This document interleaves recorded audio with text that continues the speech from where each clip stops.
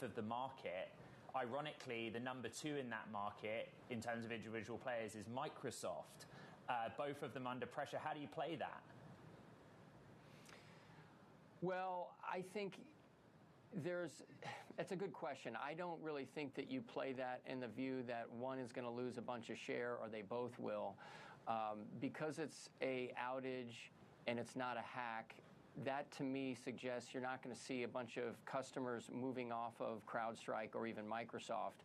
Some people are, bidding up shares of SentinelOne. That's a stock that competes at endpoint with CrowdStrike, but I don't even know where they rank in the top, market share listings. Palo Alto is another, big competitor. They don't necessarily do all endpoint, but they do firewalls and cloud security, and that stock is gaining because people, I guess, assume they'll benefit. So at the end of the day, we'll have to wait and see what the implications or ramifications are. But I would advise investors, don't make any quick, snap, knee-jerk reactions in terms of buying or selling. And I'm more of a net buyer on this weakness as it relates to CrowdStrike. I think they'll come through fine in a couple of weeks. People won't even be talking about this. This is a big market cap impact, Jordan. What's interesting in your note is you bring up, look, are they on the hook financially in any way? How will we understand that from CrowdStrike as to whether or not their own clients either put off renewing or say, look, I've lost a lot of business here. Where's the money? Yeah, that's a great question. I've talked to some people.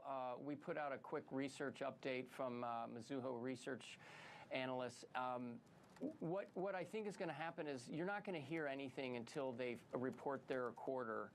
And that won't come until the quarter closes after the end of July. So it could be as much as a month until you don't really get an official update as to what they're liable for, if anything. We do not think their contracts are written such that they'll have to, basically pay these companies for lost business or revenue.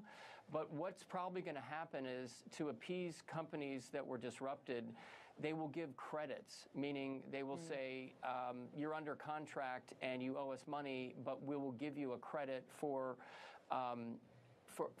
business that you owe us under the contract. So it's basically a discount. How much, we don't know. But as soon as they can quantify that, I think the markets will like the clarity and they'll be more positively disposed once they can quantify what the impact will be. And I wouldn't imagine it's going to be any massive amount. And to that point, when you've got a $6 billion move on a market cap, maybe it's not as big as $6 billion. Maybe you can buy into some of this weakness, Jordan, that you're speaking of. How many people do you think, though, in this current environment of jitteriness, are willing to go long into a weekend such as this? We're going to find out as the market, we go into the afternoon and we see how this stock trades. I would say initially, it's 11 o'clock Eastern. I'm pretty encouraged by the way the stock's acting, given it's well off the lows. If this was something where people were in an absolute panic and and the market was melting down, I think it would be at the lows, and it's not. So I wouldn't be surprised if it continues to grind a bit higher. But I do think, again, the sentiment in tech broadly is people are nervous. The sector is not acting well. It's particularly nerve-wracking for those as we wait for earnings. And I kind of feel like most investors are going to take a wait and see. Our volumes on our trading desk don't suggest panic selling, but it doesn't suggest you're seeing waves of buyers coming in after a few days of weakness either. Jordan Klein, perfect voice for today. We thank you, tech media and telecom analyst at Mizuho. Appreciate the time. Now, let's just talk about Meta CEO and founder Mark Zuckerberg weighing in on the current election landscape in an interview with Bloomberg Originals host Emily Chang for an episode of The Circuit. Just take a listen. The main thing that I hear from people is that they actually want to see less political content on our services because they come to our services to connect with people. So, that's what we're going to do. Where we give people control over this, but we're generally trying to recommend less political content. So I think you're going to see our services play less of a role in this election than they have in the past. Watch the full exclusive interview with Meta CEO Mark Zuckerberg on The Circuit with Emily Chang. It's July 23rd, 6:30 p.m. in New York on Bloomberg Television, or stream it 8:30 p.m. ET on Bloomberg Originals. I'm so pleased he wore the gold chain. Meanwhile, coming up, we'll be joined by Needham analyst Laura Martin to break down Netflix's second quarter results. This is Bloomberg Technology.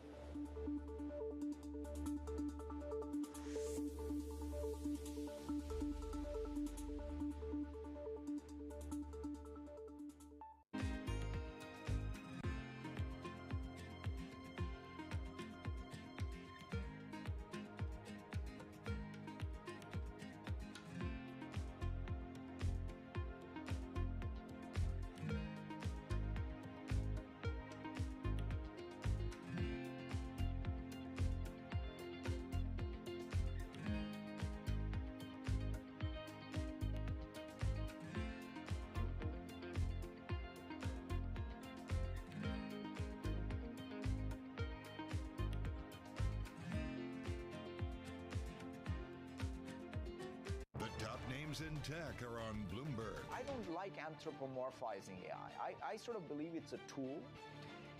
It is got intelligence, if you want to give it that as moniker, but it's not the same intelligence that I have. I especially am afraid of whenever it's some kind of AI is speaking for me. I want to be myself, and I want to be the one speaking. I have AI myself, actual intelligence. This industry of producing intelligence is one of the greatest opportunities I've ever seen.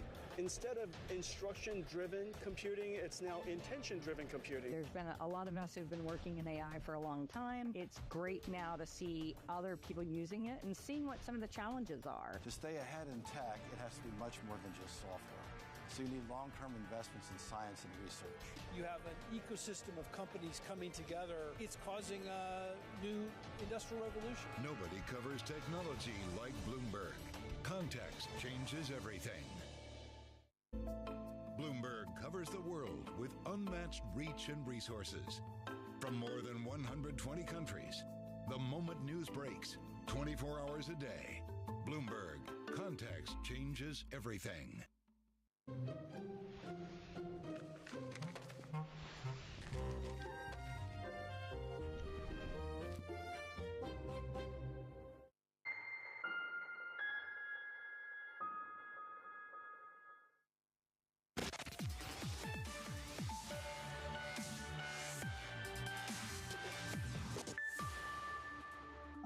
In terms of that member growth and churn, I'd say that the kind of outsized paid net adds in the quarter was primarily driven by stronger acquisition, a little stronger than we expected, but also very healthy, continued healthy retention in the quarter, and that's across all regions. That was the Netflix CFO there, talking about the company's member or subscriber growth and retention. Earnings showed strong subscriber additions in the second quarter. I want to bring in Needham Senior Entertainment and Internet Analyst Laura Martin. It's a situation where after hours stock go down, market open, stock go up, good subscriber numbers, concerning guidance. Which is more important for you, Laura? I think the subscriber number is in focus in both periods. So they over-delivered. They added 8 million subscribers. That was about twice the consensus. But then they had a very anemic subscriber growth number for the third quarter, and they talked about a tougher second half. So the answer is subscribers matter a lot, but subscribers like overall. And also the location of the subscribers is sort of suboptimal. Yeah. They're adding subscribers in the lowest ARPU, or what they call ARM, average revenue per user. And so that's actually, Wall Street doesn't like that either. And the biggest problem is they're going to stop giving us subscriber guidance and actually ARPU guidance in the first quarter of next year. And they just want to talk about revenue. And that's a really big problem because it's going to add volatility to the stock. Where the subscribers are, I find so interesting as well. So they talked about strength in Asia Pacific, and then in terms or context of the guidance, like currency impacts, particularly in Argentina, if you're covering this stock, where do you want to see subscriber growth? $16 ARPUs in America, you want to see them all there because it's like 2x. They pay twice as much in America compared to LATAM or APAC. Okay, so you want more expensive money being taken in from the more expensive clientele, but ultimately are they going to get that at the moment, Laura? Are we saturated? We're still trying to discern which streaming service I want to be using and which one should be merging. Yep, Well, and I really like I think the reason their churn is falling, like in America, they're saturated, as you say, is live. I think when they do these live fights and these live roasts and these live exclusive live programming, it keeps people paying for the next month because they really market these things, these exclusive live events. So I really I think their video game and advertising is very troubled here. Video games troubled. But I think live is a really interesting genre for Netflix to lower churn. Okay, so they need to be investing, basically, because that takes a Herculean effort from a technological perspective, right? Yeah, and they're paying for like NFL games, so they're joining the arms race in really expensive live sports programming. So that isn't great for your content budget, look ahead. Laura, we could go on and on about this entire environment, and we didn't even get to some of the discussion around the M&A today as well.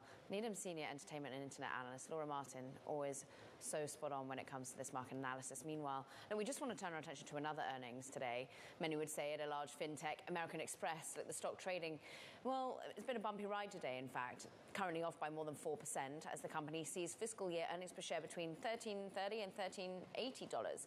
And that actually was looking pretty strong, but it's warning that it plans to increase its spending on marketing in the coming months. CEO Steve Scurry telling me earlier today that they're really committed to marketing, to tech investments, particularly in artificial intelligence at the moment. Look, this is a company that has had record revenue overall, but the market's still questioning perhaps how they continue to be beefing up on the profitability side. Like many other, American Express has also been seeing an impact due to the CrowdStrike outage, saying, quote, "We had a slowdown early on, all airports were impacted, so our call logs were very high as people tried to change their flights." So CEO telling us that at the moment, though, still pretty confident. Ed, what have we got coming up? Another big name in the world of software, Salesforce, announced the launch of the Einstein Service Agent, their first fully autonomous AI agent for customer support. Salesforce AI CEO Clara Shih joining us next. This is Bloomberg Technology.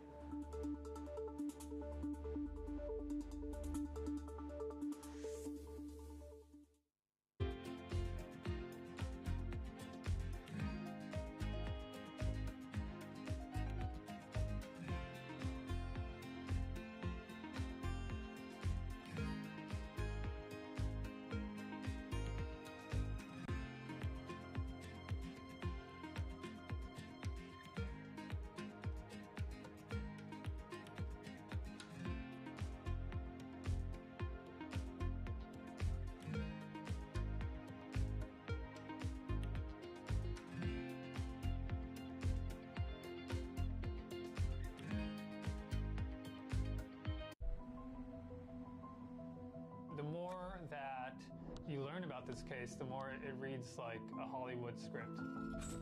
The nature of the killings, the execution, the just brutality of it. It wasn't in the psyche of people that they could be looted because they are considered so sacred. And we did it the way you do every single investigation. How do you eat an elephant? One bite at a time. It jumped off the page at me that you could see that there was a Ponzi scheme taking place. I started hearing mafia, mafia, mafia.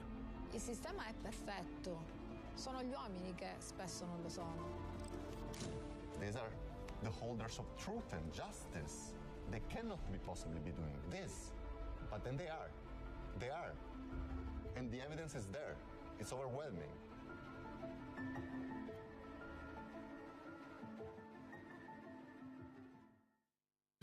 Good morning. This is Bloomberg Surveillance. Welcome back to the opening trade. This is Bloomberg Technology. This is the Asia trade. You're watching the close. Welcome to Balance of Power.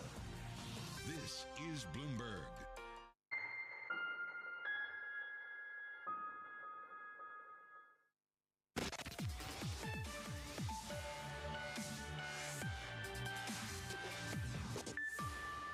Okay, it's the growing field of AI. Salesforce recently announcing the launch of their Einstein Service Agent. This is the company's first fully autonomous AI agent working to transform, customer service jobs. Let's bring in Clara Shih, CEO of Salesforce AI, for more. Clara, how can you quantify the difference of a normal, typical chatbot here? How much better is this agent you're offering? Thank you so much for having me.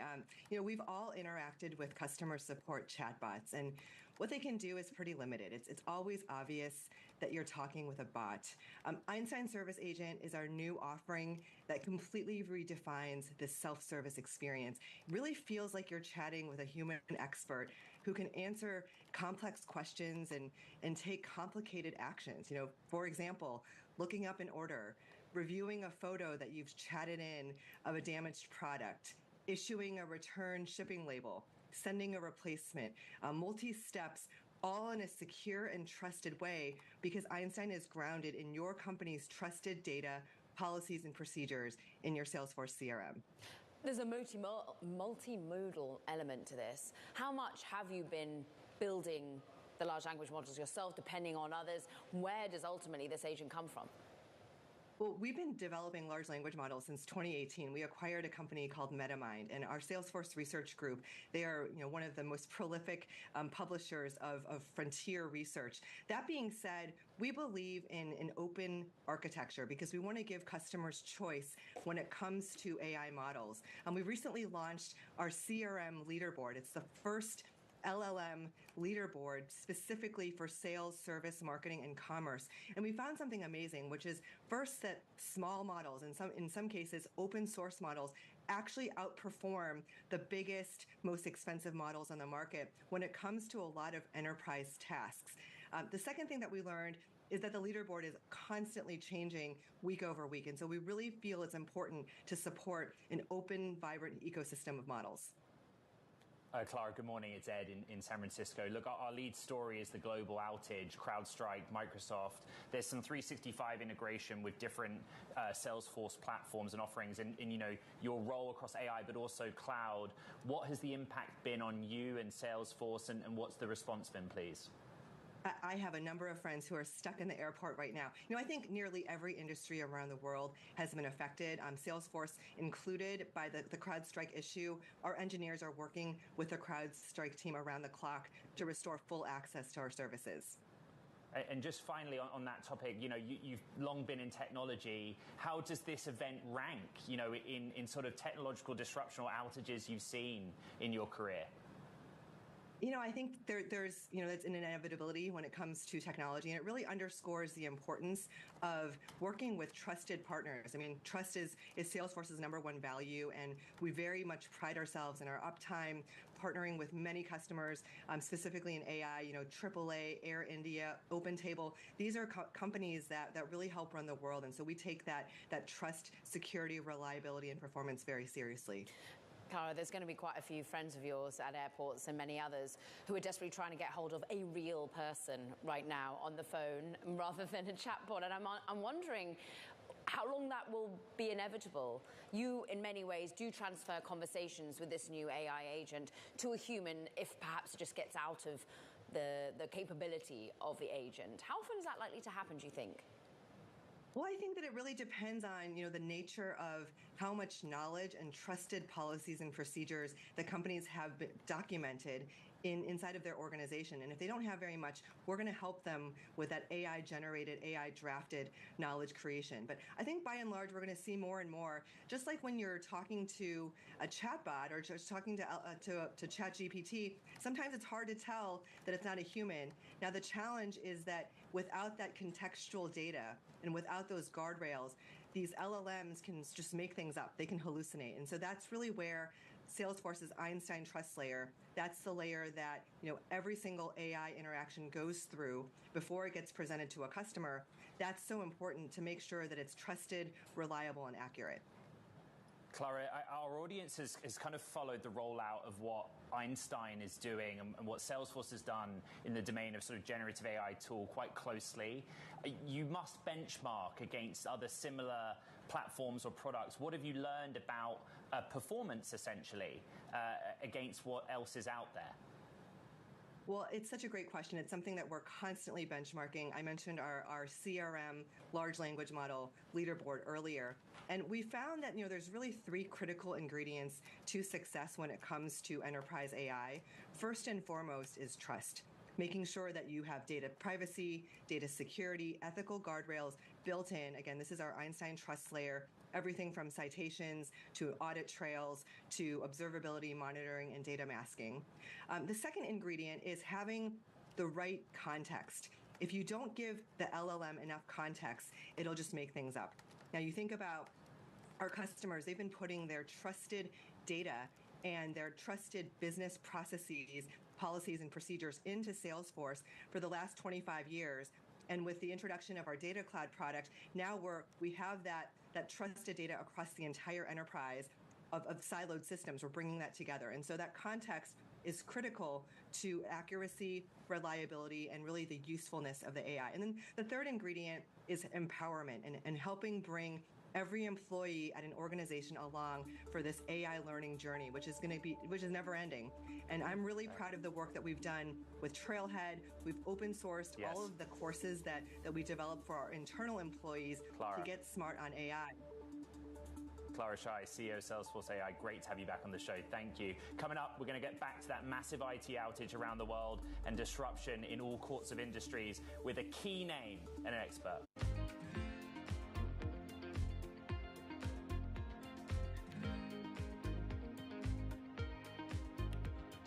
Brent crude futures fall more than $1 a barrel to $84.09 a barrel. US crude futures also falling by more than $1 a barrel to $81.76 a barrel.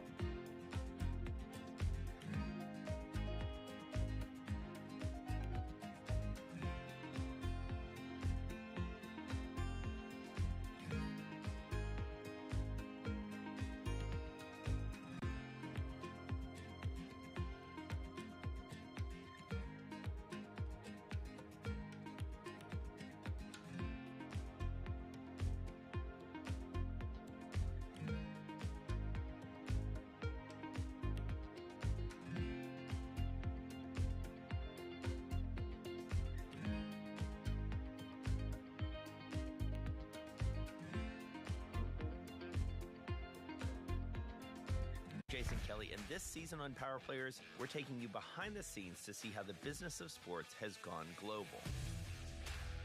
I want sports to grow. I want sports to be bigger because we have talent. And how mammoth value is coming from the smallest of players.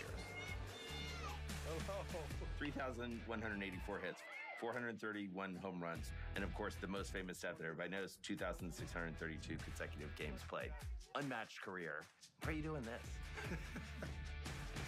What we have achieved in the NWSL from an investor perspective over 2 years is the equivalent of what it took other leagues 25 to 30 years to achieve. You've got to have a business that's sustainable. The only way it's sustainable is got to make money. There's only one word, winning. You win on the court, you win off the court. And as you do that, you bring people along.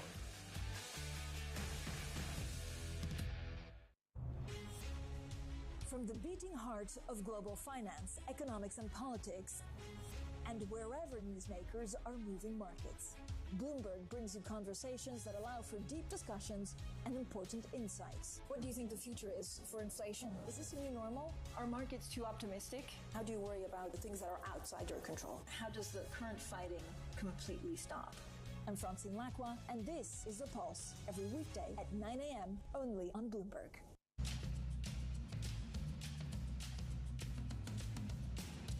So Democratic National Committee Harrison says we will hold a DNC virtual roll call to nominate Biden.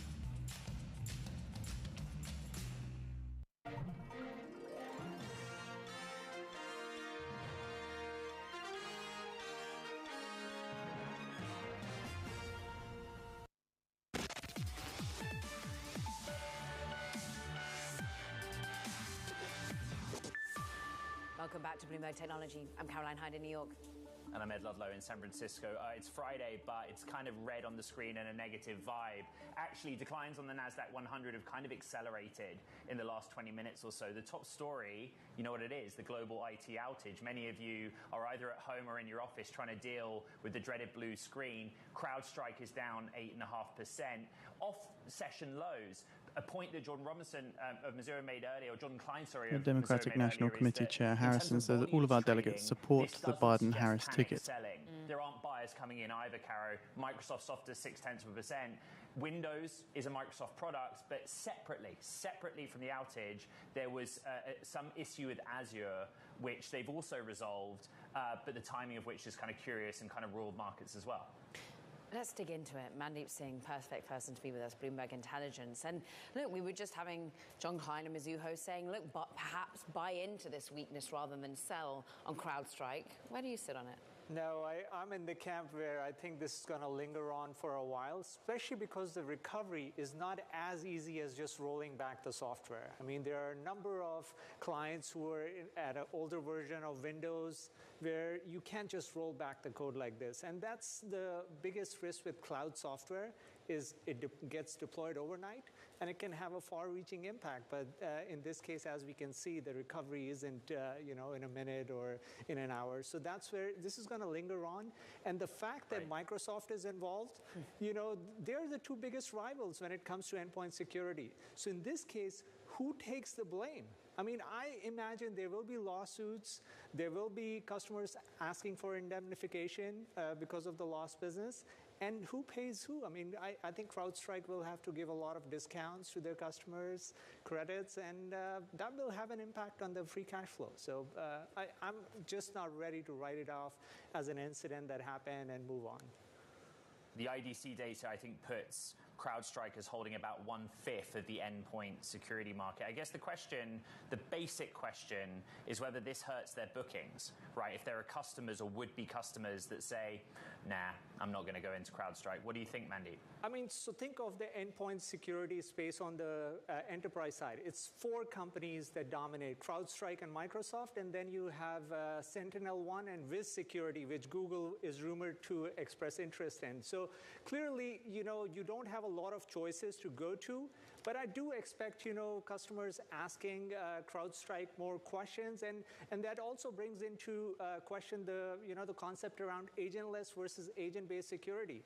I think there will be a growing preference towards agentless securities where it doesn't change the underlying operating system behavior. So clearly, a lot of architectural level questions surface because of this outage, but I still think it's going to hurt CrowdStrike in the near term.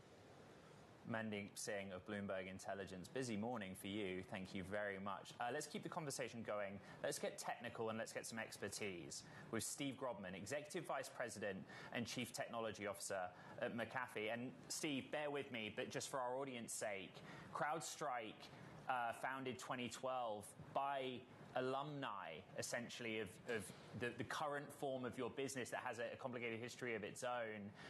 To start with, has anyone from CrowdStrike phoned you or asked you guys for help or advice on what's going on? Yeah, I know the CrowdStrike team well. The cybersecurity industry is a close-knit bunch. They're running the response on this. We're really focused on making sure that our customers are well informed. McAfee is now a pure play consumer company where we're protecting consumers, and we're making sure that they understand that even though their devices are protected by McAfee, if they're using services from organizations or businesses that depend on CrowdStrike and were impacted by this event, that they might see things like banks or transportation having degraded service. And that's really where we're trying to play a role here, is to help our customers, our consumers, the industry navigate this. Steve, a few people in the technology industry shared with me an email that CrowdStrike support sent them, and I'm summarizing or paraphrasing, but the email basically says reboot up to 15 times, and that should do the trick. What do you make of that? When there are issues, putting together procedures to get organizations back in business can have many different forms. I think one of the things that I'd caution is my understanding in this particular case, there are a wide range of situations that an organization might be in with a wide range of recovery procedures. The one that you're outlining, it's certainly plausible that it's one of the scenarios. But what I would say is, we as an industry will learn from this.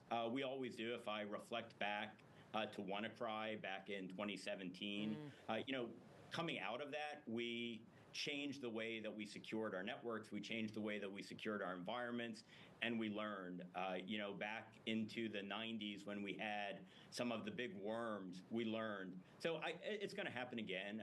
I'd really stress that cybersecurity defense is a very different industry than most other technology in that bad actors are innovating every single day, creating new attacks every single day, and making it such that in order to defend environments, whether it's McAfee defending consumers or CrowdStrike defending enterprises, requires a very rapid deployment of new technology to stay one step ahead of those bad actors. Right. So, while we're going to absolutely learn from this, I do think it's important that part of it is due to the nature of the business.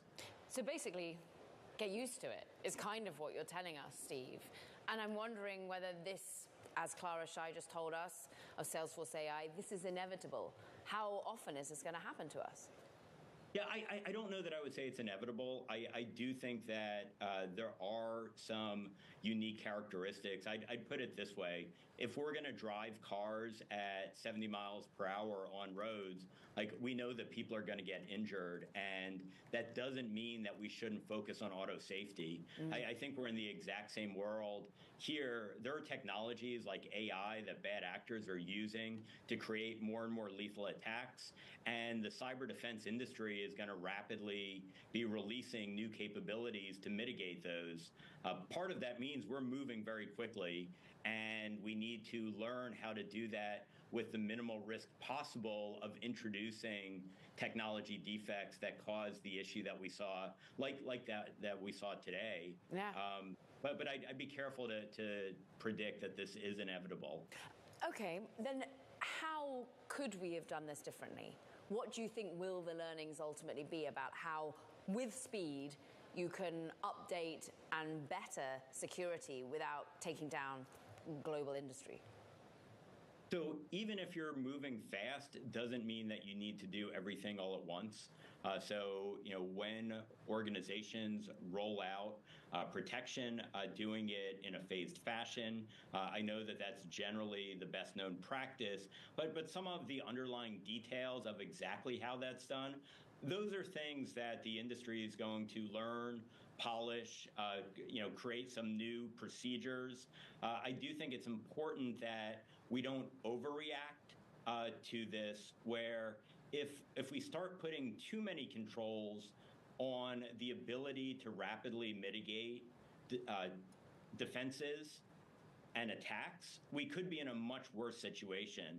So on a positive side, we understand this issue very well.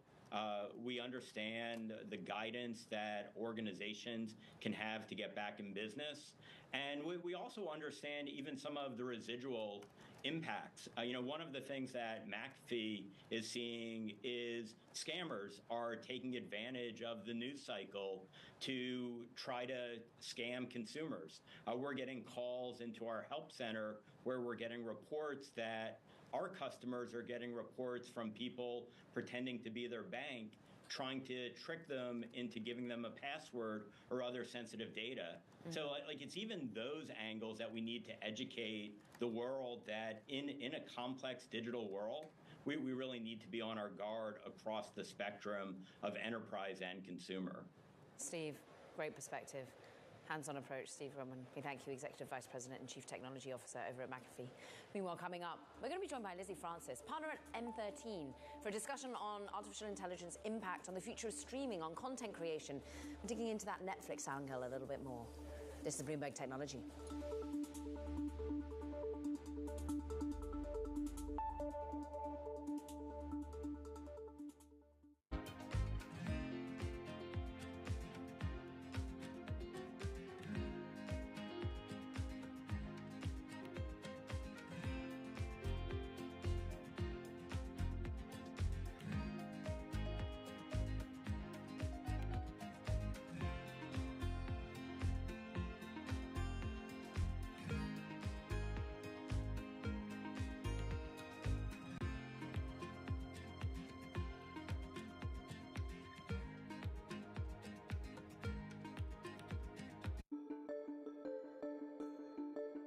in recent years, you created an institute, the Jane Goodall Institute, and what is that designed to do? Well, that started in 1977 when by then I had a little research station and 4 of my students were kidnapped and everything shut down. And so some friends of mine said, well, let's start an institute so that this research can carry on. Bless them. So that was 1977, and it was set up to study, conserve chimpanzees and other animals and educate. And it's developed since then. So it's, you know, we've got 27 Jane Goodall Institutes around the world. And then I realized at some point that the African people living in and around chimpanzee habitats right across Africa were struggling to survive. There was crippling poverty, lack of health and education, moving deeper into the forest, being exposed to diseases like Ebola and HIV from the chimpanzees and vice versa. It hit me. If we don't help these people to find ways of making a living without destroying their environment, conservation won't work.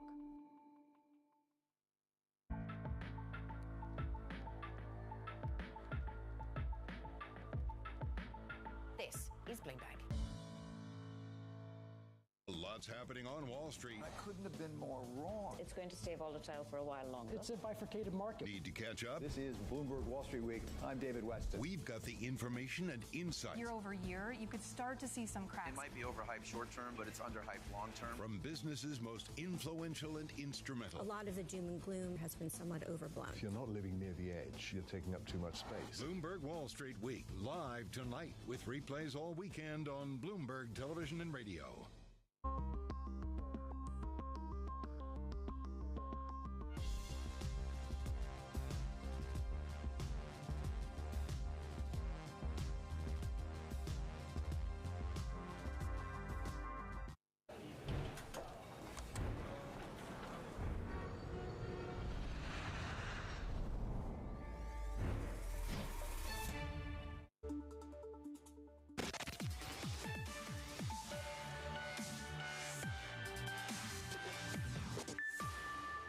I think that AI is going to generate a great set of creator tools, a great way for creators to tell better stories. And one thing that's sure, if you look back over 100 years of entertainment, you can see how great technology and great entertainment work hand in hand to build great big businesses. Generative AI with the Netflix co-CEO Ted Sarandos there as his take on how it's changing up the industry, the streaming industry. Lots to discuss there. So let's bring in Lizzie Francis, partner at M13 for more. And Lizzie, I'm pretty sure you've been focused plenty on how content is being disrupted, the innovations, and how does your portfolio companies reflect that? Where do you think AI is going to make the biggest difference? Oh, well, good morning, and thank you so much for having me on today. Yeah, at M13, we really think and see that this paradigm shift with AI is happening today. And it's happening quickly and with great speed. And so what we're seeing is that it's focused mostly on productivity and how we can actually see productivity improvements across all sectors. So we've taken an approach where we are investing in areas that are really changing underlying infrastructure in phenomenal ways. We recently invested in a company called Maven AGI, which is now servicing over 90% of inbound customer service for companies like TripAdvisor and Row. And what's remarkable about this is it's not just the productivity, but as M13 thinks about the future of AI, it's really about this paradigm shift of customer personalization, really thinking about how we can think about creating a better customer experience time and time again. So what you see with someone like Maven AGI is that it really is not just about that passive customer service, which is remarkable in itself. It's also about creating these surprise and delight moments for customers. It's surprising them in places like banking with, "Hi, how can I help you today?" Not just on losing your debit card, but do you need help finding a loan, right? Or is it, how can I schedule a new flight today given everything that's happening as we're seeing? So I think we'll start to see this shift in AI over the next 10 years where it's not just about productivity, but again, is really about this deep focus on personalization and consumer experience. So Lizzie, M13 still has to make sort of discerning calculations on where to put money. $400 million Fund 3, that's sizable. Is there a high volume opportunity, or is it competitive? Like, mechanically, everything you've just told us, how do you put that into practice each day? Yeah, it's a thoughtful point, Ed. And I think because we're at this paradigm shift, one of the things we're most excited about, as we've seen in other cycles, is that there is quite a bit of venture dollars actually flowing into the ecosystem now to propel this kind of innovation. So we're seeing that reflected in where venture dollars are actually being allocated. If you look holistically across the board, about 50% of VC dollars are going to AI and AI companies. And so when we think about where do we want to actually put our dollars when it comes to AI, we still think about sound business fundamentals. And so across the 4 areas that we invest in, health, money, finance, and consumer, what really matters at the end of the day is that when it comes to a company that's either powered by AI or is AI native, there has to be those sound business fundamentals that really drive the business and create a compelling venture-backable business for us to be excited about. And we're seeing them. I think you're right that it is a competitive market out there, but because we're seeing that people are able to innovate so quickly with AI and leverage this technology in exciting ways, we're actually seeing what we'd hoped AI would actually do at core, which is unlock creativity, unlock innovation, and give entrepreneurs the power to actually build businesses that are exciting and transformative. We actually have invested on the healthcare side in a company called Caregnostics, which is actually helping doctors and clinicians diagnose ahead of time previously undiagnosed chronic conditions in patients. Now you can see that doctors and clinicians can actually provide better patient care and think about the actual patient experience. Lizzie Francis, partner at M13, thank you very much. Now, coming up on Bloomberg Technology, more of that conversation with Meta CEO Mark Zuckerberg on the circuit with Emily Chang. Remember, full interview to come July 23rd, but a little nice spicy bit of it right now. Stay with us. This is Bloomberg Technology.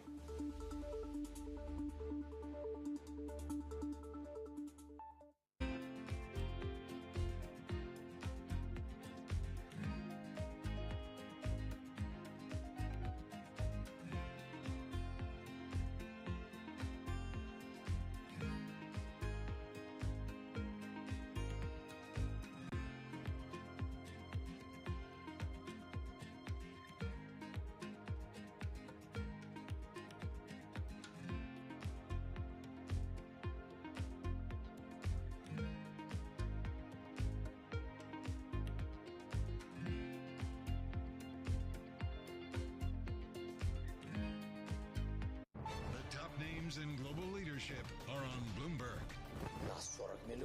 We are 40 millions. We're a big country, and we really depend on the aid from the world. And we depend on the aid and the position and the stance of the US. So I would like to understand, what would it mean to finish war fast? If Trump knows how to end this war, he should tell us today. Because if there are risks to Ukraine's independence, if there are risks that we will lose the statehood, we want to be prepared for this.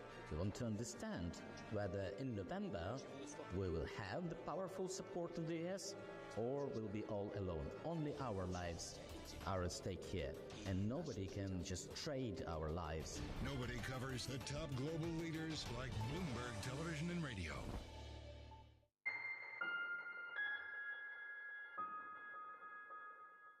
The top names in business are on Bloomberg. What I can say is that we've been making significant investments across the franchise, across regulatory reporting, across data, and across resolution and recovery planning.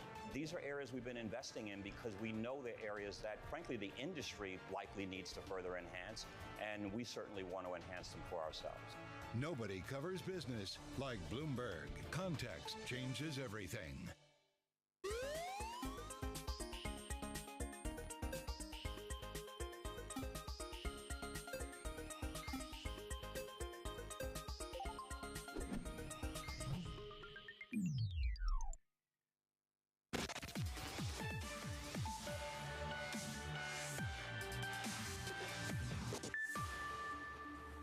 Now, more of the conversation with Meta CEO Mark Zuckerberg on the circuit with Emily Chang, where he commented on the 2024 presidential election and the state of American politics. He even talked about the appeal of former President Trump, though does not endorse a candidate. Listen to this.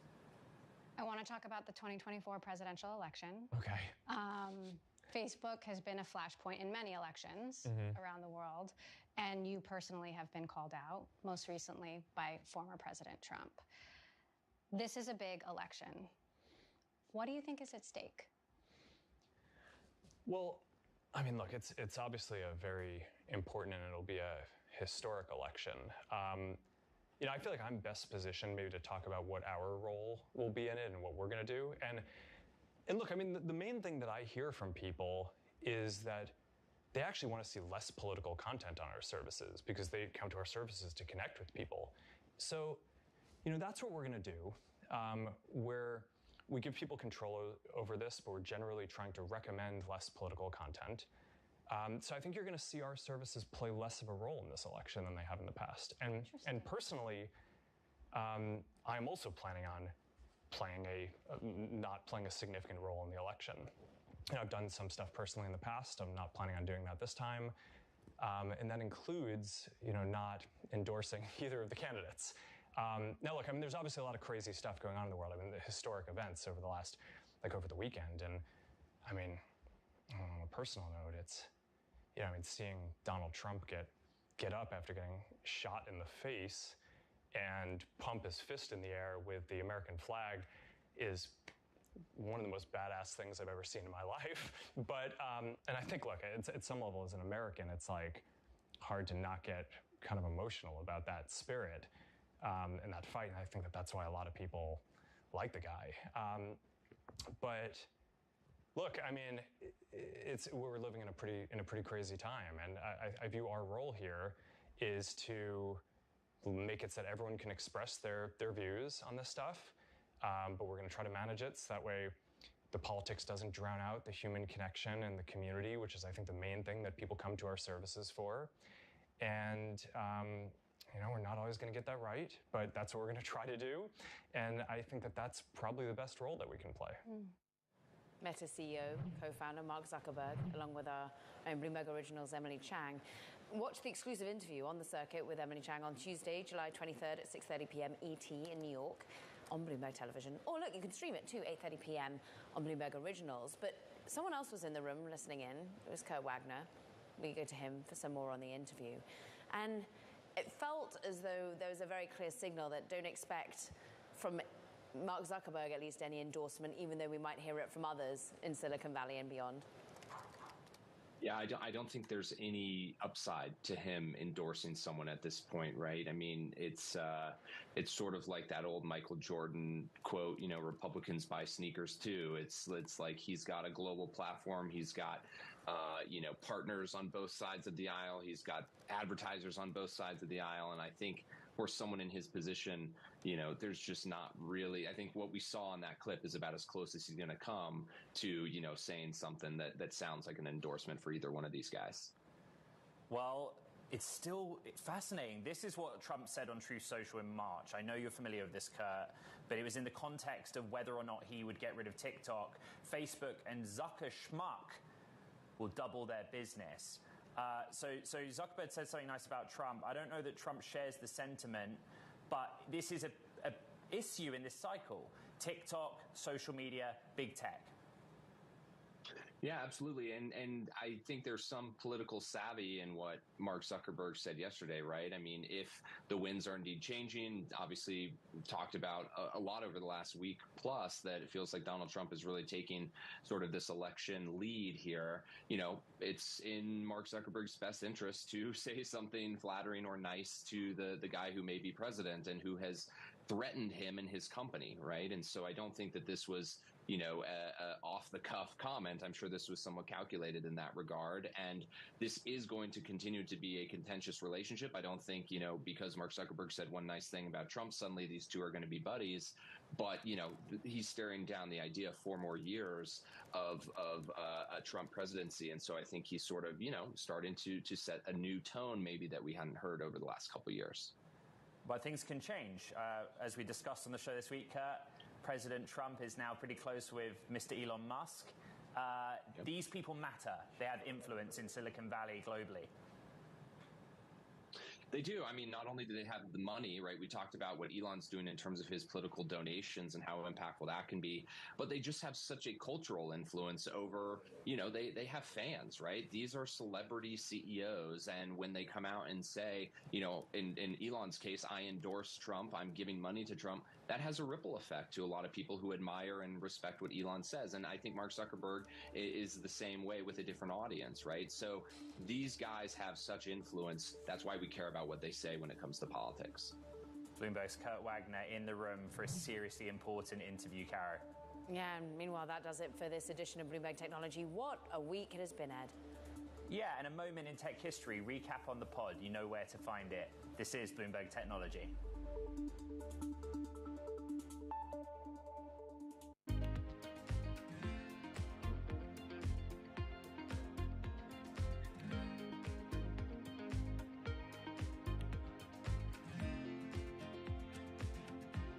So more than 1 in 10 US congressional Democrats have now called publicly on Biden to end the campaign.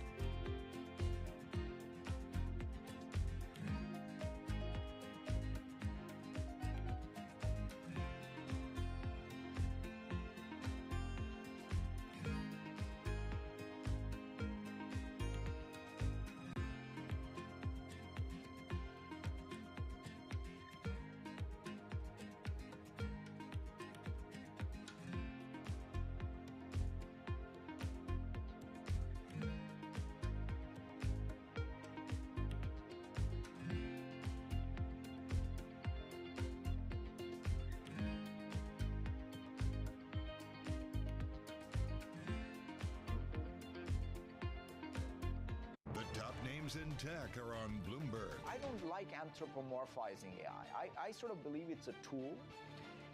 It is got intelligence, if you want to give it that as moniker, but it's not the same intelligence that I have. I especially am afraid of whenever it's some kind of AI is speaking for me. I want to be myself, and I want to be the one speaking. I have AI myself.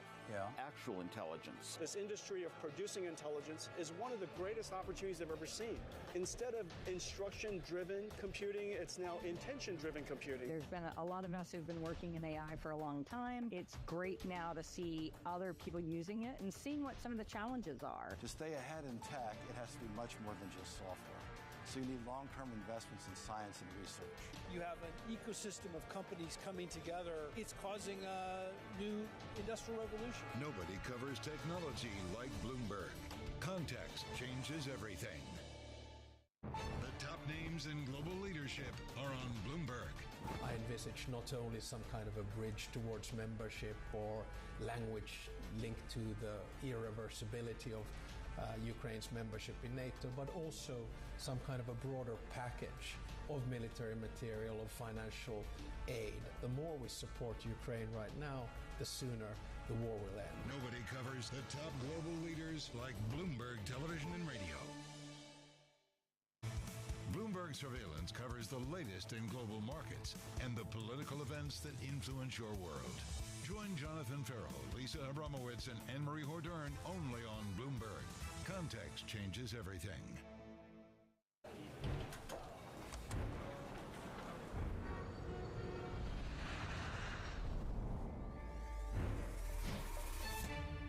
The top names in business are on Bloomberg. Middle market line draws are basically still about 5 percentage points below where it was pre-pandemic, which means as cost of borrowing went up, people aren't being quite as aggressive, and that's why the economy is slowing down. They're not hiring quite as many people. They're not buying that piece of equipment. They're not doing it because they're a little worried about final demand, and therefore they're being careful, which is unpleasant for your bank, but is okay because the companies don't make them profitable and the credit quality is good. Nobody covers business like Bloomberg. From New York City for our viewers worldwide, I'm Shonali Bassick, and Bloomberg Real Yield starts right now.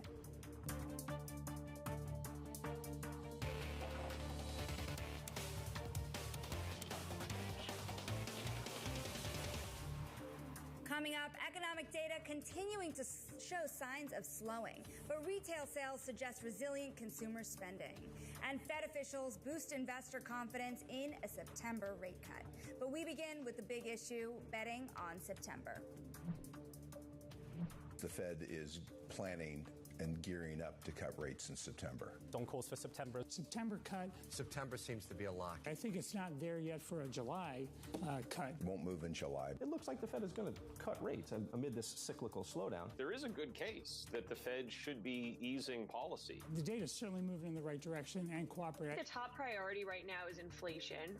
Inflation's coming down better than the FOMC expected. You have inflation that is cooling. We're seeing inflation come down in conjunction with the economy, but simultaneously the economy hasn't collapsed. It's not just inflation that's driving cuts now, it's the broader economy that the Fed is watching. The market is well ahead of the Fed. You have an unemployment rate that's creeping a little bit higher. The labor market can turn very quickly, which is why I think Fed officials have to be cautious as they watch these data. They're going to have to recalibrate as we go along as they move away from restrictive policy.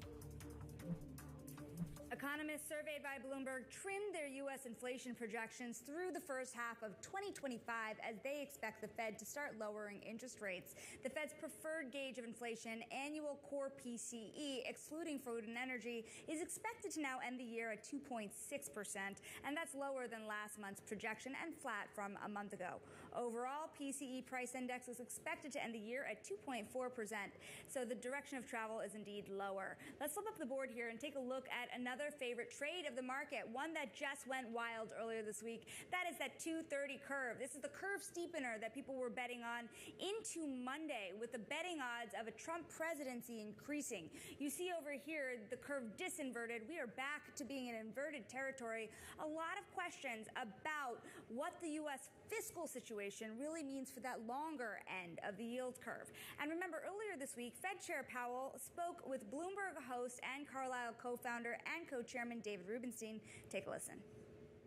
On inflation, in the first quarter, we didn't make any more progress. The second quarter, actually, we did make some more progress. We've had now 3 better readings, and if you average them, that's a pretty good pace. Joining us now, Carissa McDonough of Nottingham Trust and Ian Lingen of BMO. And if you take a look at just what happened this week, for example, you saw those odds of a rate cut increasing when you looked at swaps, futures markets, and the market now firmly believes in 2 cuts. Do you believe in that, Ian? Well, we're certainly in the 2-cut camp this year. September and December, we've been calling for that for some time, and it makes sense. We have now the data to justify it. We have enough signaling from the Fed that that's their preferred departure point. We'll get the updated SEP, and there'll be a lot of information that we have between now and September to justify a move. Carissa, how do you feel when you looked at all of the information we had this week from Fed officials, from other types of economic data? Do you now reposition in any form with more conviction?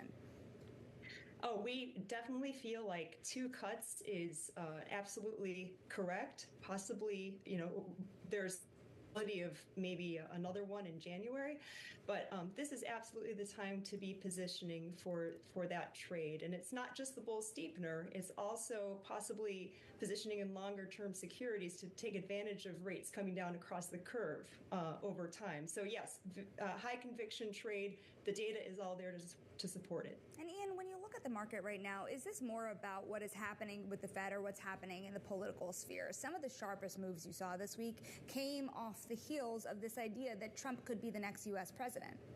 Well, I would say that the bearish aspect of any steepening is going to be a function of what's going on in Washington and in the political sphere.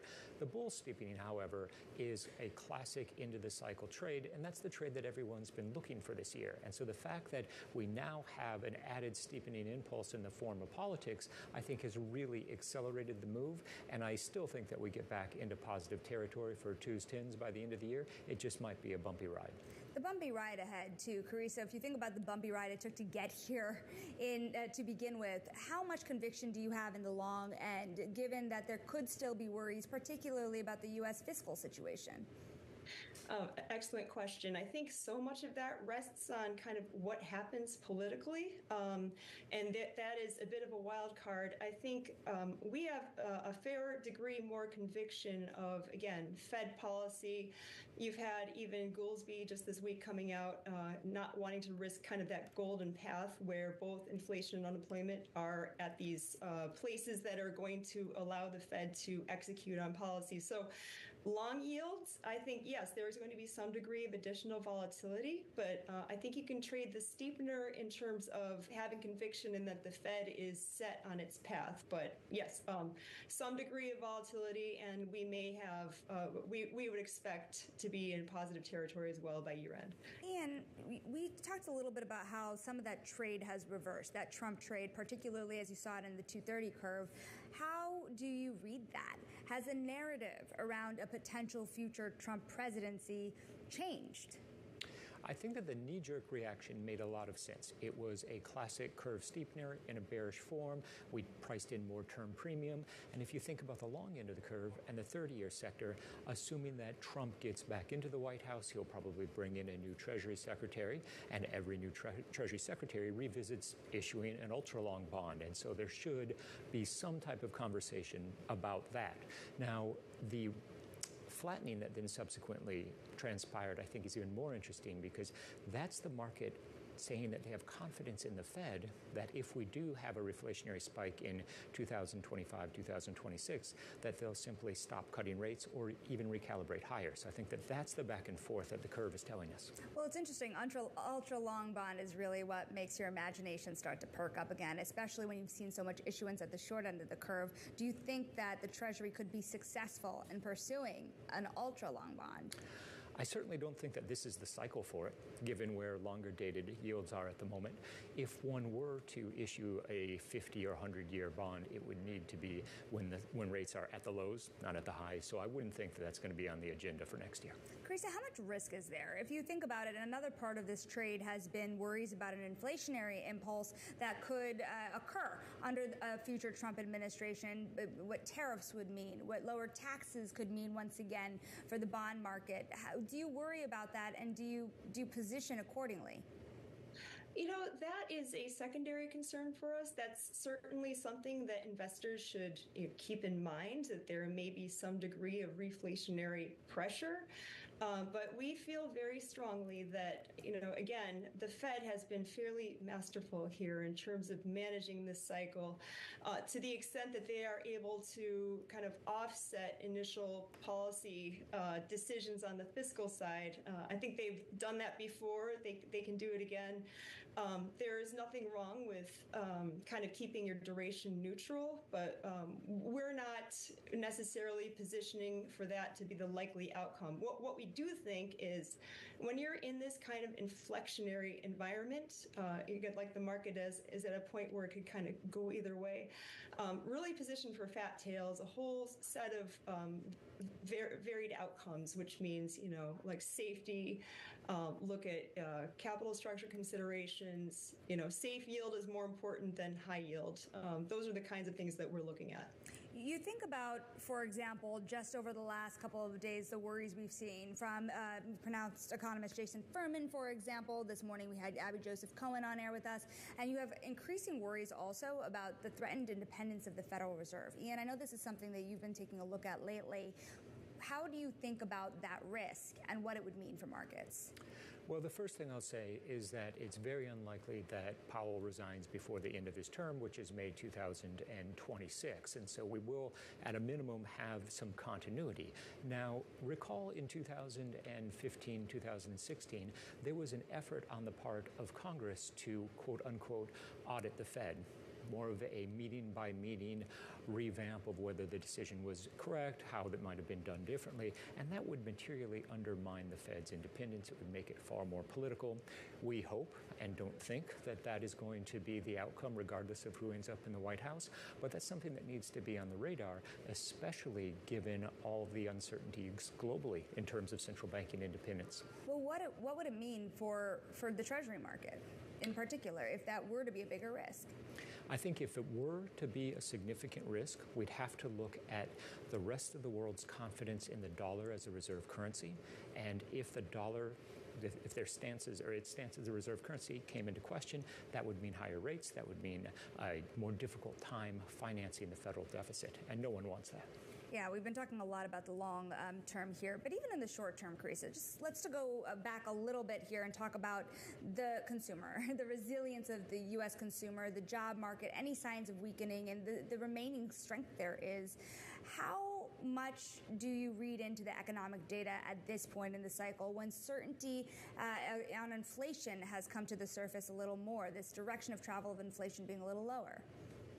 Yeah, well, I think the data, the top line data, does mask some variation underneath.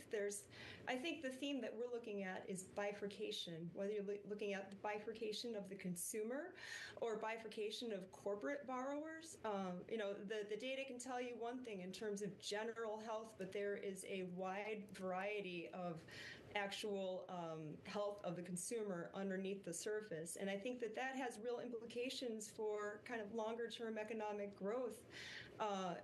If the majority of the consumers are actually in a weaker spot. And similar to that, you've had a fair amount of corporations kind of term out their debt at very favorable rates, but that doesn't mean that the majority of borrowers are able to do that. And that could mean issues for the credit market down the road. So again, when you have this bifurcation, this variation, you really need to position for potential volatility of outcomes. And that's what we're recommending to clients. We'll talk much more about that bifurcation. But at this point, it's interesting. You mentioned, Ian, some serious concerns down the line.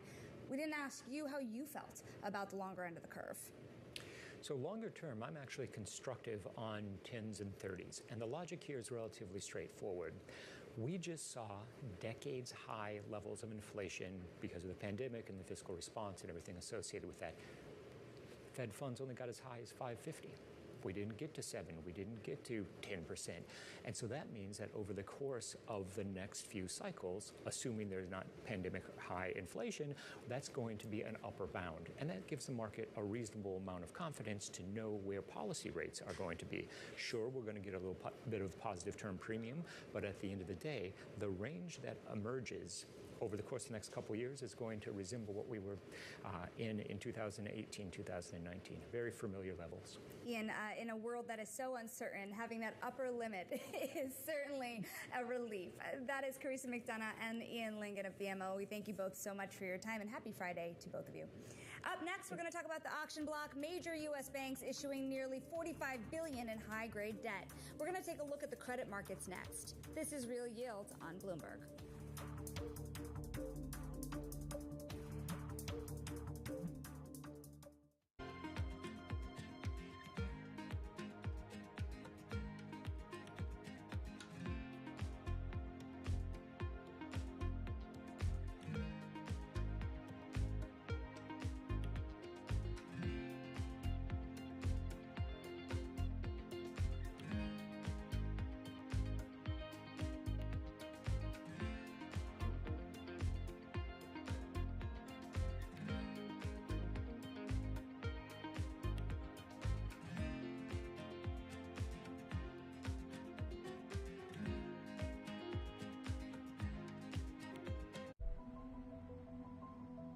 The more that you learn about this case, the more it reads like a Hollywood script.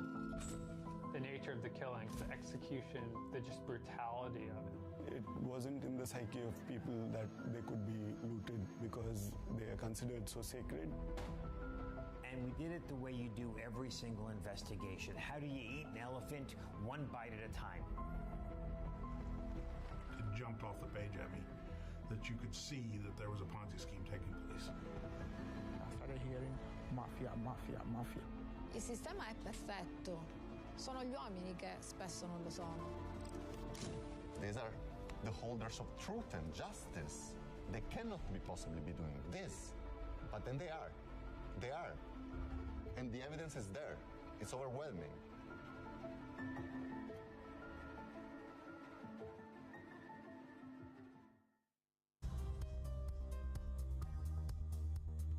the countdown to the market open as we bring you the first trades across Europe. We'll debate the most important stories and what will drive the big investment decisions throughout the morning. I'm Guy Johnson. I'm Kriti Gupta. And I'm Anna Edwards. Join us every weekday morning for the opening trade, live at 7 a.m. here in London. Only on Bloomberg. Context changes everything.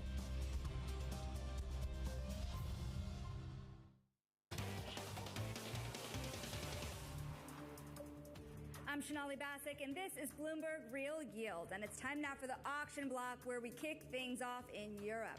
Widespread outages is keeping issuers on the sidelines this Friday, capping weekly issuance in Europe at about 18 billion euros. And over in the U.S., 4 of the 6 major banks issuing nearly 45 billion in high-grade debt, marking the busiest weeks in 2 months. But a different story on high yield, just 4 different borrowers coming into market, raising $3 billion as the summer lull takes hold. And Nuveen's Tony Rodriguez weighing in on where he sees credit spreads going from here. Credit spreads are probably going to widen a bit from here over the next couple of months. You have volatility coming in from the election. You have the economy slowing down. We've been in a golden age of credit in terms of defaults, for example. So credit's weakening, but we don't see a kind of recession-like environment for credit. Defaults, we think, will rise, but stay below long-term averages. So that means you should see some widening in credit spreads because we may be a little bit overpriced here. Let's bring in Matt Brill, head of North American Investment Grade Credit at Invesco. And Matt, you looked at the beginning of the year. The first half was just flush with issuance. What do you expect for the second part of the year? Yeah, good afternoon. And first off, this has exceeded everybody's expectations. Pretty much every month all year long, it's come in more than what the forecasts were for supply. But we're up about 30% overall, but most of that has been financials. So financials, as you stated, it had a really big week this week. I actually thought it could have even been bigger. But year to date, you're up about 50% year over year for financials. And given where we were last year, I think banks just saw the opportunity. They didn't know if we'd go back into a mini banking crisis from a capital market standpoint. And so they borrowed, and they borrowed as much as they could earlier in the year. And now I think spreads are very, very tight, or not very tight, but have come in a lot for banks. And I think they're kind of at the end of borrowing. So I think going forward, you should see the financial issuance be reduced, and you should see industrial issuance come down significantly as well. What does that mean for a credit investor at this point in time? If new supply starts to slow down, what do you chew on? Yeah, so negative net supply is kind of the term that is being thrown around out there. And that basically means coupons, maturities, and minus new bonds. And so we actually think there will be less supply than all the coupons and maturities that are out there. So it creates, hard to believe this, but it creates a little bit of scarcity value for bonds, and particularly for high quality credit. That will really be dictated, though, on what the demand is going to be. So retail demand, we expect to pick up considerably the back half of the year, particularly when the Fed actually does cut for the first time. Institutional demand is a little trickier for us to forecast because yields were so attractive for institutional investors, pension plans, annuities, insurance companies, that we saw massive demand all first half of the year. I think that could slow a little bit the second half of the year. But at the end of the day, 5+% for investment grade credit is still attractive. So I think there will be demand, but I do think there will be certainly less supply. It is hard to believe, this idea that things could become part of a scarcity value story only because of what you were saying about spreads.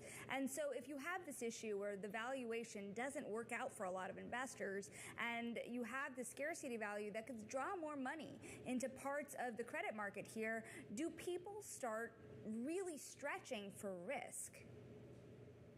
Well, I think it's a concern for sure.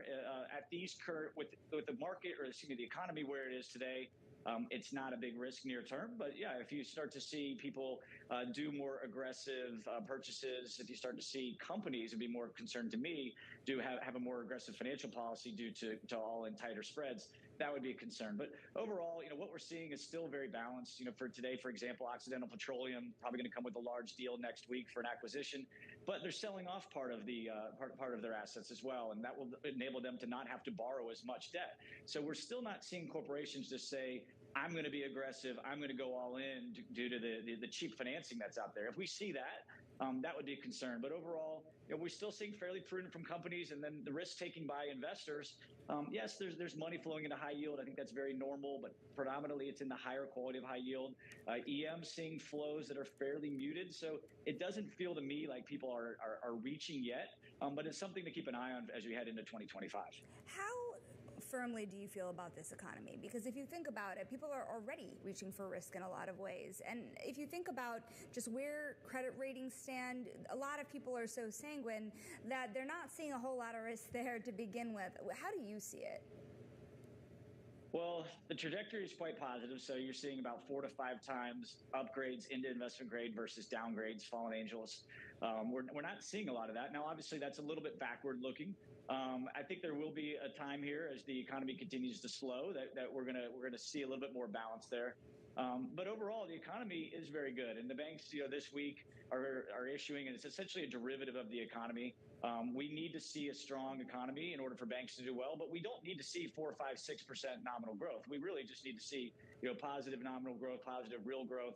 And I think that's the difference in the market going forward, is that you're going to see growth. In a statement, Biden said he is looking forward to getting back on the campaign trail next week. That's not what you need for the fixed income market. The equity market needs material growth. The fixed income market just kind of needs you to muddle along.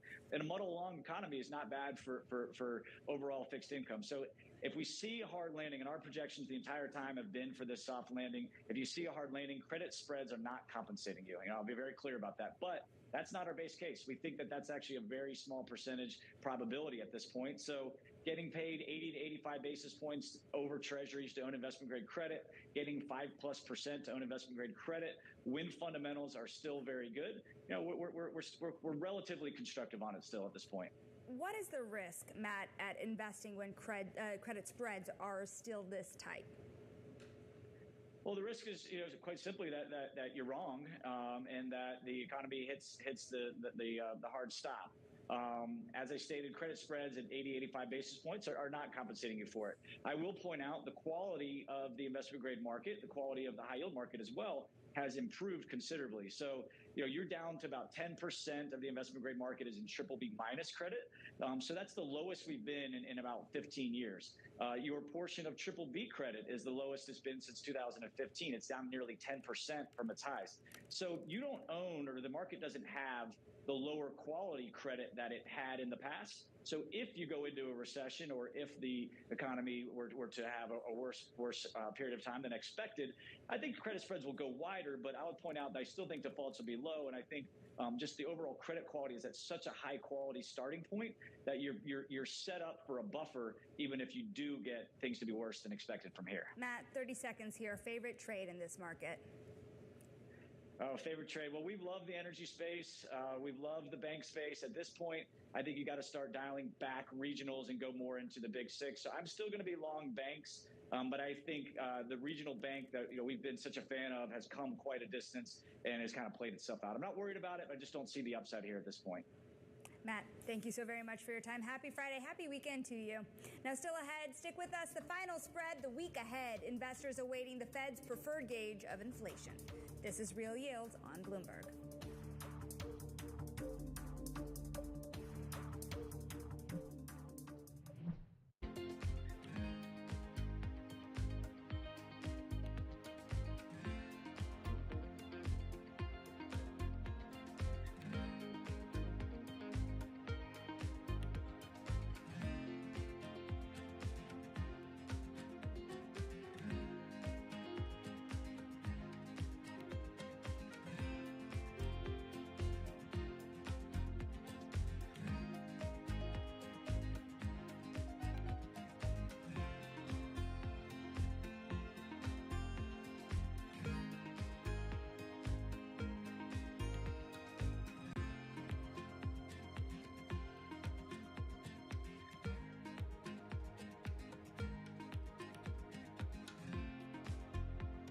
Jason Kelly, and this season on Power Players, we're taking you behind the scenes to see how the business of sports has gone global. I want sports to grow. I want sports to be bigger because we have talent. And how mammoth value is coming from the smallest of players. Hello. 3,184 hits, 431 home runs, and of course, the most famous stat that everybody knows, 2,632 consecutive games played. Unmatched career. Why are you doing this? What we have achieved in the NWSL from an investor perspective over 2 years is the equivalent of what it took other leagues 25 to 30 years to achieve. You've got to have a business that's sustainable. The only way it's sustainable is got to make money. There's only one word, winning. You win on the court, you win off the court. And as you do that, you bring people along. It's a multi-trillion-dollar industry. We'll show you what's happening in ETFs like no one else. Bloomberg ETF IQ, Monday on Bloomberg. I'm Shonali Bassick, and this is Bloomberg Real Yield, and it's time now for the final spread, the week ahead. Coming up, the Fed is entering its blackout period after today, and Monday, Verizon kicking off a very busy week of earnings.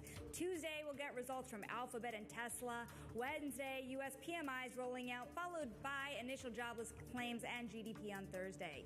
Plus, American and Southwest Airlines reporting earnings, and finally, Friday, the Fed's preferred inflation gauge. And for my final thought, let's take a look at those PCE estimates here, because of course we are watching a market expecting to come in a core deflator year over year at 2.6%, essentially flat from the prior estimate. Remember, direction of travel, economists believe, is still lower. That deflator month over month on a core basis only expected to be about 0.2% higher.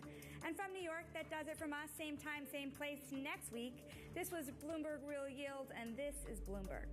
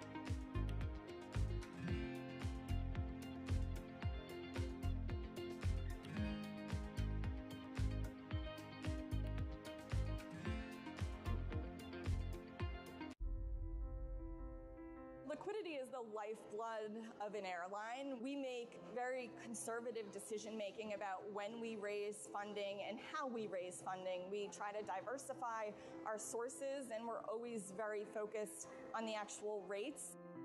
And we like to build in flexibility in these financing structures so that we have an opportunity to prepay debt when appropriate, so that we can continue to optimize the overarching rates that we're paying. What have you learned with the dynamic move of the interest rates that we've seen from Chairman Powell? I mean, do you go fixed structure or floating structure, much more like what they do in Europe? Yes and yes. We have a mix currently. It's a little bit of a different model than what I was used to in the public company space. Say in some ways we provide ourselves with a natural hedge, leaving some of our debt floating and some fixed. You have to have the short-term discipline to sort of circle the wagons around cash. I mean, cash is oxygen. I know where every ounce of cash is going, but we also have to be nimble around that as well, because things change by the day. I know the folks who aren't willing to invest right now may have large pockets of investment in the future. So I want to be in front of them. They may not be a buyer at this point, but I do want to spend a lot of time in front of that other set that is a buyer at this point. They're interested. They want to be an early adopter of the stock. They're interested in the story. Good morning from our world headquarters in New York. I'm Menace Crenny. And I'm Danny Berger. Let's set your agenda. Bloomberg Brief delivers the market news, data, and analysis you need live every weekday at 5 a.m. Eastern. Bloomberg. Context changes everything.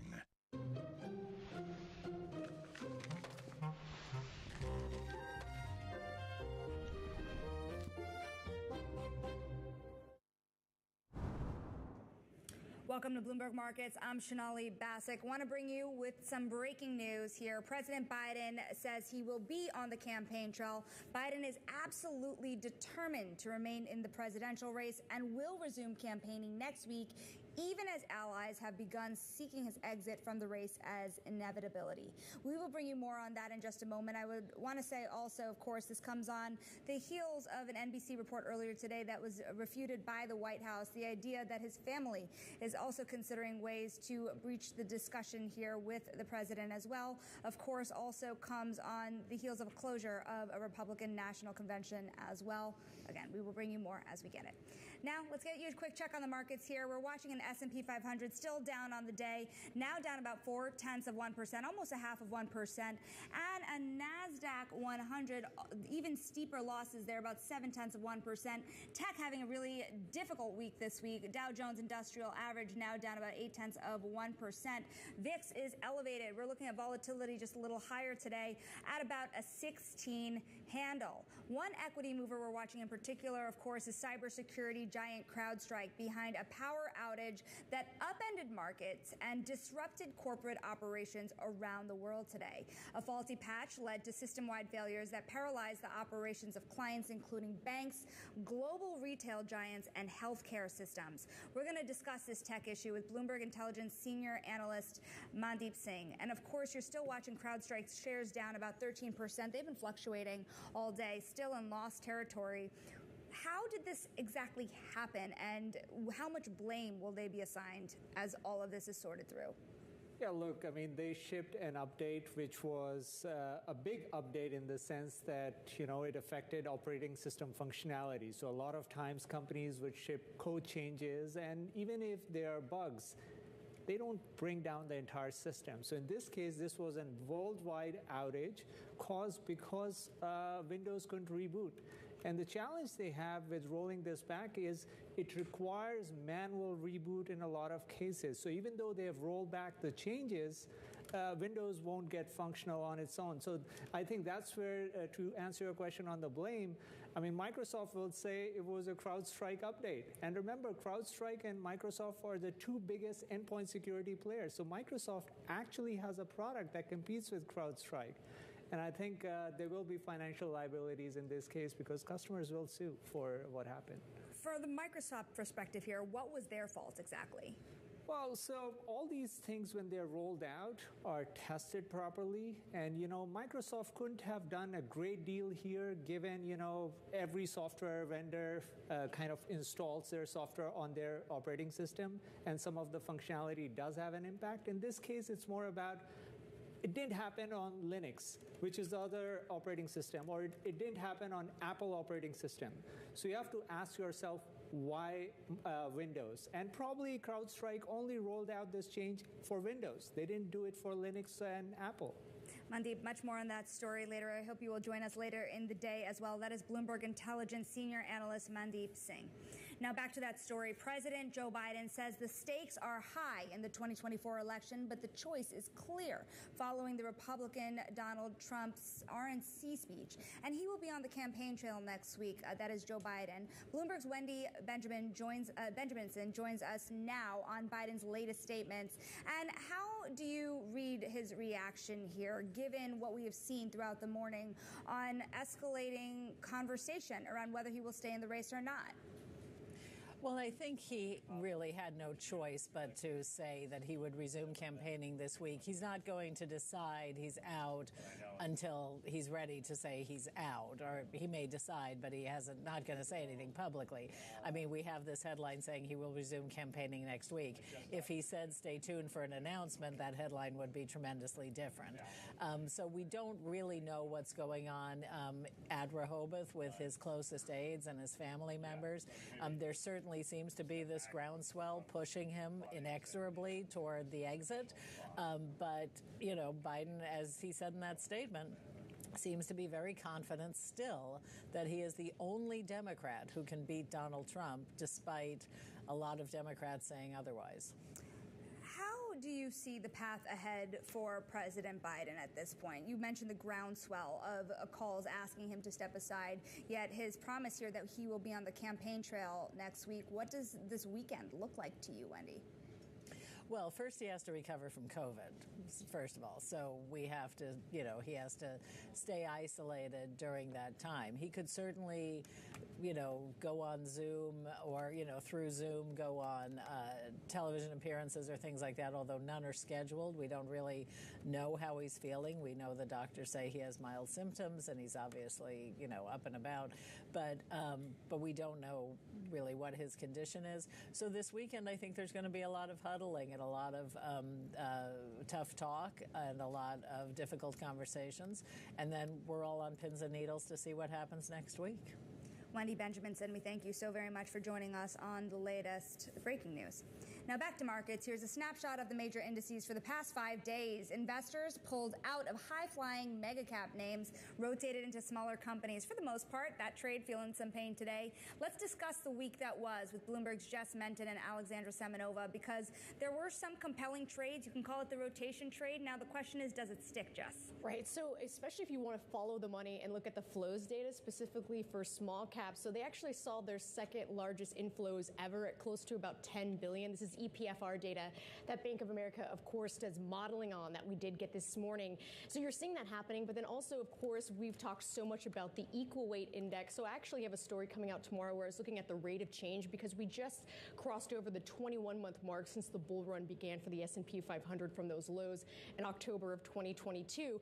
So if you look at this compared to the past 4 prior bull runs since 1990, the equal weight is down around 14%, whereas at that point in the 4 prior ones, the equal weight was actually up about 15 percentage points on average. So even though we've seen a vast improvement over the last week with what's happening with the broadening out in equal weight, a lot more needs to improve. So the question is, do we continue to see that broadening out happening over the second half? Now, Alex, you talked to a lot of strategists across Wall Street, and the trades that worked for them going up to this point in the year, AI, high-flying tech, a lot of that is either facing pressure, reversing, or at least not as exciting as some of the newer trades out there.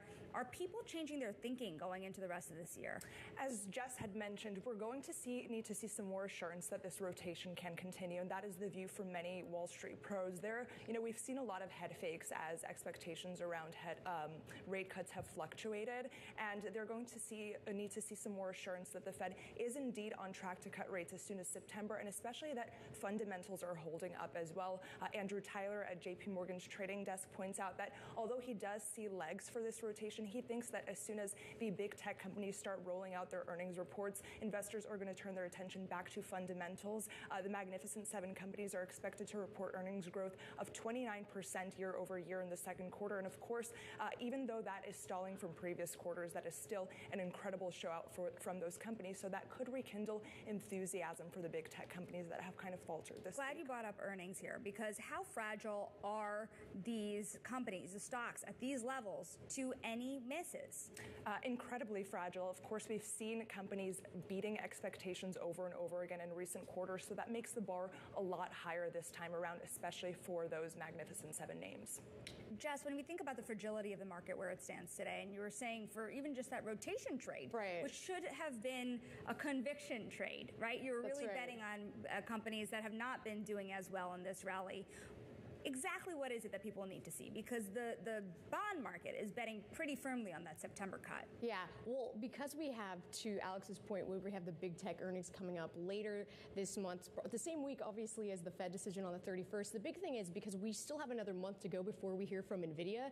So what you should look for is NVIDIA's customers, and especially when you're thinking about Meta, Microsoft, Alphabet, as well as Amazon. I mean, it combined over the last 4 quarters, there's about $150 billion of capital expenditures that were spent. So if you start to hear from NVIDIA's customers, if there's any sign of pulling back, that's where you could see potentially more fragility on the top of that. But right now, if you're looking at the option side of things for the small caps or the equal weight, there's call buying that's happening in a strong level in the option space. So that actually is an optimistic sign for those kind of unloved and forgotten corners of the market. People hoping for better days. Lastly, Jess, another thing we were following very closely, of course, is the political influence that is underneath the markets here.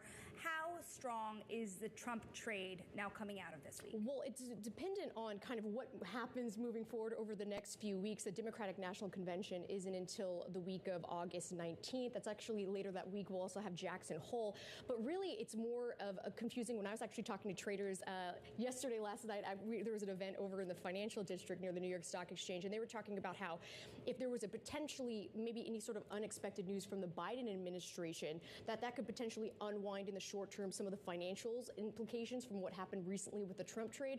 But the Biden trade's been slow and steady, so it's a little more convoluted depending on what potential policies could come out of that right now. We were talking about earnings writ large as well, and this kind of idea of what kind of you have to watch NVIDIA no matter what here, right? Like no matter what happens, watch NVIDIA. What else are you watching for, Alex? Are there certain catalysts during this earnings season that are going to make a bigger difference than others? At this point, it's just about earnings kind of reaching up to those expectations that everyone has been, hoping for. We've been kind of waiting for the earnings catalysts to help lift the market, which has kind of been in a mire this past week. And if you look at data, overwhelmingly, it shows the earnings season has been supportive for the S&P 500 from when JP Morgan reports, which is the unofficial start of earnings season, to when Walmart reports the unofficial end. Since 1999, the S&P 500 has risen 67% of the time. So the expectation is just that those earnings reports hold up, and we continue to see data come in a Goldilocks backdrop. That is the ever-brilliant Bloomberg Just Menton and Alex Semenova. And coming up next, we're going to talk more about earnings. American Express on a marketing spree as payments on its credit card slow in the second quarter. More from our interview with the CEO next. This is Bloomberg.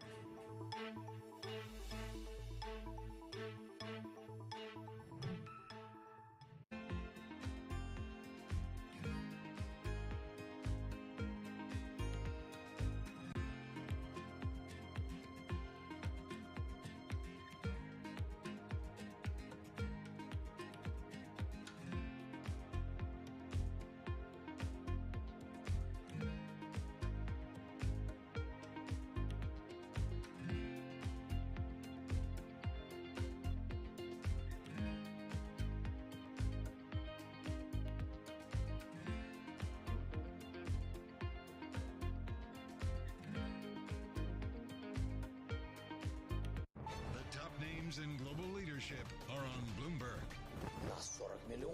We are 40 millions. We're a big country, and we really depend on the aid from the world. And we depend on the aid and the position and the stance of the US. So I would like to understand, what would it mean to finish war fast?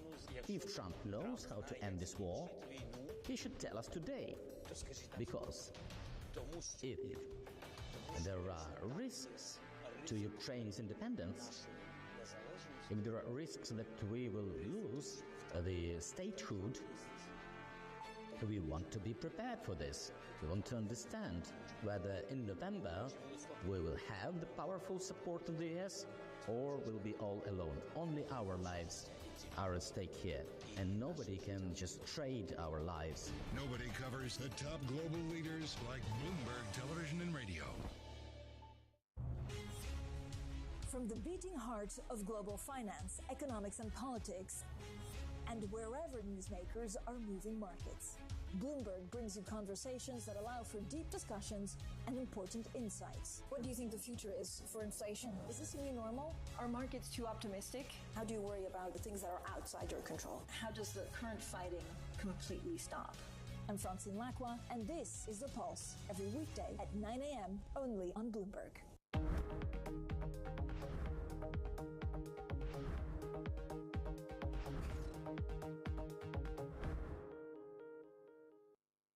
On the heartbeat of the tech sector. Spread across global markets. The real-time data aspect is going to be important. We're going to bring you expert analysis on that. Sure. Don't miss Bloomberg's interview with the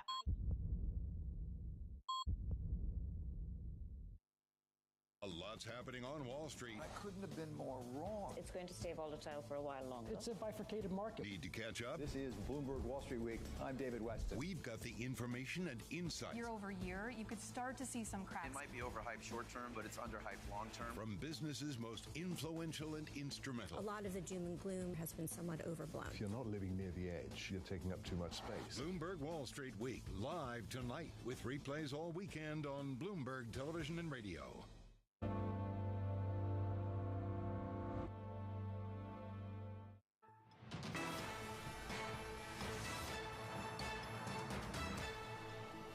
It's Time now for Stock of the Hour. American Express expects its marketing expenses to increase in the coming months after consumer spending on the firm's credit cards fell short of analyst expectations. Bloomberg's Caroline Hyde spoke with American Express CEO Steve Squeri. Joins me now. And Caroline, you think about the stock lower despite record revenue. You did see the revenue miss a little bit, but every other metric pretty much beat. Why such negativity? There's a slight perhaps concern around the billings ticking, and when I say ticking, really just ticking ever so slightly lower on travel. But I think ultimately this is a record run, not only in terms of revenue, but the share price has been near all-time highs, and Steve Squeri is really trying to paint a picture of why do I invest so much now in marketing and in technology? That's exactly what he said he's been doing at the moment, is he wants to invest in the business. But this is about just doubling down on the millennial, the Gen Z spender, where they continue to see this engine of growth. They want to be refreshing the gold card. He thinks the investment that they're going to make, and they can make because, well, they've just done a bit of selling off of a key asset, a certify, garnered them a load of money. They can ultimately drive up earnings per share, raised earnings per share forecast. Just noting US crude futures falling by more than $2 a barrel now. Growth quarter on quarter in terms of their overall revenue, while still trying to just spend into this moment. So I think maybe there's just a little bit of nervousness when the stock's at all-time highs now. Talk a little more about the gold card. Who is it actually trying to bring in? You and me. Millennials, Gen Z. Unfortunately, I'm not a Gen Z or classified. I'm just clinging on to the millennial side of things. I am so millennial myself. But I think it is people who want the rewards. They're going to be traveling. They're going to be spending out in restaurants. And what's interesting is also they have been doing this M&A. Remember, they've just done a deal for TOC. Why buy TOC? It's about making you and I then spend more when we are reserving a restaurant, getting in and understanding how that they can service us, not just as a US traveler, as an international traveler as well. They've really been starting to make sure that Amex is accepted in, you know, when we're traveling around Europe and Paris and Cannes and Italy and France and London. They've doubled down on these 50 cities to ensure that it's accepted and we can spend there. So M&A actually an interesting one, saying that they're going to be acquisitive as and when it suits them. Can we talk also about CrowdStrike for a moment? Yeah. You know, we know that CrowdStrike really did impact a lot of the financial community. What did he say to you about that? Look, everyone's going to be affected, was his main point of view. And yes, actually, they did have a slowing of their service at the beginning in the morning. And largely, he said, the way in which they felt it is a whole load of phone calls coming. So you can see from the full screen that he's saying, like, our call log just went up and up. Why? People are stuck in an airport. They're unable to rebook. And so they're getting on and not just wanting to deal with the chatbot, but the real person behind that chatbot as well to try and get rebooked. So they were affected. But look, most businesses in some way have been affected by CrowdStrike. I'm about to get on a plane a little bit later, so fingers crossed whether or not it's running. Very, very good luck to you. I know a lot of people already that have been sitting in airports. We hope you are not one of them, Caroline. Or thank you very much to Caroline Hyde, of course, co-host of Bloomberg Technology. And coming up, Mark Zuckerberg calls Trump badass, but stops short of endorsing him for president. More from our interview with the Meta Platform CEO. This is Bloomberg.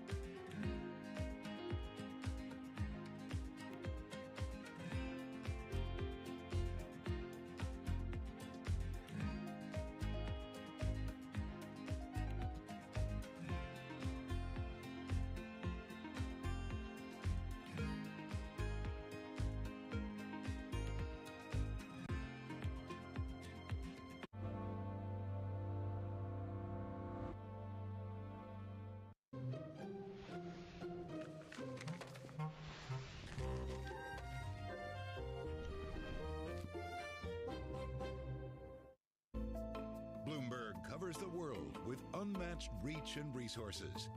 From more than 120 countries, the moment news breaks, 24 hours a day. Bloomberg, context changes everything.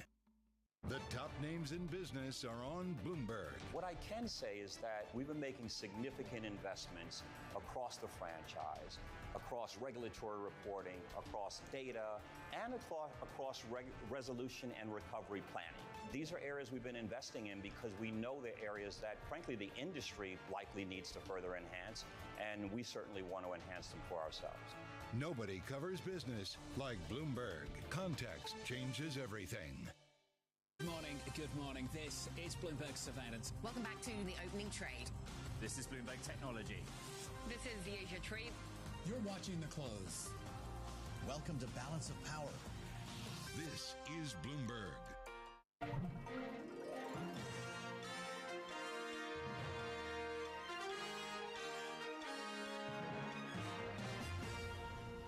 Earnings season is here.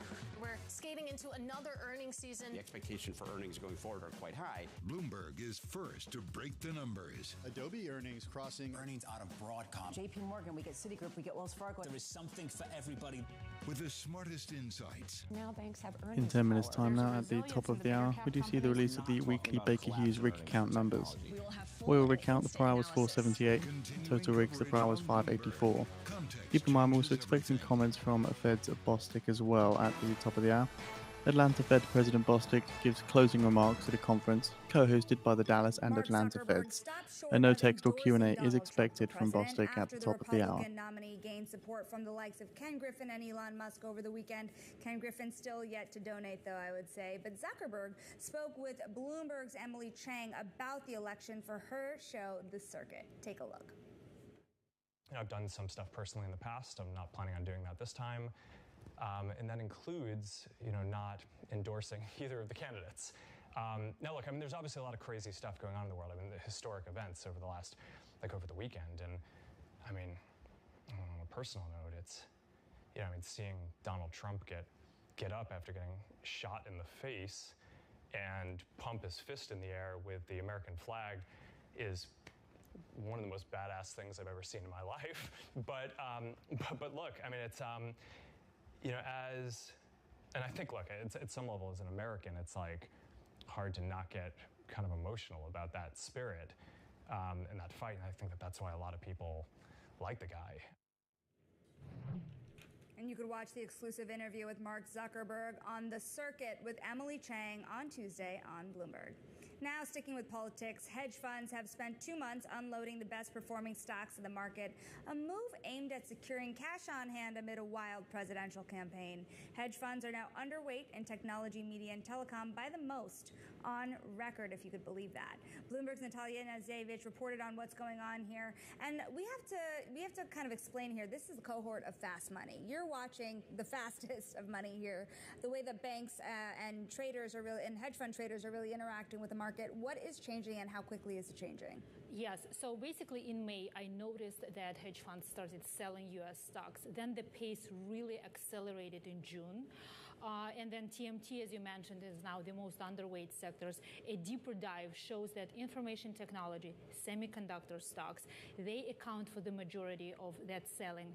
And then as I was talking to hedge funds themselves, hedge fund watchers, firms that consult funds, they all told me that yes, this is a strategy because hedge funds want to take profits from some of the best performing stocks and they want to have cash on hand ready as we approach US presidential election because this is basically a really good environment for them to place bets, whether it's a long side or short side. And look at headlines we have now, right, on politics. Anxiety rises, and as someone else told me, listen, the U.S. presidential election can start much sooner than November, and they want to be ready. Explain exactly what that means, because does that mean that they will be risk off until November or even longer? That's one of the strategies. So basically, we could categorize three main strategies for funds. First of all, on a sector level. So they try to look at different sectors. They look at policies from different candidates. The second one is more like risk on, risk off. So they try to delever, reduce net exposure, which is long minus short positions before the election. And then as we get closer to the vote, they can accelerate, they can start buying again.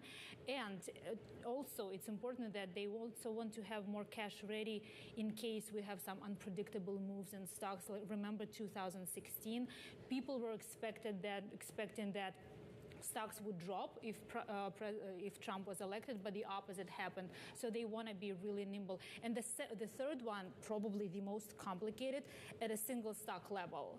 And as someone else told me, this is basically shooting first and analyzing it later. Well, it's amazing because you think about just a lot of the risks you saw geopolitically this week when you think about the Biden stance on the semiconductor industry as it relates to China, and you saw the way that stocks started to sell off.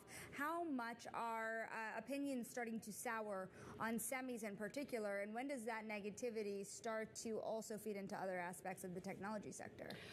We still don't know, because one of the questions that I asked, like, listen, it can be so risky because, okay, hedge funds are selling. What if the opposite happens? What if those tech stocks will keep rising? Because for many people, it's also a safe play because fundamentals are much better than like a couple years ago. And if those stocks keep rising, hedge funds can perform really poorly. So we know that they are already behind the market, right? In 5 minutes time now at the top of the hour, do you see the release of the weekly Baker Hughes rig count numbers? Oil rigs, the prior was 478.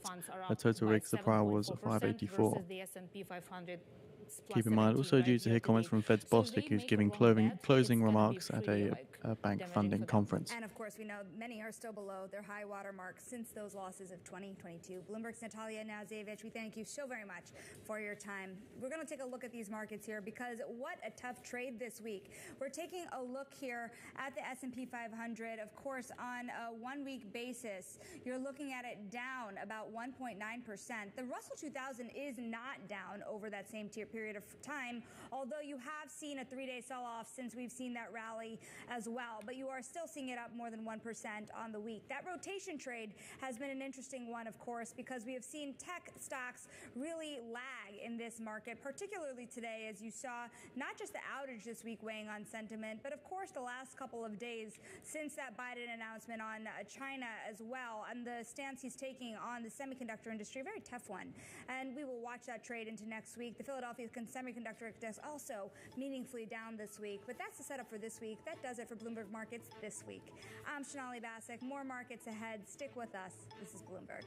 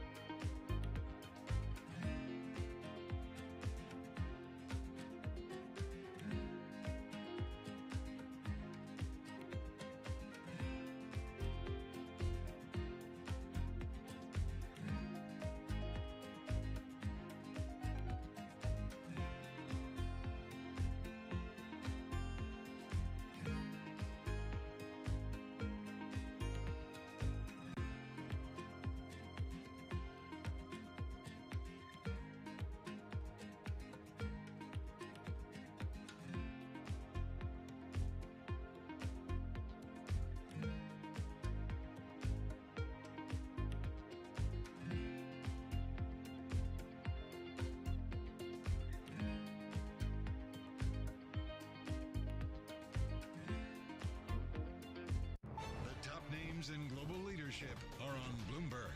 I envisage not only some kind of a bridge towards membership or language linked to the irreversibility of Ukraine's membership in NATO, but also some kind of a broader package of military material, of financial aid. The more we support Ukraine right now, the sooner the war will end. Nobody covers the top global leaders like Bloomberg Television and Radio.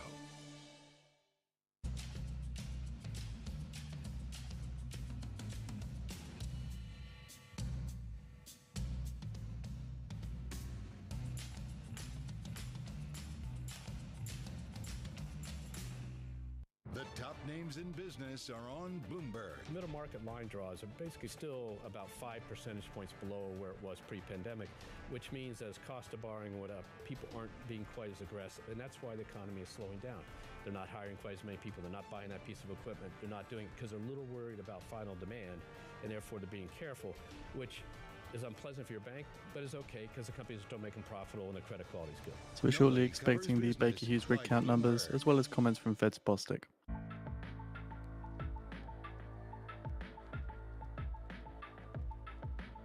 This is Bloomberg. From the world of politics to the world of business, this is Balance of Power.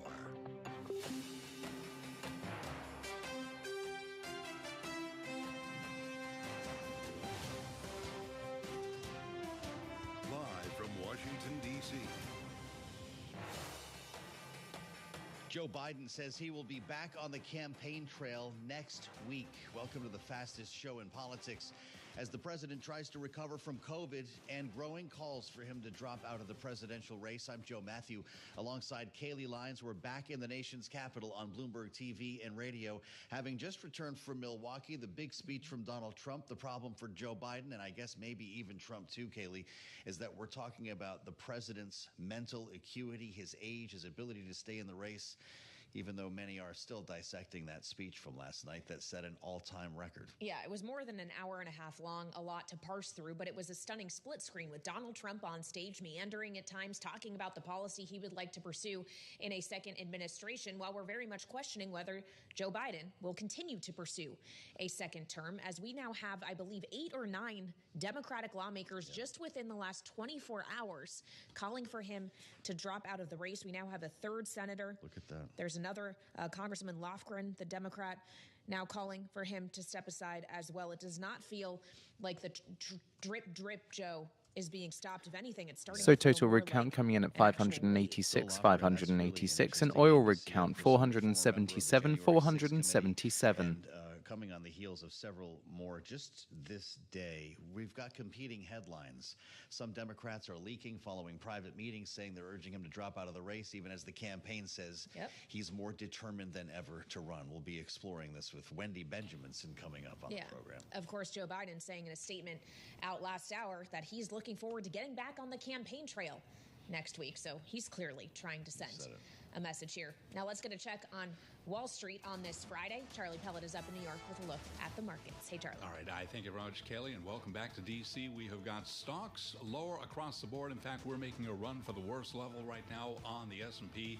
Red on the screen, the Dow, the S&P, NASDAQ all retreating, not just lower, but the S&P poised for its worst week since April, amid a rotation that's seeing investors trimming positions on this year's winners in favor of laggards. Right to the numbers, S&P down 34 right now, 55.09. We're right now looking at a drop of 0.6%. The Dow lower by 407, declining by 1%. NASDAQ Composite Index down 123, a decline right now of 0.6%. 10-year 4.23%, with a 2-year that's yielding 4.50%. Spot gold down $45 the ounce, down 1.9%. West Texas Intermediate crude oil tumbling by 2.9%. Bitcoin, though, rallying by 4%. CrowdStrike very much in the news today. That is the company behind that massive IT failure that grounded flights, upended markets, and disrupted corporations around the world. CrowdStrike right now down by 10.5%. From cybersecurity stocks to ice cream, and Unilever has kicked off its initial discussions with buyout firms about a possible sale of its ice cream business. Could be worth as much as $19.4 billion. You know the brands, Ben & Jerry's and Magnum, among others. Again, recapping stocks lower. S&P right now down 38, a drop of 0.7%. Friday edition, they're back from Milwaukee. Balance of Power continues now. Back we go to Washington once again. Your hosts, Joe Matthew and Kaylee Lyons. Back we are from Milwaukee, Charlie, and lucky we are to be so. We might be one of the only flights that got off basically without a hitch this morning in the aftermath Those of... poor people. I hope they got off the ground.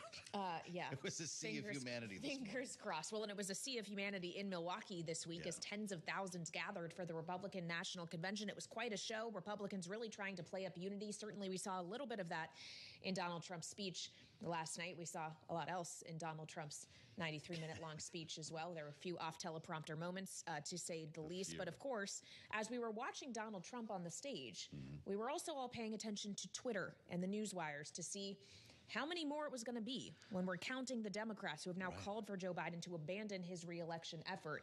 I believe we're now at 9 in a 24-hour period. That's and that's remarkable. in addition to well more than a dozen we had already seen. Well, sure, and it's not just the numbers, too. It's the names. In this case, Zoe Lofgren, we're hearing on the heels of Adam Schiff. Then there was reporting, of course, about Hakeem Jeffries, Chuck Schumer, and behind it all, maybe Nancy Pelosi, which is kind of interesting to think about. Pulling the strings. Wendy Benjaminson is with us. She's got a view of all this stuff behind the scenes as Bloomberg's Washington senior editor. Great to see you, Wendy. We've got a lot to catch up on after the Republican National Convention, and I really do want your take on Donald Trump, Hulk Hogan, and Dana White. But this is breaking before our eyes, and the campaign just issued a statement saying he's going back on the trail next week after he recovers from COVID. Is this just a matter of sounding sure of yourself until you're not? I think that's exactly what's going on. And one of my smart colleagues said he didn't say he would be campaigning for himself next week, that he would be resuming the campaign trail. I mean, the guy just can't catch a break this week, right, with the COVID. So this whole time they were supposed to be counter-programming against this very macho, very full show from Donald Trump, as you mentioned, with Hulk Hogan and all that. He's an 81-year-old sick man, has to go home, and all that's very sad. So we'll see. We'll see this weekend. I think there's a lot of very difficult conversations happening. There's a lot of family talk happening, and advisors who may still be urging him to stay in. Jen O'Malley Dillon was on MSNBC this morning saying that, she was still fully confident that he would be reelected. So we'll see. Well, it really is just a matter of time. Of course, what may make this so difficult for the president is the amount of time that he has dedicated in his life to public service. We're talking decades, frankly, half a century, as J.D. Vance So Fed's pointed out in his Bostic doesn't discuss his rate and economic outlook. Week. He has been a public servant for the majority of his life, and that's probably a hard way to go out as members of your own party are calling for you to do so. But there's a clock running, Wendy. We're done with one convention. Another is coming up. Realistically, how much time does Biden have to make this decision? Days.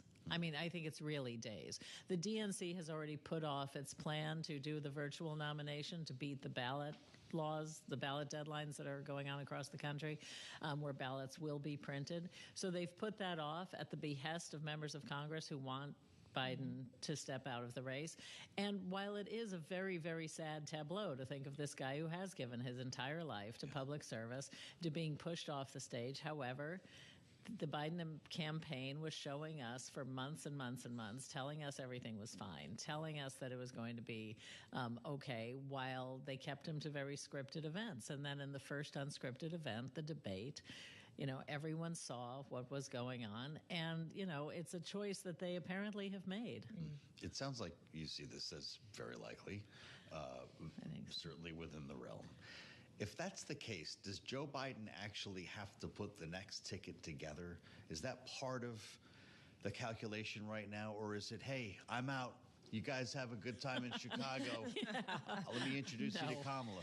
Yeah, no, I don't think it's going to be like that. I think he wants a say in it. I think the reason that we've seen reporting that he's been asking for polling that shows how Kamala Harris does against Trump is very telling. On the other hand, on the terminal now is a story that top donors are saying, don't just give it to Kamala Harris. Let's have a real conversation at the convention about who it could be.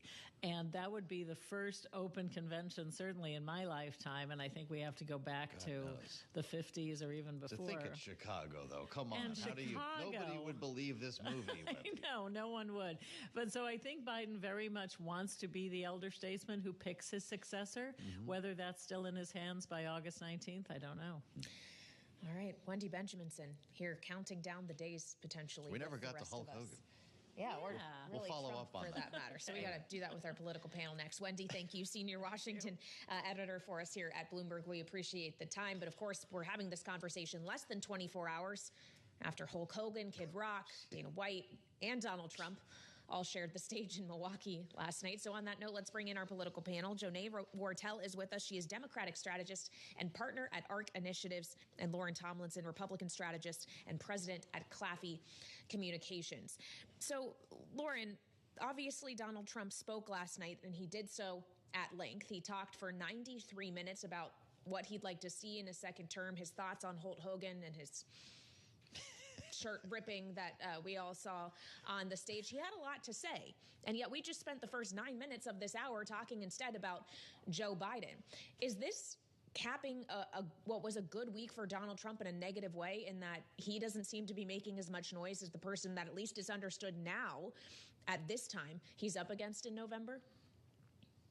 No, I think this is great. The longer that the media is focused on Joe Biden and his illness and the calls for Democrats for him to step down and his inability for people to serve and questioning his leadership. I mean, that's a campaign ad. I mean, how can so much free advertising there? So I think the fear actually was that with all of this programming coming out of the RNC convention, that we would lose momentum on that negative news cycle. However, because of the Democrats, what I think is, a forced coup is essentially happening right now with all of the leaks coming out. They decided that they want him to resign this weekend, and they're going to force him to resign this weekend. I think that this is actually a great thing, because we switched right back from a pretty positive message of unity and everyday Americans from the RNC all week, and then we go straight back into the negative aspects of Joe Biden's campaign. Janae, I'd love your take on what we saw on the stage last night in Milwaukee, with questions about unity and how big the tent is for Republicans. It was one macho man after another. I mean, Tucker Carlson was up there. Hulk Hogan himself, he ripped off his shirt, as everyone's describing. The crowd went wild. Then Dana White, the guy behind the UFC thing, and he was the one who introduced Joe Biden to a chant of fight, fight, fight. Sorry, Donald Trump. Thank you, Kaylee. I'll sleep at some point this weekend. We all will. I guess the question is, Janae, what's the appeal to suburban women who were told will likely choose the next president of the United States? Was there an opportunity missed?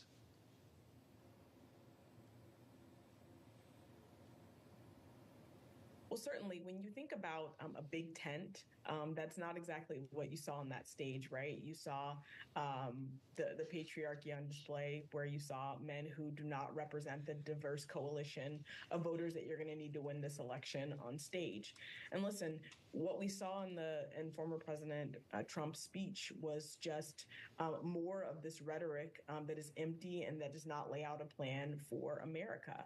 And so that contrast between what he's laying out as his plan for his next presidency, should he be elected, and Joe Biden and Vice President Harris's vision for America, there's a clear contrast there. And so no place was that more evident than at the convention and during former President Trump's very, very lengthy speech. And in terms of unifying, I mean, we can see from former President Trump's track record on the campaign trail and as president of the United States in his first term, that there is not he does not have the ability to be a unifying figure. His policies, his rhetoric, those he has brought in as allies to his campaign and to his administration are not unifying figures. They are folks who sow division. They are folks whose beliefs and views and policies are tremendously unpopular with the American people. Suburban women who are very much concerned, as polls show, with reproductive freedom and reproductive justice. We saw that former President Trump and Senator Vance don't have a plan that supports women's bodily autonomy and ability to make decisions about their bodies. It does just the opposite. Well, Janae, it's a great point, and this is a conversation we were having during our special coverage last night. The idea that the messaging from this convention and many of the figures that spoke didn't necessarily seem to be reaching out to, say, suburban women, or suburban women, rather, plural. If you listen to J.D. Vance, he kept talking about the working man. Obviously, as Joe and I have described, a lot of the people who were on that stage last night were also men. Lauren, is this a mistake for the Trump-Vance campaign and the Republican Party as a whole? Are they just abandoning these women in the suburbs? I think that there's been a decision to not do as much outreach to suburban women this time around. I think that over the past 4 years, suburban women who were a huge opportunity in 2020, considered swing voters, more economically conservative, but socially liberal on things. They didn't like the way that Trump spoke. There was a bunch of polling that showed that they could still be persuaded. They have moved more solidly into the Democratic camp over the past 4 years. So I think what you're seeing is a new Republican Party and a new strategy for outreach. They're not going after college-educated suburban women anymore because they think that those people are basically lost to them. There's more opportunity with Black Americans, Hispanics, working class Americans than there are in some of the college-educated blocks. Spending time with our great panel on this Friday after Donald Trump's acceptance speech in Milwaukee, Janae Wartell, Democratic strategist, and Republican strategist Lauren Tomlinson. Janae, it's going to be an interesting weekend, it seems, for Joe Biden and his family. We've had reporting here just in the last 48 hours that, in fact, a decision could be made this week. Shortly expecting the results of the Fed reverse repo operation. On the campaign trail next week. Would there be a world in which he's on the campaign trail for another candidate named Kamala Harris if he does, in fact, make this decision? Well, from what we've heard from the campaign publicly, the president will be back on the campaign trail next week, talking to voters, engaging that coalition, that broad coalition of folks who propelled his victory in 2020, him and Vice President Harris. And so I think what you'll see is the campaign continuing to move full steam ahead. And I think what's important here is, again, that contrast that they're going to draw between what we saw during the RNC and the vision that President Biden and Vice President Harris have for America. So I think that's what we can expect in the coming days, is more of that very clear and very sharp contrast between now this newly minted Republican ticket and Vice President Harris and President Biden. Well, I'll tell you, Janae, the news that we got today from Zoe Lofgren, that does ring a bell, right? This is Nancy Pelosi, as they say. Her allies are turning 67 on Joe Biden. counterparties take $379.801 billion at the Fed reverse repo operation. Well, I think the conversations that have been happening privately and between President Biden and Democratic leaders have been important ones, right? We want to make sure that the voices in our party are heard, that folks' concerns are addressed. But publicly, what we've heard from the campaign is that the campaign moves full steam ahead, and the hope is that for those who have voiced their opinions, their concerns, that they are also having these same private conversations with the president about the future of this campaign, talking about the path to victory, talking about these very tight polls in battleground states that show that the landscape is still shifting and has not, fully solidified, but will now with this ticket now in place on the Republican side. I think you're going to see a lot of that gap closing that was previously that we've seen widen a bit in what everyone could agree had been a tumultuous couple of weeks on the campaign trail on both sides. I think what's also important to know here is that the campaign is doing the work on the ground to make sure that the coalition of voters, who are in fact the most important part of this process, are being reached and are being engaged. And, the campaign and the Democratic circles, certainly the ones that I run in, we know that there's work to do to make sure that that coalition of folks who voted for Joe Biden and Kamala Harris in 2020 feel like they're being heard, that they're being engaged, that the outreach is happening. And so that's why the campaign has stayed narrowly focused there. Janae, it's great to have you back. Lauren, too. Our panel today, Janae Wartell, Democratic strategist, ARC Initiatives, Lauren Tomlinson, Republican strategist, Claffey Communications. We're going to have a lot more to talk about with both of you going forward. I'm Joe Matthew alongside Kaylee Lyons. We'll update the CrowdStrike situation next. Down 11% following this morning. This is Bloomberg.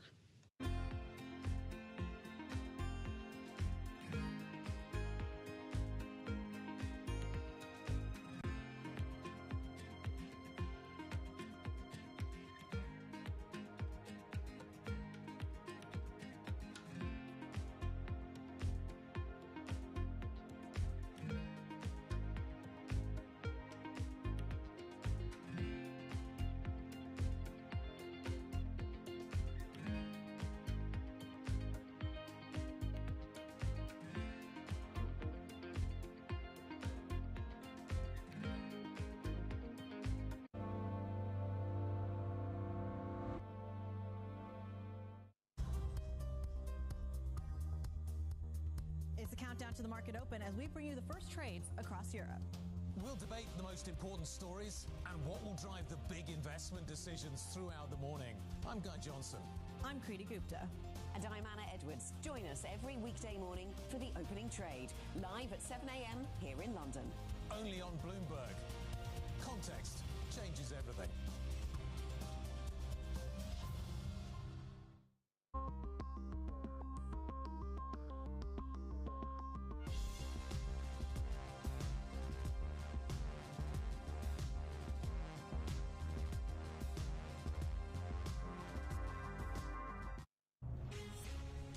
From the beating heart of global finance, economics, and politics, and wherever newsmakers are moving markets, Bloomberg brings you conversations that allow for deep discussions and important insights. What do you think the future is for inflation? Is this a new normal? Are markets too optimistic? How do you worry about the things that are outside your control? How does the current fighting completely stop? I'm Francine Lacroix, and this is The Pulse, every weekday at 9 a.m. only on Bloomberg.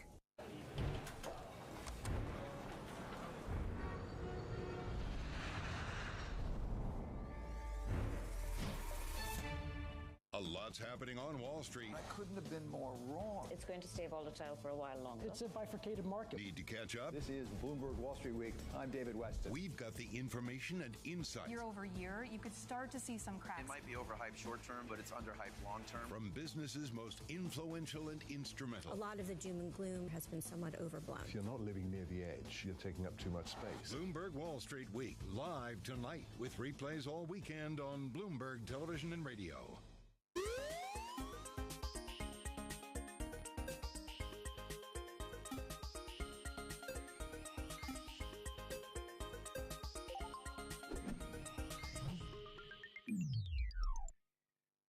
The top names in business are on Bloomberg. What I can say is that we've been making significant investments across the franchise, across regulatory reporting, across data, and across resolution and recovery planning.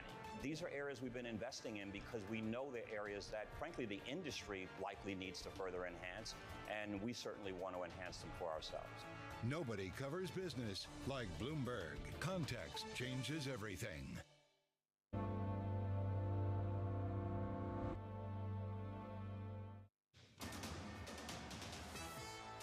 It's 1:21 on Wall Street. We do check markets all day long here at Bloomberg. A wild week for stocks, ending on a cautious note. Results from tech giants set to arrive at a critical moment on Wall Street. Next week, we will be hearing from both Tesla and Alphabet. Stocks lower right now, not just lower, but worst level of the day on the S&P once again, down 42 to 55.01. Going to be very interesting to see if we close above or below 5,500. Keep it locked in to both Bloomberg Radio and television for the very latest on these fast-moving markets today. S&P down 0.8%. We've got the Dow tumbling now by 434 points, lower by 1.1%, and NASDAQ down 166 for the NASDAQ Composite Index, down 0.9%. NASDAQ 100 down 1.1%. Broad-based selling with the Russell 2000 now lower by 0.5%. 10-year at 4.23% with a 2-year yielding 4.50%. Gold down 1.9%, $23.99 the ounce, and West Texas Intermediate crude down 2.7%, $80.55 for a barrel of WTI. SunPower shares plunging now by 51.8% as Guggenheim Securities cut the solar equipment price target to 0, saying the stock may soon be delisted. Again, SunPower US stocks extend for NASDAQ down 1%. Again, recapping stocks lower, S&P down 17, the decline right now of 0.8%, 10-year at 4.23%. Balance of power continues. What a week. We wrap up the Friday edition. Back we go to Washington, and once again, Joe Matthew and Kaylee Lyons. All right, Charlie Pellet, thank you so much. Taking a look at how markets are reacting to the CrowdStrike outage we saw across the globe this morning, and we're also keeping track here in Washington of the government reaction.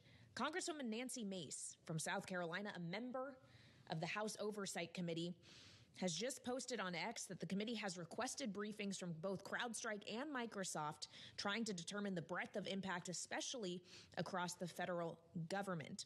This is in the subcommittee on oversight for cybersecurity and tech. Joe, she says Stay tuned. But did you reboot? Did you see this update? This is the solution, apparently. All Windows computers affected by the failure will need to be manually rebooted. Did you try that before you called IT? We've been here before. Maybe whack it on the side. I don't know. Look, Haley, this is... Turn it off, turn it on. That's right. It's something that's had sweeping effects through, obviously, corporate America, travel. We saw a lot of people and know a few who are still stuck in Milwaukee. I know a number of members of your family are, and that means most Americans probably have some kind of a connection to this. Yep, I've got family members right now stranded in the Virgin Islands and in Scotland. Could do worse than that. Because this really rippled across the world. Yeah, Started in Australia, and because we were up in the wee hours, we probably knew about it a bit earlier than most, but it is I guess we got quite lucky. You wake up the headlines of a global internet outage and you wonder what's happening. But of course, we've learned a lot since then. And it's part of our conversation today with a unique voice here in Balance of Power. That's why you join us always. Didier Reynders, European Commissioner for Justice, with an eye on the transatlantic relationship between these technological powers, including the United States. Commissioner, it's great to see you here in the nation's capital. Welcome to Bloomberg. Thank you. It's a pleasure to come. I don't know your thoughts on this or if this has impacted your life at all today, but this failure on behalf of CrowdStrike is renewing a conversation about something that you talk a lot about, and that's strong transatlantic regulations. Would they prevent something like this? It's possible. The first impact today is a delay of 3 hours to go back to Brussels. I will wait in Washington before to have a plane today. So that's a real issue. The second element that proved that we have an interconnected world and the World Wide Web, it's not new. It's a very clear signal. We are working with the same tools and we are working with the same kind of approach as with those tools. So we need to try to implement more and more the same approach, the same rules. It's the reason why we try to work on common rules. This morning I had with the Secretary of Commerce, Raimondo, the possibility to organize a first review after 1 year of a new so-called data privacy framework, so the exchange of data between the EU and the US. And we need to continue to work on many other technological issues to be sure that we have the same approach. And that proves again that also as we have a failure, we need to work together. Well, I also wonder if this raises a question of whether there needs to be more competition in the cybersecurity space. The fact that an outage that emanates from one company in CrowdStrike could have these kind of global ramifications, is that not problematic in and of itself, that one company could be such a linchpin for so many things? It's also a problem, and you know that we have a competition policy in Europe, like you have in the US, to try to fight against that, but we have tried to do more. We have now new regulations about the digital world, and we have the DSA, Digital Services Act, but also a Digital Market Act to open the market, to give an access to more players. It's a real challenge to be sure that it's impossible for the big techs to block the entire system and to reserve different kind of activities for them without a real possible access for mid-size or small-size companies. And you know, when there is a startup, immediately after you will have a news on your channel that the startup is taken over by a big tech. So we try to organize a better competition in that. But again, we need to do that in a good cooperation with all the actors sharing the same values and the same approaches, the like-minded partners. We are doing that with many partners like Canada, like UK, like Japan, like South Korea, of course, between the US and EU. And you spoke about the transatlantic relation. It's what we try to do. I'm impressed by the acceleration of the common approach. We have discussed in 2 years to organize a new process about the data exchanges, about privacy, in fact. What kind of balance between privacy and security, individual approach, individual rights, and a collective security. And all the time, it's a real difficult issue. But at the end, 1 year ago, it was possible to conclude the negotiations. And this morning, I was looking on television to have some information about Milwaukee and the discussion yesterday. We can tell you a little bit about that. But I saw for the first time an advertising about the iPhone and to say with Safari you are protecting your privacy. I don't know if it's true, but what is very interesting to me is to see a big tech organizing a communication with a reference to the privacy. It's quite new. I'm sure that there are many citizens in the US, many consumers, more and more concerned about their privacy. Like also, like you said, more concerned about competition. How it's possible to have such a huge failure at the worldwide level with one company? Well, it's worth noting in this case, this was not an attack. No. This was born of an update. And I wonder if, from your view, that makes it easier or more difficult to control if there were stronger transatlantic regulations. No, I'm sure that it's a technical failure, of course, when you are looking to that. But what is very impressive is to see that with one company at work in different kind of sectors, you have so many difficulties everywhere in the world. So maybe competition will be a real reaction. But more than that, we need to work more together. To try to have common rules. What we have tried to do about privacy and to protect the personal data is one thing, but we need also to work together to open the market. What you said about a sort of monopoly of one company or a very small number of companies that work in such a sector of high tech, it's impossible to continue with that. We need to open more and more the market. And it's what we try to do at the European level. It's very recent, the new regulations into force in some months, in fact. And now we try to move more and more with a better competition in this field. Well, we, of course, just came from Milwaukee. We could do a little bit of catching up on that. I was there on the floor when J.D. Vance accepted the vice presidential nomination. He talked about big tech. He's for little tech. He has a Silicon Valley background. He has had praise in the past for the chair of the FTC here in the U.S., Lena Khan, and efforts around antitrust. So as you talk about working together, would it be just as easy for Europe to work with a Trump-Vance administration as this Biden-Harris administration? What do you see changing depending on the outcome of this election? But we have had to do that some years ago. I was more at the national level at the time, but we had many bilateral meetings with the Trump administration. So, of course, it will be a choice of the American voters. So we'll work with one of the other administration. I know that it will be quite difficult, but to be concrete, what we have tried to organize about the privacy, I started the discussions with the former administration, the Trump administration, before to go to an agreement with the new one.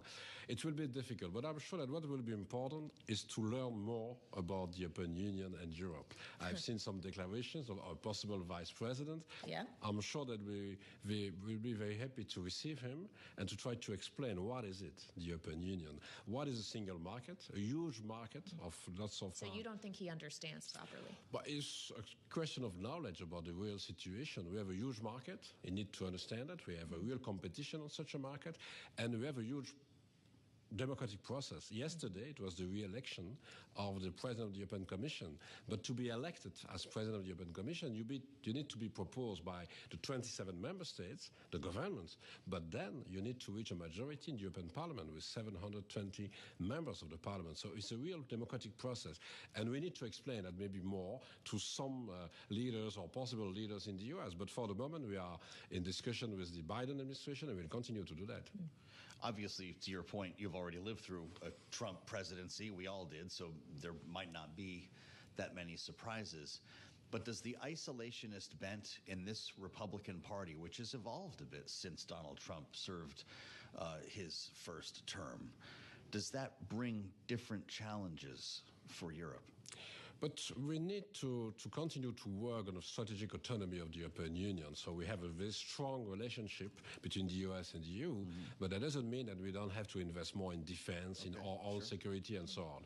But then we need also to convince our partners that we have common interest. If you look to the situation in Ukraine, it's not only a war of Russia against Ukraine, it's against our values, our shared values, democracy, freedom. It's very important to be concerned by that. And when you look to the recent news and that you see that a U.S. journalist is condemned to 16 years in jail, it's quite important to understand that it's not only a war against Ukraine, of course, it's first of all that, but it's a war against our values in the EU, but also in the free world, I will say. And if you look to the situation and the repercussion in the US, it's very important to continue to support Ukraine, what we are doing with a huge financial support. You know that from the EU and the member states, it's more than $160 billion that we have provided since the beginning of the war for military support, financial support, humanitarian, but also the refugees. And we'll continue to do that. And we'll continue to see if it's possible one day to go to a peace process, but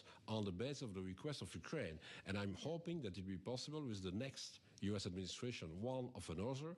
We need to understand that we have the same concerns. And again, the condemnation of a U.S. journalist is maybe a good reminder for many U.S. citizens that it's not only EU or Ukrainian situation, it's a situation for a large part of the world. Yes, sir. I'm glad you raised that. Evan Gershkovich, of course, from the Wall Street Journal, sentenced to 16 years in prison in Russia today. Thank you so much for stopping by Bloomberg, sir. We appreciate your time while you're here. I will stay some more hours in Washington. I know. We wish you luck getting on that plane back to Brussels.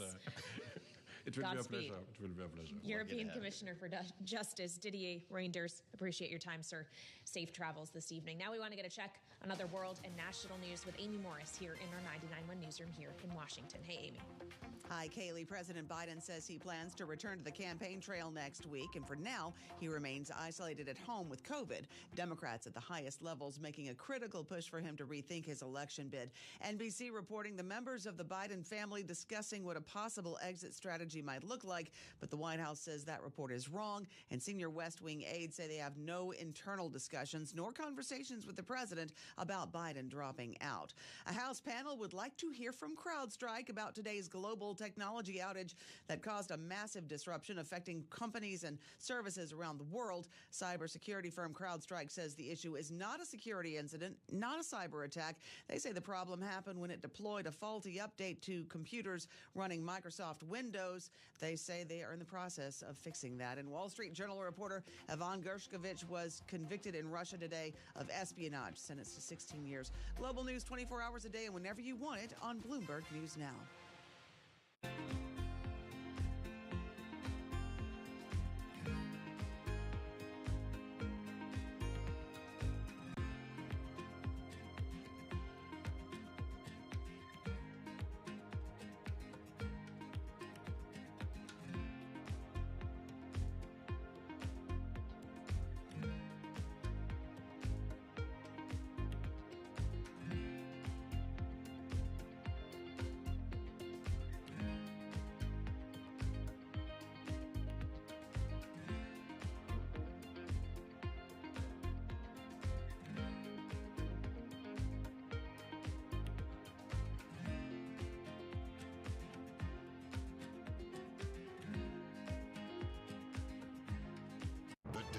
In tech are on Bloomberg. I don't like anthropomorphizing AI. I sort of believe it's a tool.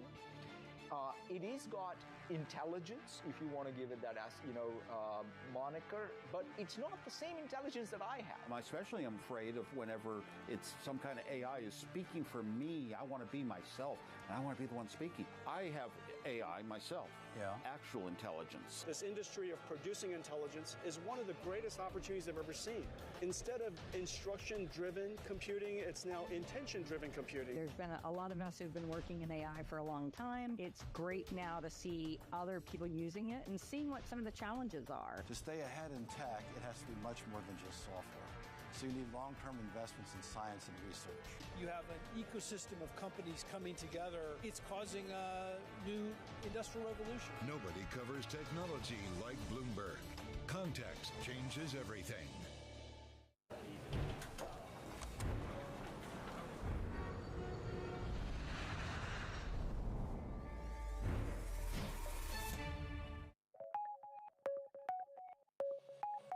I decided to acquire Indeed 12 years ago. When I was 36, I couldn't speak English, but I decided to move to the US with my family. Okay, let's study English. Let's, manage this big American company, but I could do it. Ages are just numbers. If you stay being very curious to run new things, you can keep doing that. So what we're trying to adjust is our company should be the praise to maximize people's ability, people's talent, and people's passion, right? Our employees' passion. So we believe that if we can have the work or the vision, people can be passionate, and which is aligned with all what employee wants to do, that's the best way to maximize the people's ability. Follow your passion. That's right. So whether you're 14 or 40 years old. I think so. Because, what's the difference? I don't know. We might be totally wrong. That's how we have been running this company for 60 years. The top names in global leadership are on Bloomberg. I envisage not only some kind of a bridge towards membership or language linked to the irreversibility of Ukraine's membership in NATO, but also some kind of a broader package. According to the New York Times, Vice President Harris is to speak with major Democratic donors. The sooner the war will end. Nobody covers the top global leaders like Bloomberg Television and Radio. Bloomberg Surveillance covers the latest in global markets and the political events that influence your world. Join Jonathan Farrell, Lisa Abramowitz, and Anne-Marie Hordern only on Bloomberg. Context changes everything. The top names in business are on Bloomberg. Middle market line draws are basically still about 5 percentage points. And the VIX rises to its highest level since April 25th, last at 16.99. That's why the economy is slowing down. They're not hiring quite as many people. They're not buying that piece of equipment. They're not doing it because they're a little worried about final demand, and therefore they're being careful, which is unpleasant for your bank, but is okay because the companies don't make them profitable and the credit quality is good. Nobody covers business like Bloomberg. It's a multi-trillion-dollar industry. We'll show you what's happening in ETFs like no one else. Bloomberg ETF IQ, Monday on Bloomberg.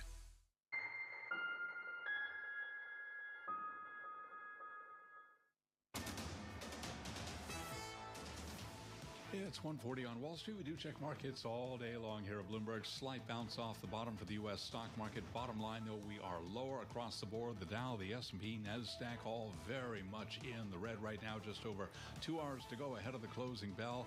S&P right now holding at 55.04.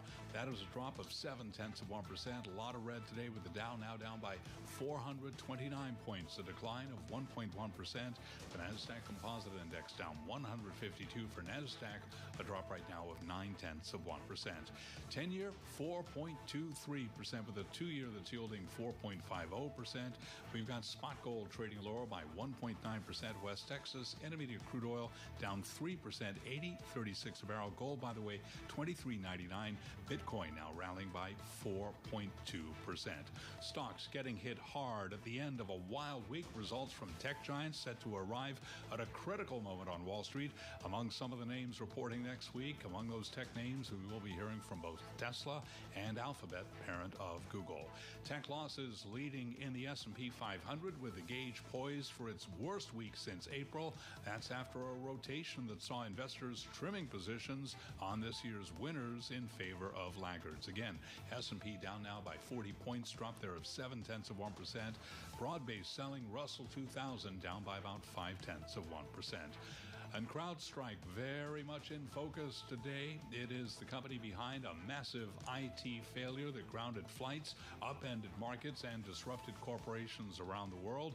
CrowdStrike is a dominant supplier of software that protects businesses from ransomware attacks. All of this part of an upgrade today.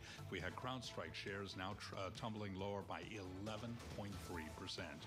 So again, recapping, stocks lower, S&P down 39 now, drop there of 0.7%. Balance of power continues. Back we go to Washington. Once again, your hosts. Here they are, Joe Matthew and Kaylee Limes.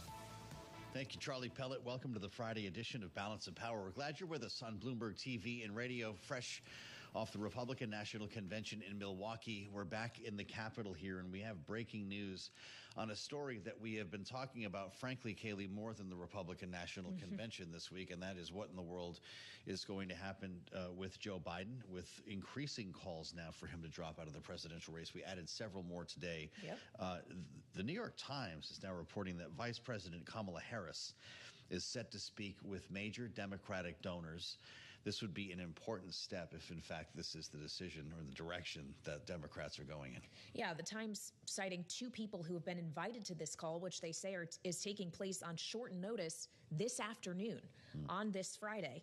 And the call is endorsed in part by Reid Hoffman, who, of course, is one of the biggest donors within the Democratic Party, who in an email that the Times got a look at said, "We continue to find ourselves in a rapidly evolving environment," and says, "With the stakes as high as they are this cycle, we have to remain focused on the critical work that needs to be done to protect our democracy." And that is what we're hearing from so many Democrats, this idea that they are growing increasingly concerned that for democracy to be protected, Joe Biden cannot lead the Democratic ticket. Well, that's right. And if it's not going to be Joe Biden, someone else needs time to get a new campaign up and running here and get ready for a convention in Chicago Kaylee, that's why this is happening pretty quickly here, and there are reports that it could actually turn over this weekend. If that is the case, you can expect special coverage here on Bloomberg TV and radio.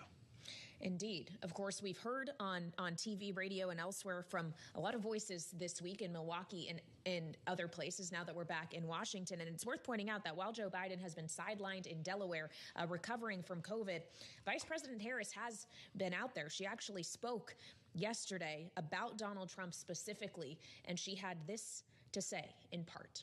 If Donald Trump were to win in November, he will continue to sell out working families. He will continue to attack reproductive freedom, and he will continue to undermine our democracy. The vice president yesterday. So on this Friday, we add another voice to this conversation. Andra Gillespie is here with us in Washington. She is associate professor of political science at Emory University. Andra, what a week. Thank you for joining us as we try to wrap things up. We'll see if we're all going to be having a working weekend.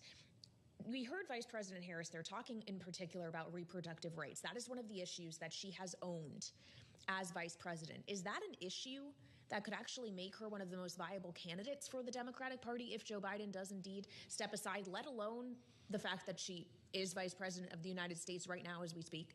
Well, it's an issue that Democrats have been honing in on since the Dobbs decision, because they've noticed that Democratic voters in particular have increasingly said that reproductive issues are salient issues to them.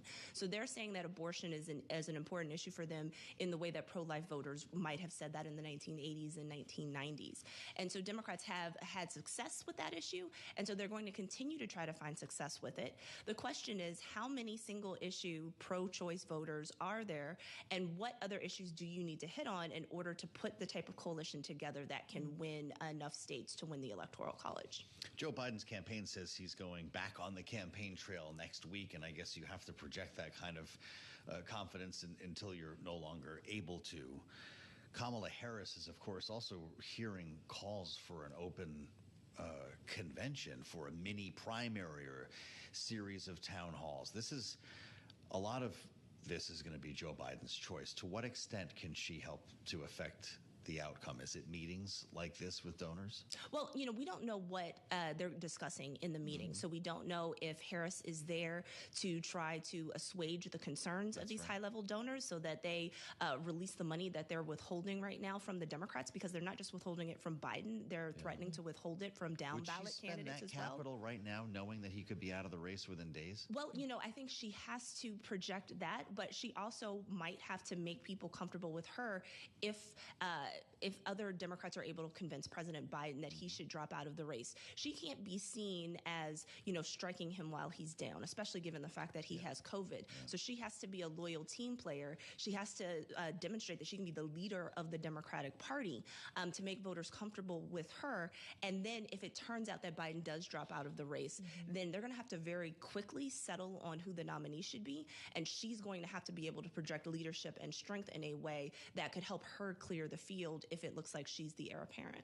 Well, of course, where all of the dropout calls are coming from are from Democrats who have expressed concern that they do not believe Joe Biden is capable of defeating Donald Trump in November. The question is whether or not there is convincing data out there that shows any other Democrat could defeat Donald Trump easily in November. Have you seen any figures that have convinced you of that, Andra? So the public figures don't suggest that at all. Vice President Harris has polled in some surveys about at the same rate that President Biden has, and the other contenders, especially right after the debate, were actually polling lower than President Biden or Vice President Harris. So I think that's part of the reason why people are looking at her, in addition to the fact that she is Vice President of the United States, so she would be the obvious first person that you would look at.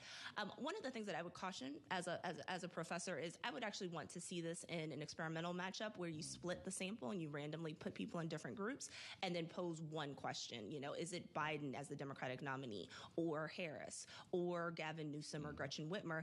And then we can see kind of in the head-to-head matchup sort of how people would make one particular choice. I imagine that maybe some of the internal polls have that, but that's certainly something that I would want to see in a public poll. We heard Republicans and Donald Trump testing out nicknames for Kamala Harris in Milwaukee. I believe Cackling Co-Pilot Kamala was one that I heard the most. Does that mean you're winning when Trump is coining your nickname? You know, I don't focus on the winning. I mean, first of all, I focus on the maturity of that, and I focus on what that says about the toxicity of our culture. Yeah. When I'm also listening to that, I'm listening for race and gendered language in there. And so the idea of talking about a woman as cackling, referring to her laugh, is something that is certainly problematic. And that, you know, if Harris is the nominee, she's going to have to address. That's what she would face for the rest of the cycle. Well, as we talk about race and gender, a lot of conversation we had in Milwaukee is the extent to which it does seem that the Republican Party, or at least Trump and Vance, seem to have narrowed their focus to a very specific type of voter. And it's not necessarily a female voter, let's say that. As J.D. Vance talks about the working man, it does seem like they're looking at the Rust Belt and male rural voters, especially within it. Has the Republican Party, in your eyes, completely abandoned the reach out to suburban women? This is a conversation we've had continually in the last few days. Well, not exactly. And it's important for us to recognize that gender operates differently than race in terms of outreach. So in particular, Republican women might actually be impervious to perhaps some of these perceived slights, if you will, or lack of attention in these issues. I would not expect Republican women to be defecting to vote for the Democratic ticket because, you know, of the fact that J.D. Vance might be a champion of working men, or because Donald Trump uses masculinist language. And in fact, if we look at his vote share amongst women in the 2020 and 2016 elections, he loses college-educated white women, but working-class white women certainly voted for Donald Trump. So I wouldn't expect that there would be a change there. I do expect that they are going to reach out to women. It doesn't necessarily have to be about abortion, and so that's something that I would caution Democrats to not make everything solely about abortion. You know, the outreach in terms of talking about education and the content of students' education, right? They thanked basically Moms for Liberty without actually directly naming them during the convention. And so there are ways that activist women really do see themselves as being sort of, you know, front and center in the MAGA movement. There's a conventional wisdom out there, and I guess it's based on some polling, but the fact of the matter is people have not seen Kamala Harris do a heck of a lot of campaigning unless they live in California or paid real close attention to the primary race between herself, Joe Biden, and others. The conventional wisdom that she is just not a gifted campaigner. What do you make of that? Is it true? Well, I mean, I think that this is something that's going to be a liability if Vice President Harris turns out to be the Democratic nominee. So we know where she's polling now. That's a hypothetical situation. Things change when you are, in fact, the real candidate. Because she's run before and she is a national figure, you also have to consider what her liabilities are. And so some of those narratives from the 2020 election about poor management or about staff turnover in her White House staff are certainly going to come up, and she's going to have to provide a ready response for that. She's also going to bear the weight of all of the criticisms of the Biden administration. And so one challenge is how to figure out how to tout the successes of the Biden administration in ways that heretofore this campaign has been unable to do, but then also how to inoculate yourself from having to take full responsibility for anything that could be perceived as a blunder. And one of the challenges and the risks of somebody like Vice President Harris coming in and filling in is that she's tied to the administration. There's no way she's going to say that she wasn't a part of some of these things. And so that allows her to take credit for the good things, but that also means she's got to be ready to respond to the bad things. Well, of course, she also had a career as a prosecutor that we've heard could actually be part of her problem with specifically black voters, a group that we know are becoming more disaffected with Joe Biden, pivoting to Donald Trump in numbers that we haven't really seen in modern political history, to say the least. How should we think about her appeal within that demographic, and whether or not she needs to be included in the ticket either at the top or continue on as the vice president in order to keep them within the family? Well, I think it's more dangerous to exclude her from the ticket. So I don't think there's any discussion at all that Democrats are having. African-American women, in particular, are the most Democratic voting bloc in the United States. They're voting upwards of 90% for Democratic candidates, including Joe Biden. To take Kamala Harris off of that ticket is to risk them not showing up, and that is going to be fatal to a Democratic ticket. Would it be any different if she were simply not at the top of the ticket, though? Isn't that an insult to a vice president who got 14 million votes, one heartbeat away. Well, I mean, yes, I think it will be, which is why I think there is some behind-the-scenes discussion of if it is not Joe Biden, how can we get everybody within the Democratic circle to coalesce around Kamala Harris? So even if you have to go through, having town hall meetings and having debates and having an open delegate vote at the floor of the DNC or in any virtual votes that would happen ahead of time, there has to be some consensus that Kamala Harris has to be given the sort of opportunity to decline the seat. And it has to be very clear that she's making this decision of her own volition and she's not being coerced into not being a part of any ticket or not being at the top of it. Well, the convention is getting closer every minute that we speak. So finally, Andrea, and I know it's impossible to predict, but knowing we are working on a deadline here, how much longer do you think Joe Biden can go before he decides one way or another? I would say probably no more than a week, because if he has to drop out, then Democrats have to come up with the contingency plan for how to govern the replacement and make Democratic voters in general feel comfortable that this was democratically decided and that it wasn't some type of coronation. And if he doesn't decide in a week, then we roll into another one talking about this very same story. This is quite a remarkable moment in American politics. Andrea Gillespie, a treat to have you in the nation's capital and with us today at the table. Thank you so much for coming to see us. Associate Professor of Political Science at Emory University and a reliable voice when it comes to political analysis here on the fastest show in politics. I'm Joe Matthew in Washington. We made it back from Milwaukee. Kaylee Lyons here too. As we look ahead to the late edition of Balance of Power, that starts at 5 p.m. Eastern Time. Kaylee, we're going to be asking a lot of these same questions ahead of what could be a pivotal weekend for Joe Biden. Yeah, we're all on watch to see the next move. Of course, the president has come out in a statement today saying that he does look forward to returning to the campaign trail next week. But it's one thing to message, it's another to do. And right now, it does not really feel like Joe Biden is winning the messaging more, as a growing list of Democrats have called for him to drop out of this race. With our focus on both campaigns, Democratic and Republican, join us later on Balance of Power. Alongside Kaylee Lyons, I'm Joe Matthew. We'll have much more ahead on this day after the Republican National Convention concludes in Milwaukee. In Washington, this is Bloomberg.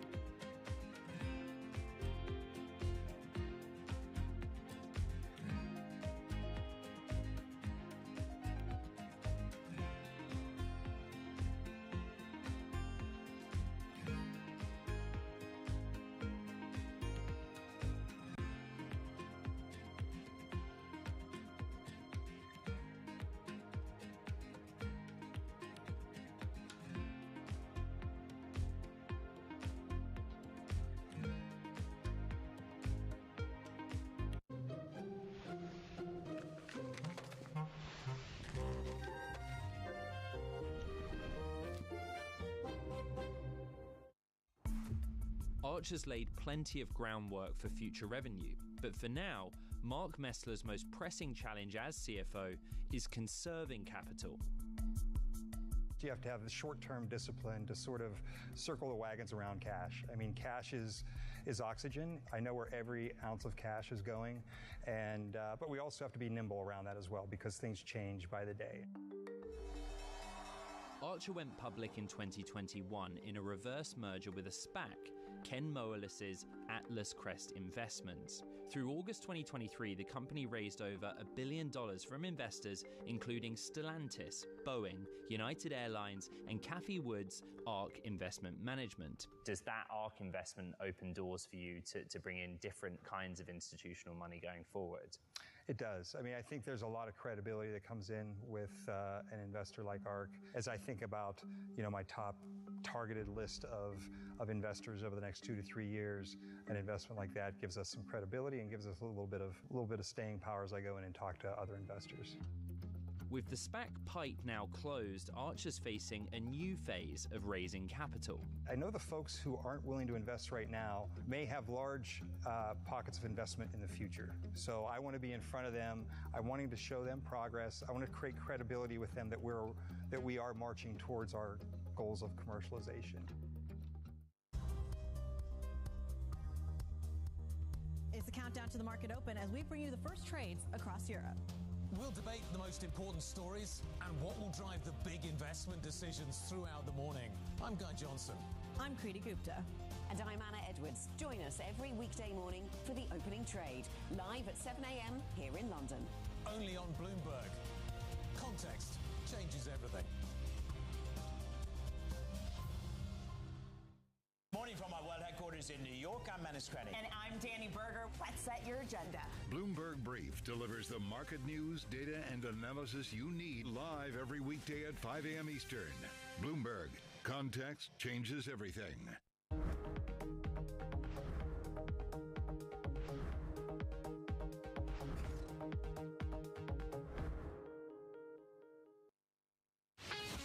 This is Bloomberg Business Week.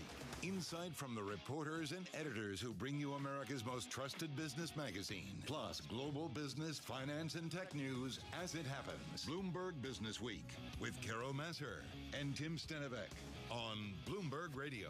And a very good afternoon, everybody. This is Bloomberg Business Week live on radio, TV, YouTube, Bloomberg Originals. I'm Carol Masser. Tim Stenevec is off today, and with us is David Gore. They let you go. Happy to be here. They could part with me for a few hours, and I'm very glad to be filling in for Tim. Well, I feel like it's really appropriate that you're here because we've got a couple of big takes. First of all, on this Friday, we are talking so much about the global IT outage. I mean, looking at it from so many different angles. Just astonishing how widespread the effects of this were. I mean, I woke up to the push alerts like I think a lot of people did, saying that flights were being delayed, there were problems with banking. I mean, this is a real horror story, which I guess could have been much worse, and we know now that it wasn't caused by any kind of bad actor, but really just kind of a preview of what could happen if these systems were to get attacked or something worse were to take place. This is what happens when we live in an increasingly digital world.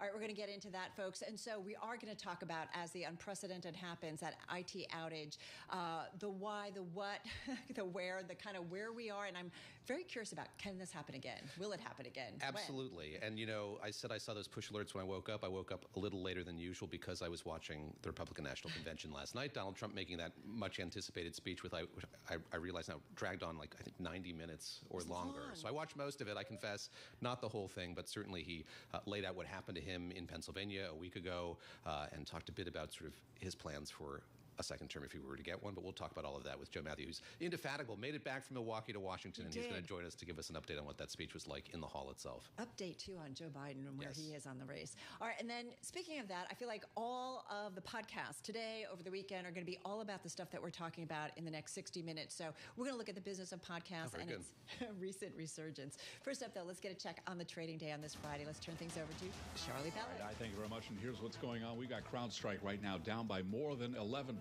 certainly a stock we'll be talking a lot more about on Bloomberg Radio and television as we wrap up the trading week. We've got 2 hours to go until that closing bell clangs on Wall Street. Stocks getting hit hard at the end of a wild week. Results from tech giants set to arrive at a critical moment on Wall Street. Next week, of course, Tesla and Alphabet. So here's where we stand. Stocks lower, bounce off the bottom at the S&P at 5510. Down 33 points, drop now of 0.6%. Dow Industrials down 375, down 0.9%. And right now, NASDAQ is down 124, drop there of 0.7%. 10-year, 4.23%, with a 2-year that's yielding 4.50%. Spot gold down 1.9%, $23.99 the ounce. West Texas Intermediate crude dropping 3% today, $80.37 for a barrel of WTI. CrowdStrike, we've been talking about it all day long. Our Mandeep Singh's going to have a whole lot more on the topic coming up in a moment. CrowdStrike, of course, the company behind that massive IT failure that grounded flights, upended markets, and disrupted corporations around the world. Again, CrowdStrike right now down by 11.7%. From cybersecurity to ice cream, Unilever kicking off initial discussions with buyout firms about a possible sale of its ice cream business. Could be worth as much as $19.4 billion. Its brands, you know them well, Ben & Jerry's and Magnum. Again, recapping, stocks lower, S&P down 34, down 0.6%. CrowdStrike plunging 11.8%. I'm Charlie Pelleton. That is a Bloomberg Business Flash.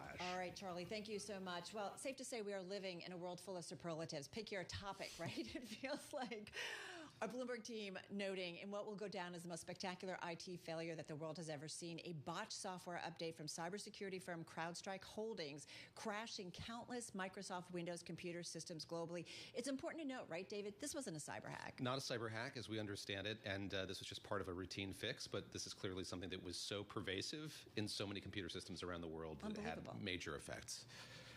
Microsoft and CrowdStrike rolling out fixes. Systems are being restored, but for several hours, bankers in Hong Kong, doctors in the UK, emergency responders in New Hampshire, all over the place, finding themselves locked out of programs that are critical to keeping their operations afloat. Here is CrowdStrike co-CEO George Kurtz earlier today on NBC News. The system was sent an update, and that update had a software bug in it and caused an issue with the Microsoft operating system, and we identified this very quickly and remediated the issue. And as systems come back online, as they're rebooted, they're coming up and they're working. And now we are working with each and every customer to make sure that we can bring them back online. For more on what happened and what's happening next, we're joined now by Bloomberg Intelligence senior tech industry analyst Mandeep Singh, who's here in our studio in New York, along with Bloomberg News cybersecurity reporter Jamie Terry, who's in our Washington, D.C. bureau. Mandeep, let me start with you. The co-CEO there saying this process is underway. How long is it going to take? And we were marveling at sort of how it affected so many parts of the economy. How widespread was this, and how bad could it have been? Yeah, I mean, look, the good thing, as you noted rightly, is it's not a cyber attack. The last thing a cyber security company wants is a cyber attack on their own system, so that's not the case. But clearly, the impact is wide-reaching simply because the number of endpoints, the networks, if you take that into account, and I know the CEO said we have rolled back the changes, it requires a lot of manual steps. Even though they have rolled back the code or the content changes they made to their software, but that doesn't fix the issue. Otherwise, the systems would have been all up by now. We know they're not. So the reason why this will linger on for a bit, and God knows if it's going to be weeks or months, but clearly there are manual fixes to be done.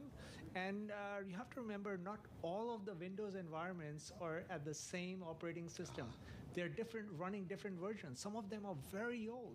How do you fix that? Because I think the fix or the software update that they did impacted the different versions in a different way. Interesting. Mandeep, how did this happen? Why did this happen? I mean, Microsoft knows what they're doing, right? You roll out something, CrowdStrike knows what they're doing. How did this happen? I mean, it's a big, I think, failure in terms of the testing procedures that these companies have to carry out before rolling out their code changes. And the CEO said it wasn't a code change, it was a content file change. So basically a configuration change that runs at the operating system layer. Otherwise, how do you bring down an entire system if it's not at the operating system level? And it also puts into question the single point of failure aspect, because all these companies invest in back-end systems and replicating, backup environments that should come online if something like this were to happen. But that apparently didn't happen, and everything went down at the same time.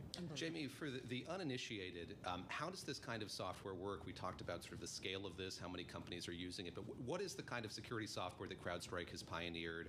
And I've been thinking a lot just about kind of the psychological ramifications of this, that people are now going to have fear there's going to be this kind of instability in our connected world. It's a really interesting question, and I think it really does speak to the interconnectedness of all of the technology and all the systems that we have today. I think that what CrowdStrike does is, because it provides endpoint security protection, it has to have access to your system, and that's where sort of the compromise of the Microsoft system came into play. And look, it's not a good day for the cybersecurity industry. It's something that everyone is they're concerned about it, because it is a real question about, well, how, as Mandeep said, testing before you put it out there. But while it isn't actually a cybersecurity incident, we do hear, and we are hearing from people, that this is a perfect opportunity for a lot of people to take advantage of those systems being down, to get in there and try to attack systems in some way. So the vulnerability right now is it's there, and there are people who would be using this as an opportunity to take advantage of that. It makes me wonder, though, as we talk so much about generative AI and increasingly more data out there, and more data maybe up in the cloud or some of it on premise. But I do wonder, Mandeep, I mean, are is this just the beginning of probably similar system failures? I think, again, it's hard to extrapolate we are going to see attacks like this, because clearly if it wasn't for an operating system level outage, we wouldn't be talking about this, and the magnitude of it wouldn't be this big. The reason why this had a far-reaching impact than a cyber attack would is because it touches the Windows operating system. So think of, Windows, Linux, and Apple having their own operating. There are 3 operating systems that control all your devices. Right. Now, you can't roll out a fix. If your operating system is down and it needs to be rebooted, you can't do anything. There is no patchwork. And that's where, all the backup systems didn't work, because there was no way to bring anything online. So that, I think, is a risk that companies need to think about. But I would say cyber attacks, we have had a lot of cyber attacks. Right. And look, there are data breaches, you have to pay fines. In this case, what I'm really interested in is who's liable. Is it Microsoft? Is it CrowdStrike? Who will pay the customers for the indemnification? I mean, clearly there was loss. Yeah. I think CrowdStrike probably has to take a lot of the blame, but clearly Microsoft. And look, these are the 2 biggest endpoint security companies. CrowdStrike actually competes with Microsoft in that space. So even though it was on Microsoft's system, they can say, oh, we will bundle our security solution. And if that was the case, we wouldn't be in this situation. So David, you ready to put all your medical information out there? I was going to say, we saw this play out in medical offices and hospitals as well. But Jamie, we're using this term endpoint, and I want to ask you a bit about that. Mandeep talking about sort of how companies are processing this and dealing with this. I mean, companies have had to allow access to their systems, this company to have access to their systems. Does this change that calculus at all? I mean, I think of the days when, I bought on CD-ROM the McAfee software and put it on my computer, and that was, I guess, protecting it from threats then, those many decades ago. But talk about just the level of comfort that companies have using or outsourcing security in this fashion, what this might do to that. That's a really good point, and I think that a lot of the conversation now is about third-party vendors and third-party entities that you invite into your systems to protect them. And look, every time something like this happens, there is a moment of awareness, there's a moment of, oh, let's put in all these protections, let's put in all these guardrails, let's try to figure out how we can mitigate this, and then we go back down again. And it's ironic that you sort of mentioned your McAfee fixes. Right, because the last time this happened was with the McAfee bug, in 2010, and we did have this kind of level of outage across systems universally. So it kind of ebbs and flows, and look, we're at the point where we're seeing the government still exhibit a lot of frustration with people trying to impose minimum cybersecurity standards on a lot of their systems. This doesn't help at all in terms of giving people faith in the security systems that they're meant to be installing. But at the end of the day, look, this is going to make everyone hyper aware about what they're putting in and what they're sending in as updates. And I would like to think that this would actually give people a little more concern about, okay, before we launch this, are we sure? Are we double sure? Are we triple sure? Just because of just the sheer impact that we've seen, not just on CrowdStrike's bottom line, but just, as Mandeep said, across the planet. Reminds me of my dad, who was an engineer, and so he had flashlights and backup. Redundancy was a big part of our family growing up. Says a lot. Doesn't it? Jordan Robertson, you are with us, cybersecurity reporter at Bloomberg News, joining us from London. Our teams in Asia, London, have been following this story as it impacted the globe. Jordan, where are we right now? What's the update? What can you add to this story at this, 2:11 p.m. Wall Street time on this Friday? Yeah, it's been a wild day. The day starts with massive outages related to both Microsoft and CrowdStrike, and we've had to figure out kind of which ones are responsible for which. And as you say, what has turned out to be the case is that CrowdStrike kind of alone is responsible for this massive outage. And, what we've learned today is that CrowdStrike has apologized for the incident. They've released kind of instructions for how to fix this problem. But those instructions call for manual fixes. People are going to have to go machine by machine to fix this problem. And it just highlights kind of the fragility and the vulnerability of the modern IT system, which is built on, really just a few companies that you kind of have to trust and hope are doing the right things when it comes to deploying these patches responsibly. Jordan, count me among those who thought that the blue screen of death was something from years past, that we weren't going to face that once again. But, you talk about the steps that one has to take now to reboot manually to make this happen. Just play that out a little bit for me now. And Mandeep was talking about this a few minutes ago, just sort of what this process looks like and how long it's going to take. I'm sure that every chief technology officer is sending out that strongly worded memo telling the staff to do this immediately as quickly as possible. But what's your sense of how long this is going to take, and indeed, how hard it's going to be to get every employee at a company to do this? I mean, there are a lot of Windows machines, I imagine, at most major companies around the world. Yes, someone remarked online today that this is the best malware of the year, and it was delivered by CrowdStrike. It has essentially the same effect as ransomware does. A lot of times when we write about ransomware cases, we'll talk about the recovery time will typically take several weeks to a month or maybe 2 months or longer. We're looking essentially at that for this incident, according to folks that we've been talking to. And the reason for that is simple. We work in kind of a remote work era now. Not everybody is in an office where they have their computers. And unfortunately, for these affected organizations, in order to implement this fix, you have to have a technician physically touch the computer and with administrative privileges, delete this one file, tiny little file, one file only, but they have to have a physical hands on the machine to delete that file. You can't do that remotely. So we've talked to organizations that are having their remote employees, FedEx their laptops in if it got broken, or servers and things like that. So that's why it's going to take so long. And this update it's simple. Once you get your hands on a machine, it might take 15-20 minutes only to do that. But if you've got thousands of machines and you've got to do this for, you're going to prioritize your critical systems first, of course. Yeah. But to get through thousands of machines, that's what's going to take weeks or potentially longer. It's not just Control-Alt-Delete, I guess. Okay. So Mandeep, what's changed now in our world because of this? Well, so from a stock perspective, I would say, CrowdStrike was a darling when it comes to the software companies. 20 times EV to sales, premium valuation. They couldn't do anything wrong, top line growth steady. I mean, the fact that it happened to them, I think there will be definitely a big brand hit that they will take from this. And look, people typically move Not past these... Not excusing them, but was it a case of them growing too fast or no? No. They were doing everything right in terms of execution, but that just goes to show there's always idiosyncratic risk when it comes to these companies. And no matter how good you are, there are little things that can take you down. And in this case, everyone is saying, people will move past this outage and they'll forget it. I think the brand has taken a big hit, and I mean, if the longer it takes to restore the systems and come out of it, I think the bigger the damage will be. And don't forget the lawsuits. I think it's critical here to think about what kind of payouts they may have. Don't forget the lawsuits. It's the mantra. Jamie, let me turn to you for everything.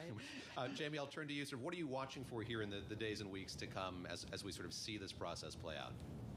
We're looking for impact. We're looking to see how long it takes people to get back online, and also, obviously, anyone trying to take advantage of this opportunity is, as Jordan said, it's like the malware of the year, and it's going to be something to watch. There are massive reports about all kinds of compromises around the world and delays, and clearly, how long is it going to take to get everything back online? And just watching to see, the reaction in terms of the scrutiny about having these critical supply chains dependent on these tiny little pieces of software, and just, what kind of comes from that and the risk involved in that. Yeah, good point. Jordan, last 30, 40 seconds for you. It's been a long day for you as you head into the weekend and probably looking forward to getting some sleep. What's top of mind for you, next day, weekend, Monday story? I think that, as I mentioned, lots of IT technicians are going to be trying to fix these machines throughout the weekend and then the coming weeks. I think the biggest question is going to be for CrowdStrike, whether they will, outline how this really bad little piece of software made it past their quality assurance program? Was there a quality assurance program? Did anybody look at this before it went out? That's going to be the next big question. You guys rock. Thank you so much. Thank you very much. Yeah. Bloomberg Intelligence Senior Tech Industry Analyst Mandeep Singh, Bloomberg News cybersecurity reporter Jamie Tarabee, and Bloomberg News cybersecurity reporter Jordan Robertson. Everything you need to know about that was right there. Watch for the reboots and the lawsuits is my main takeaway from that. T-shirts, hats being made right now. All right, coming up, folks, that is certainly our big story, but let's not forget politics, also front and center. From Donald Trump's acceptance speech to President Biden digging in, a roundup of the U.S. presidential race. Nothing going on there, David. No, really. A really slow week that we've been through. It's just a summer Friday. This is Bloomberg Business Week.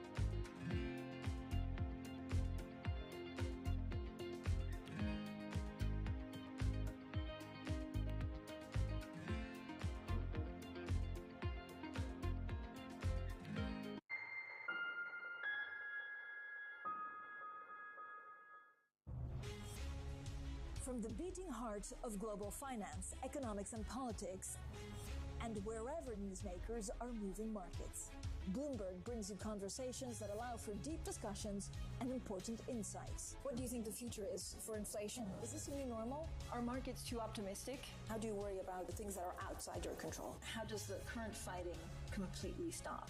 I'm Francine Lacroix, and this is The Pulse, every weekday at 9 a.m. only on Bloomberg. Always on the heartbeat of the tech spread across global markets. The real-time data aspect is going to be important. We're going to bring you expert analysis on that. Sure. Don't miss Bloomberg's interview with the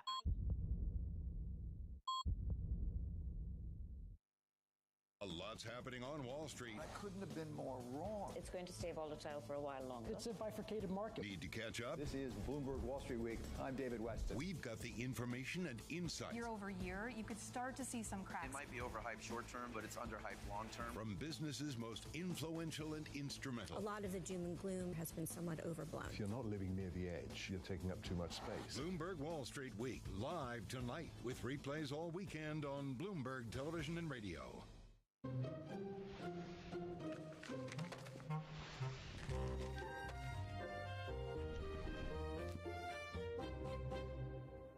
The top names in business are on Bloomberg. What I can say is that we've been making significant investments across the franchise, across regulatory reporting, across data, and across resolution and recovery planning.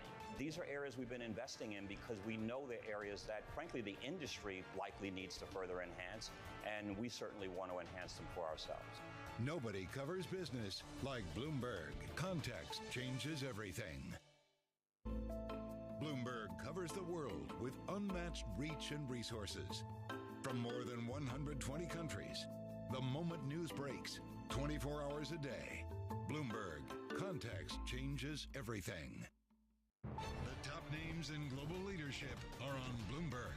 I envisage not only some kind of a bridge towards membership or language linked to the irreversibility of Ukraine's membership in NATO, but also some kind of a broader package of military material, of financial aid. The more we support Ukraine right now, the sooner the war will end. Nobody covers the top global leaders like Bloomberg Television and Radio.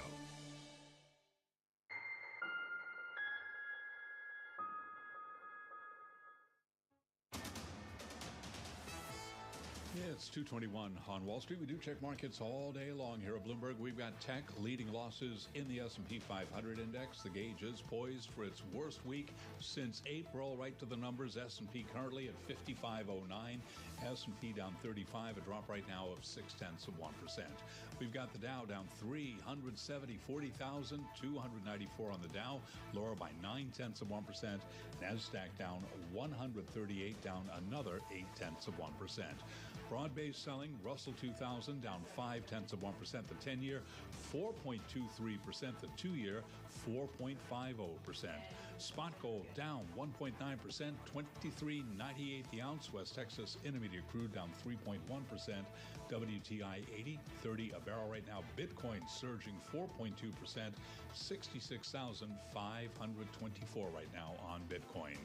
Schlumberger, SLB, and Halliburton, two of the world's biggest oil field service providers, said they see strong international demand for crude drilling after posting earnings that met or beat forecasts, supporting their shift into overseas markets. And Panera Brands said to be considering a sale of Caribou Coffee and Einstein Brothers Bagels, as well as its other bagel brands, in a deal that could value the chains at more than $1.5 billion. This, according to Reuters, citing sources.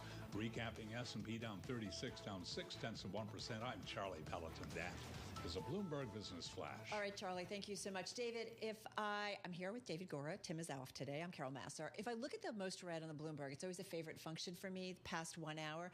I think 4 of the top 10 stories have to do with politics. Incredible. I mean, that's where we are, right? We had this major speech last night, Donald Trump in the spotlight, at the Republican National Convention, recounting what happened a week ago, Saturday, that assassination attempt, and including some calls in that speech for unity.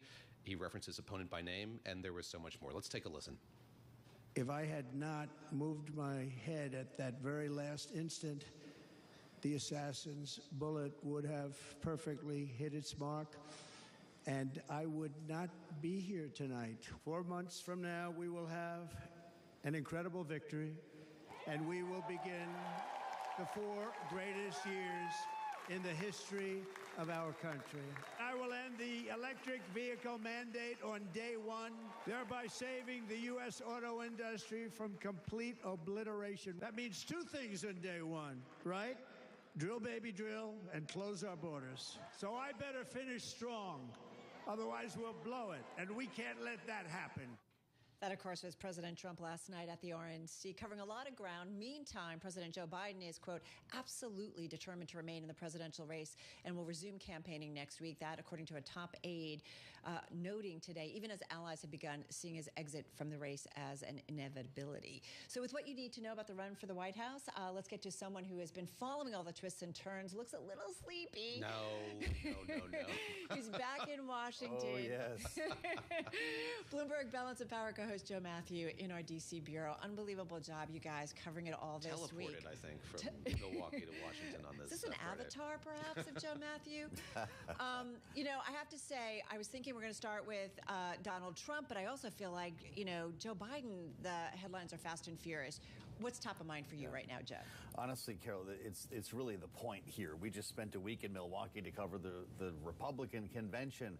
The real news since last Saturday and that attempted assassination, having seen Donald Trump doing fine each night at the convention, the real news every day was this drip on Joe Biden. And my gosh, look at all the headlines. You just mentioned a couple of them now, and I'm going to add another one. Kamala Harris is going to be sitting down here with major donors to have an important conversation about her wherewithal as a potential candidate. You know that Joe Biden has reportedly requested, and I know the White House took issue with this, but reportedly requested new polling data on how Kamala Harris would stack up against Donald Trump. And there were a lot of questions in the hall last night and over the course of the week about who exactly they were going to be running against. Every smart mind that we've talked to on our program here on Bloomberg over the course of the last couple of days suggests that this is a very tight window for Joe Biden. We're talking about days, if not maybe the next week, in which he needs to make a decision. Until then, they're going to act like they're all in. You have to be, confident and committed until the moment you're not, while all of these behind-the-scenes conversations take place. Joe, what is your sense of the terrain that Joe Biden is standing on right now? And I look at all of the statements that we've gotten in recent days. Certainly John Tester from Montana, the Democrat, who is facing a tough re-election bid, came out saying he thinks there should be another candidate. We had Adam Schiff running for Senate in California saying basically the same thing. Both of those statements kind of beginning with this strong deference to Joe Biden for all he's done, his legacy in public service, but noting there needs to be a change. And then we've seen the reports, not confirmed by Bloomberg News, but the Washington Post reporting yesterday that Barack Obama, the former president, said the path was untenable. Your sense of what the most pivotal moments have been here, and as you say, it's a tight window. What is the firmament? What does the terrain look like? Well, you can add a couple more of those, and you're painting the right picture here. The composite also includes conversations with family, and that's according to Bloomberg's reporting now with family members. That's pretty important because that's where this conversation is really going to begin and end. But also some of the other folks who have raised their hands. You know, Nancy Pelosi has been said to be driving a lot of this quietly. That's what brought her mentor Adam Schiff, or her protege rather, Adam Schiff, to the fore. And now we add another today, Zoe Lofgren, a very close ally of Nancy Pelosi, who was a member of the January 6th committee, added third senator in Martin Heinrich. And the calls are getting pretty loud. The other one I'll add is that there are conversations now, according to Bloomberg, reportedly among members of Joe Biden's cabinet about whether it's time to approach him, what this might look like, how to convince him. So the call's literally coming from inside the House. And as this happens, the president's trying to recover from COVID. So I do want to, remind everybody, we got a note from the doctor today saying that his symptoms are improving, but they're not going to put him in front of a camera to deliver the speech of his life until he's looking and feeling better. Seeing him go up and down those stairs on Air Force One the other night would remind us he probably needs a minute. Yep, absolutely. We've all dealt with COVID, and it can be certainly really tough, and we certainly wish him well. Having said that, I feel like, Joe, with so many stories, when we think about kind of the Bloomberg perspective, you follow the money. And in terms of donors continuing to pull back, what do we know about the Biden campaign when it comes to, future funding? Well, I do think that their projections of having especially small amounts, small cash donors go down 25% or more in this quarter from projections they're seeing, that is again stuff that the campaign is taking issue with, and we're not going to know until filing deadlines what that really looks like. But if they're presenting Kamala Harris to donors today, I think that's a pretty big deal. Some of the comments we've heard as well from Jeff Katzenberg telling President Biden himself that funds are drying up and that he needs to take a look at the landscape around him. All of this stuff adds to just this, very heavy weight that's hanging over Joe Biden. He says, by the way, he's back on the trail next week. I think you might have mentioned that, which is pretty important. I was actually wondering earlier if we're in a situation in which he is back on the trail next week, but to promote Kamala Harris. Joe, let's pivot here and talk about where you've been in Milwaukee, that major speech that took place last night. I watched as I allowed most of it. I mean, it went on and on. There was Stayed kind of up late, did you? I did. But there was kind of a funny facet of it. It began with kind of basically his review of how the proceedings went before him. He's going through, how did Kid Rock do? How did Lee Greenwood? Anyways, then he got to the substance. How much did that comport with what you thought he was going to say? I know when we spoke over the weekend, so much of what you and I were talking about was, is there going to be a different message, one of unity, something different as a result of what happened, that attempt on his life on Saturday? How much, in fact, did we see that in the speech last night? Well, we can look at the speech and we can look at the night and some of the things that preceded and surrounded the president, the framing of this whole thing, having heard about unity over the course of the week. By the time we got to J.D. Vance on Wednesday night, Peter Navarro, fresh out of jail, it wasn't feeling terribly unifying. We got to some of the red meat, and then that really went wild last night, where literally Hulk Hogan is, tearing his shirt off, opening for the President of the United States, then Dana White, and then the chant, fight, fight, fight, that we heard him say on the stage NYMEX diesel August futures settle at $2.41 a gallon. NYMEX gasoline August futures settle at $2.45 a gallon. NYMEX natural gas August futures settle at $2.12. So much for the discipline.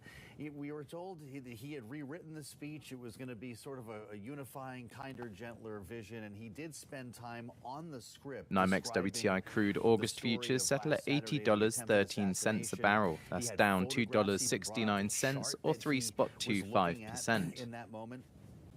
But David, you're right. He went off the script.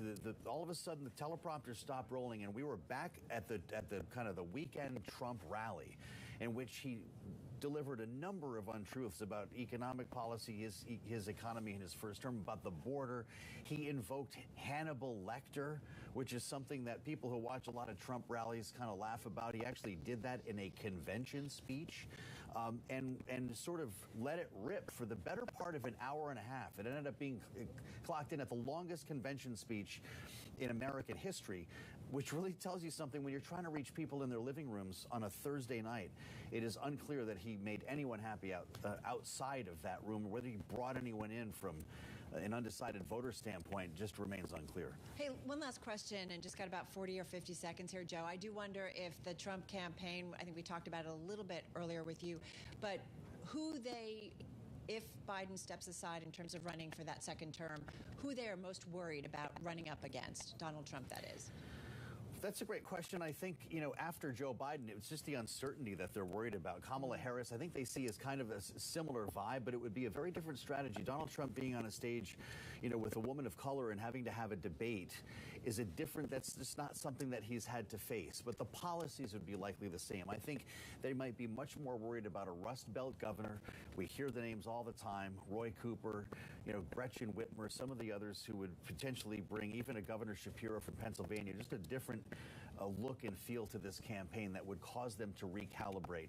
But that would be a whole different scenario, guys. Now we're in an open uncontested convention in Chicago, and all bets are off. We'll have fun talking. Rest up for Chicago, Joe. Yeah, right. A nap or two or three this weekend. Yeah. He's not done. He's got to come back a little bit later. All right, Joe, thank you so much. Bloomberg Balance of Power co-host Joe Matthew. Next up, we're going to get into, after a rough year, podcasts are growing again. We all do podcasts today. Yes, of particular interest to me. Looking forward to that conversation here coming up. Before that, let's get a check on world and national news. For that, we turn to Amy Morris in D.C. Hey, Amy. All right, thank you, Carol. President Biden says he plans to return to the campaign trail next week.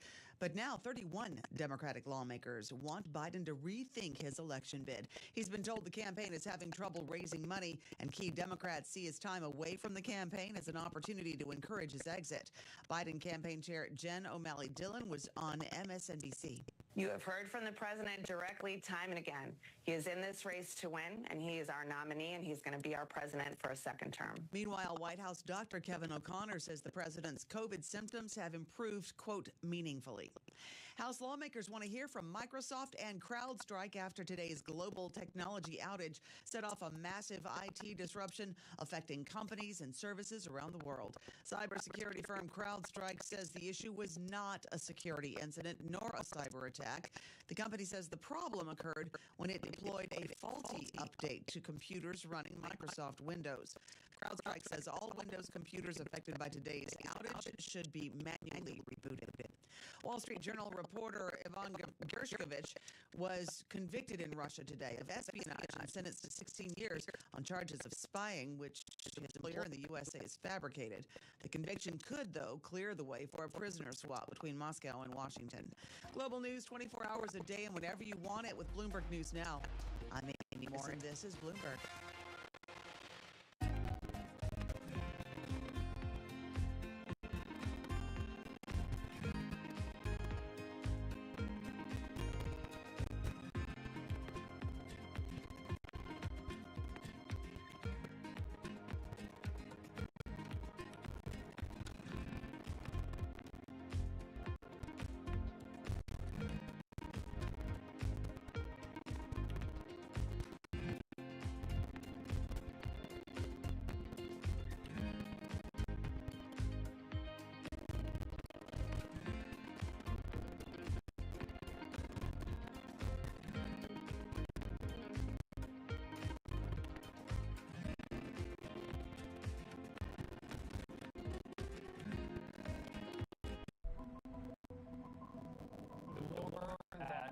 You learn about this case more and it reads like a Hollywood script. And it highlights the execution, the just brutality of it. It wasn't in the psyche of people that they could be looted because they are considered so sacred. And you did it the way you do every single investigation. How do you eat an elephant one bite at a time? It jumped off the page at me. You could see that there was a Ponzi scheme to take place. Il sistema è perfetto, sono uomini che spesso non lo sono. They are the holders of truth and justice. They can't be possible living this, but then they are. They are. The evidence is there. It's overwhelming.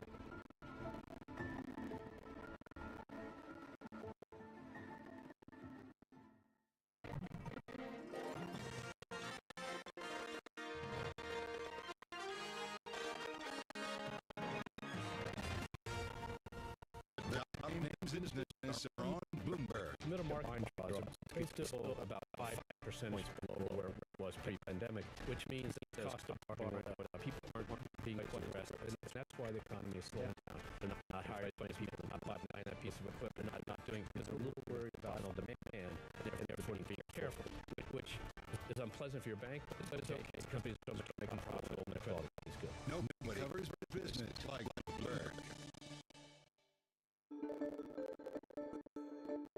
In recent years, you created an institute, Jane Goodall Institute, and what is that designed to do?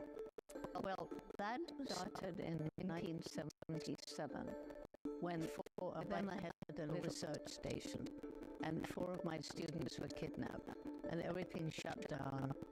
And so some friends of mine said, well, let's start an institute so this research can carry on. Bless them. So that was 1977, and it was set up to study, conserve chimpanzees and other animals and educate. And it's developed since then. So it's, we've got 27 Jane Goodall Institutes around the world. And then I realized at some point that the African people living in and around chimpanzee habitats right across Africa were struggling to survive. It was crippling poverty, lack of health and education, moving deeper into the forest, being exposed to diseases like Ebola and HIV from the chimpanzees and vice versa. It hit me. If we don't help these people to find ways of making a living without destroying their environment, conservation won't work. Good morning. This is Bloomberg Surveillance. Welcome back to the opening trade. This is Bloomberg Technology. This is the Asia trade. You're watching the close. Welcome to Balance of Power. This is Bloomberg. It's the Countdown Market Open as we bring you the first trades across Europe. We'll debate the most important stories and what will drive big investment decisions throughout the morning. I'm John Simpson. I'm Kriti Gupta. And I'm Anna Edwards. Join us every weekday morning for the opening trade, live at 7 a.m. here in London. Only on Bloomberg. Context changes everything.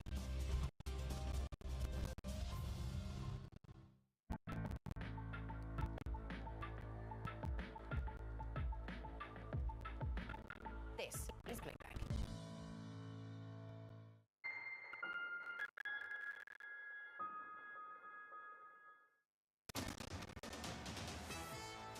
It's 2:40 on Wall Street. We do check markets all day long here at Bloomberg. We have got the S&P 500 index once again very close to session lows right now at 5,500.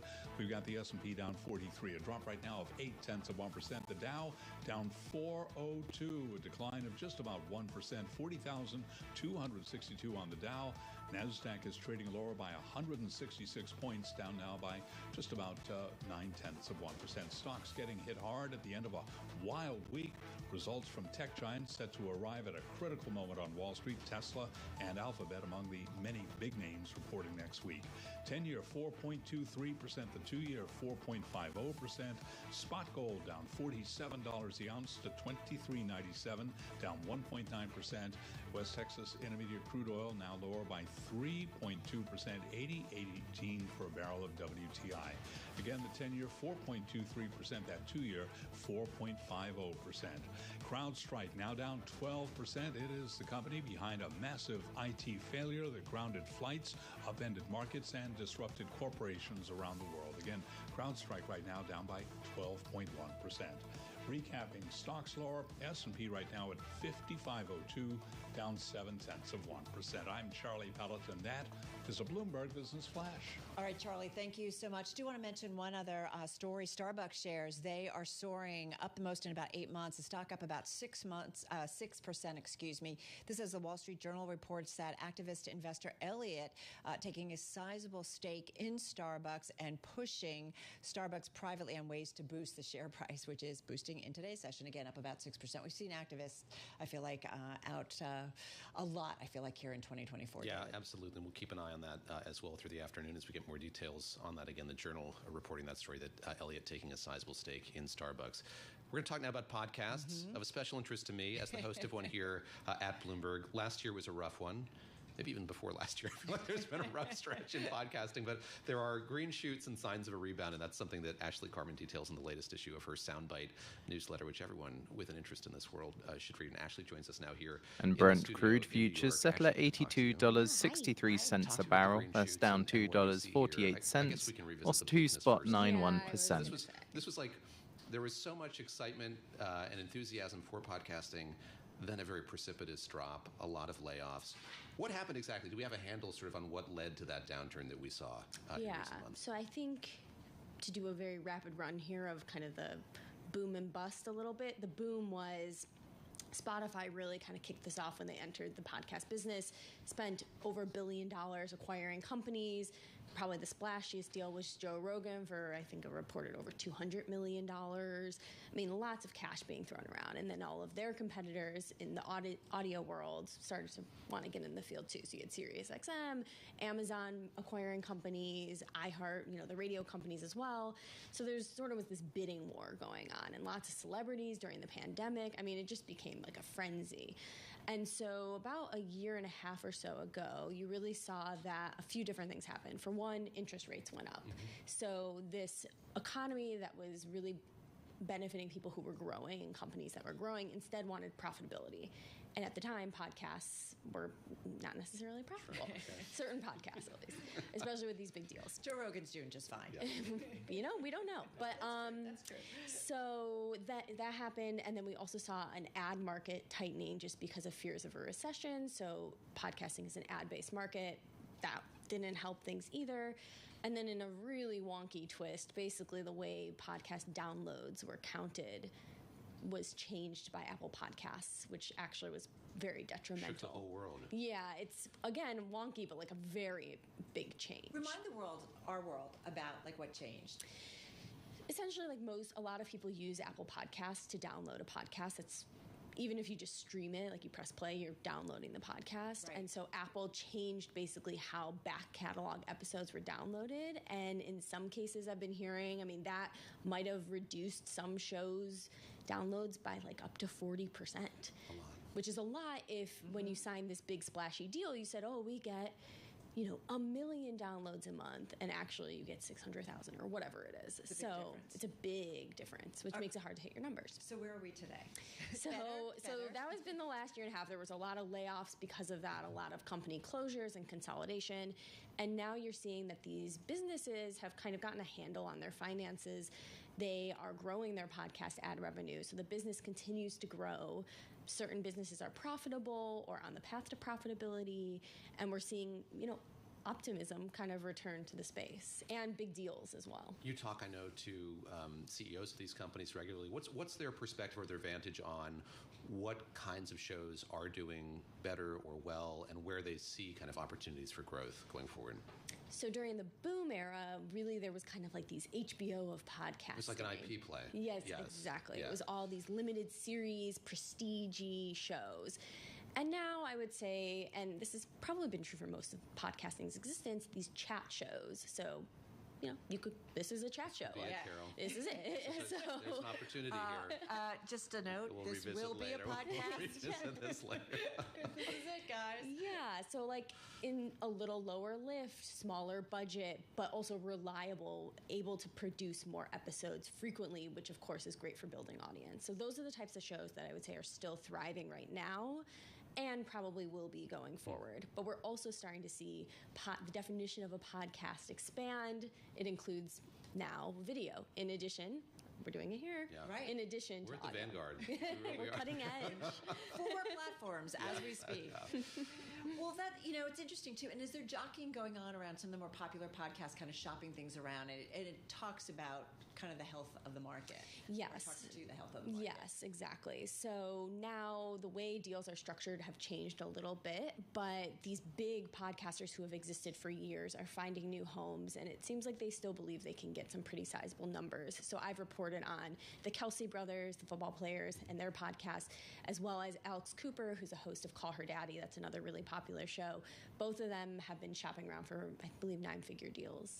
And what do they want? I mean, how much has their appetite for certain kinds of deals or what they want out of those deals changed? I know that a lot of the deals in the past that were kind of eye-popping in terms of the compensation were like very narrow. It's like just on this one platform alone. Are those days done? Like, is Spotify unable to kind of keep somebody just to that platform, or?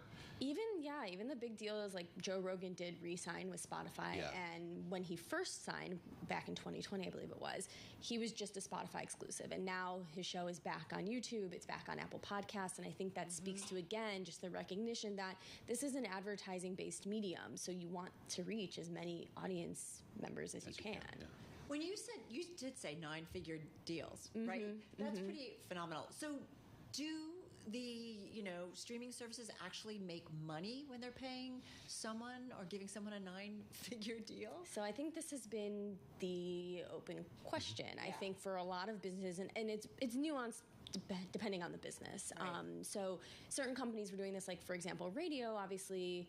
You want to diversify into on-demand versus live. If you're Spotify, you're a historically music-based business. We just want to know if we're going to make money on the 9-figure deal that got to David. Back to you. And so if you're Spotify and you're a music-based business, you want to diversify and get stop having to pay royalties on the music all of the time. And so in that way, these could be loss leaders for those businesses. But I would say now, from what I'm hearing, there's a bit more of austerity in the industry. They want to have smart deals that are profitable. They need profitability at this point. We've got about like 30 seconds left, but you mentioned YouTube, and I wonder, like, is video the future? So much of this, I guess, is like inchoate, and no one knows, but... people definitely think it's at least an important part of it. Okay. So does it become videocast? What do you call it then? Simulcast. Simulcast. We know we about knew that. We knew about that. It is really kind of amazing, though, right? Like, just kind of layering on these platforms, and we just kind of, what's old is new again, kind of thing. Yeah, and things are settling out. That's my sense. I don't know. We've had so many podcasts, and some like this one are doing so well. And well said. Yes, you had to say that. Yours too. Ashley, really good stuff, and good to see, right? These cycles that go on. Bloomberg News, music, and audio reporter Ashley Carman. Her soundbite column on the Bloomberg and at Bloomberg.com. I got to think though, like I go home, I'm walking home, I throw something in my ear, right? Yes. Like we all do. It's become easier. I mean, there was this barrier to entry for a long time, which was how do you download it, or how are you going to, we're talking about Apple Podcasts. Now I think more people are familiar with and able to do it. Obviously, that makes things a lot easier. So ours you can find at Bloomberg.com/podcast. Very good. Shameless plug. Shameless plug. Yes. All right, straight ahead, everybody, on Bloomberg Business Week. Rotations in the markets, heightened volatility. That is our market options insight. That's coming your way in just a moment.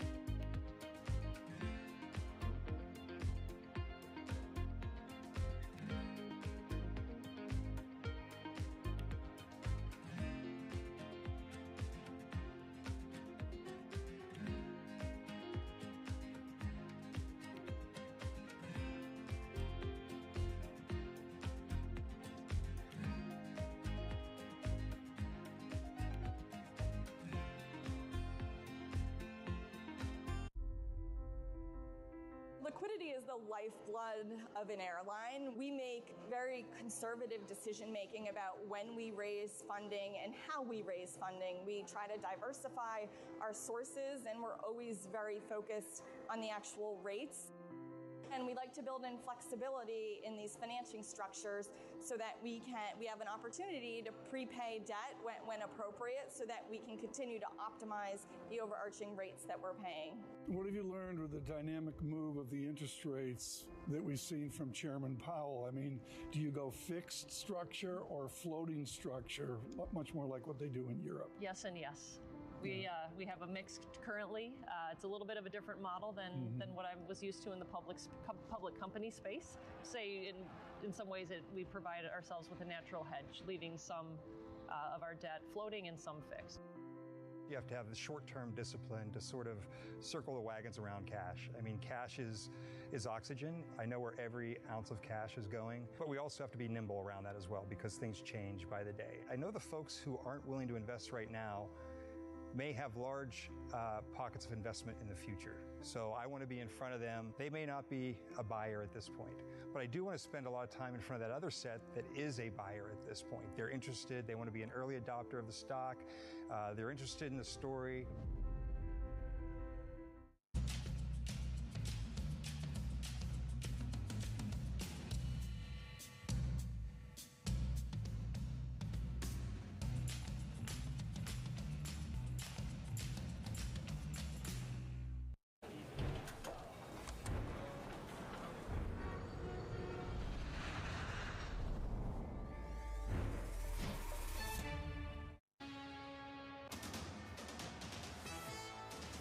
It's 2:53 on Wall Street. We do check markets all day long here at Bloomberg, keeping an eye on Starbucks shares, now up by 5.2%. And as we have been reporting, activist Elliott Investments taking a sizable stake in Starbucks. This according to the Wall Street Journal. Again, after that report, Starbucks shares up now by 5.3%. Unilever has kicked off initial discussions with buyout firms about a possible sale of its ice cream business. Could be worth as much as $19.4 billion. Its brands include Ben & Jerry's and Magnum. Some of the other stories that we're following for you at this hour: FedEx and UPS are warning of potential delays in package deliveries as the couriers grapple with the impact of that massive IT failure that is upending markets and crippling companies around the world. The airlines are getting back to normal, but UPS up 1.1%. FedEx shares higher now by just about 0.4%. Tesla and Alphabet will be among the first of the Mag 7 to report earnings this quarter. Analysts will likely press Tesla on the progress of its plans for robo-taxis and delve into the details of Alphabet's revenue boost from artificial intelligence. Tesla shares today, they're lower right now by about 4%. After earnings, we've got Netflix down 0.9%. Stock has been fluctuating for much of the day, but Netflix extended its lead over the streaming competition, adding 8.05 million customers in the second quarter and raising estimates for annual sales and profit margins. Again, Netflix right now down by just about 1%. Certainly, the company's crackdown on password sharing and the introduction of a lower price subscriber plan with advertising propelled Netflix to its second best first half. And those are our top company stories at this hour, and this is Bloomberg. This is Bloomberg Business Week with Carol Messer and Tim Stenevec on Bloomberg Radio and Television. All right, everybody, big week for the markets. NASDAQ 100 off more than 3%. The VIX above 16. A lot of rotation in the market. So let's get to Options Insight with Bloomberg News Chief Markets Correspondent Abigail Doolittle with Eric Metz. Abigail. Thanks so much, Carol. And Eric, it's great to have you. And you, of course, are the Managing Director and CIO of Spider Rock Advisors. And you do something so unusual, which is VIX overlays into individually managed accounts. Carol was just mentioning that the VIX is back above 16 at early this week. On Monday, it was at a 12 handle. So suddenly we have this spike in uncertainty, volatility. Is this hedging on the part of folks, or is it an outright bearish bet? And what is the fundamental driver in your view? Yeah, I appreciate it, Abigail. It's always good to be on your show. There's a lot of underlying currents in the marketplace right now. There's been a massive rotation from growth to value, somewhat evident also in NASDAQ versus Russell in the last, call it, 5 or 7 business days. But yes, the VIX has definitely found a floor. You saw it earlier this year plateau. We call it, low teens, maybe even a 12 handle, and it's definitely percolated higher. I think we're registering 17 today. And listen, I think there is a lot of, macro force in play, interest rate policy. We have election on the horizon. But at the end of the day here, VIX was low, and it tends to be mean reverting. Long-term averages are roughly 18. Okay, so it sounds like it's normalizing. It's interesting because I was watching that VIX yesterday. It had been creeping up out of the Monday lows into Tuesday and Wednesday, and then yesterday when there was greater uncertainty around the future of President Biden and whether or not he will in fact be on that Democratic ticket, there was a sharp spike higher. And then, of course, we have this IT global outage. Do you need individual events like that? I mean, to me, this spike in uncertainty seems to be the idea that we don't necessarily know who's going to be at that Democratic convention in August. Would you agree with that? And what do you tell your clients in a time like this? Yeah, I think, politics and global events aside, volatility is always present. It's just at what level. And when it gets complacent, the natural tendency is for it to mean revert, right? And so we have a wonderful backdrop for equities and low vol almost year to date, routinely off the October, September lows of last year.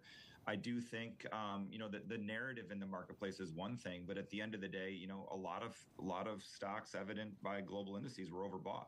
Well, let me ask it this way. Would you be buying vol for those individually managed accounts there? In other words, do you think that the VIX is going to continue because of all of these global factors?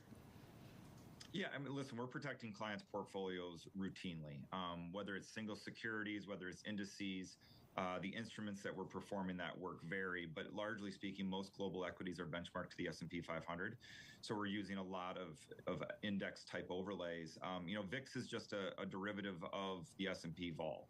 And so where that's relevant, it's applicable. But, at the end of the day, when VIX is low, insurance is cheap. And we will use that to our advantage. And, historically speaking, depending upon your time frame, it's still cheap. Okay, so it sounds like there may, in fact, be a buying opportunity ahead for volatility. Eric Metz, the Managing Director and CIO over at Spider Rock Advisors, thanks so much for joining us for Options Insight. Carol, back to you. All right, Abigail, thank you so much. All right, folks, we're going to get ready to wrap up this hour of Bloomberg Business Week. We're going to continue to cover this stuff in the next couple of hours. Yeah, we touched upon this at the top of this hour, just sort of how this cyber incident affected so many different sectors. Obviously, a big one was aviation. It screwed up a lot of people who were trying to fly from this place to that. Some of them still stuck. Yes, still stuck at airports. So we'll get an update kind of on what's happening with the airlines and airports in the next hour. Yeah, retail sector as well. Some stories about Starbucks having to do things by hand. Oh, my goodness. Maybe they got the names right, like for the coffees, finally. Just kidding. C-A-R-O-L, take notes. Yeah. D-A-V-I-D. If you're watching on TV, the close is coming your way. David and I are continuing on Bloomberg Business Week. This is Bloomberg.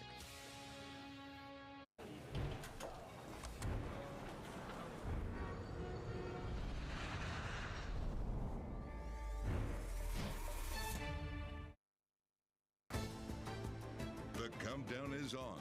Everything you need to get the edge at the end of the market day. This is The Close. Live from Studio 2 at Bloomberg headquarters in New York, I'm Scarlett Fu. And I'm Shonali Bassick. We're kicking you off to the closing bell here in the United States. Let's get a check here on where markets stand because it is a tough tape out there. 0.6% lower on the S&P 500, and that is not session low, but it is pretty close to it. The NASDAQ 100 selling off further about 0.8%. Even more so in the Philadelphia Semiconductor Index, about 2.6% lower. Russell 2000 down on the day about 0.6%, but I will say, Scarlett, it is still up on the week. It is still up on the week, and that is part of the market themes we'll get to. But really, top story is recovering from a global IT failure. You have industries from airlines and banks to retailers and healthcare systems trying to get their computer systems back on track after a botched cybersecurity software update from cybersecurity firm CrowdStrike crashed countless computer systems around the world. The CEO telling the Today Show what went wrong.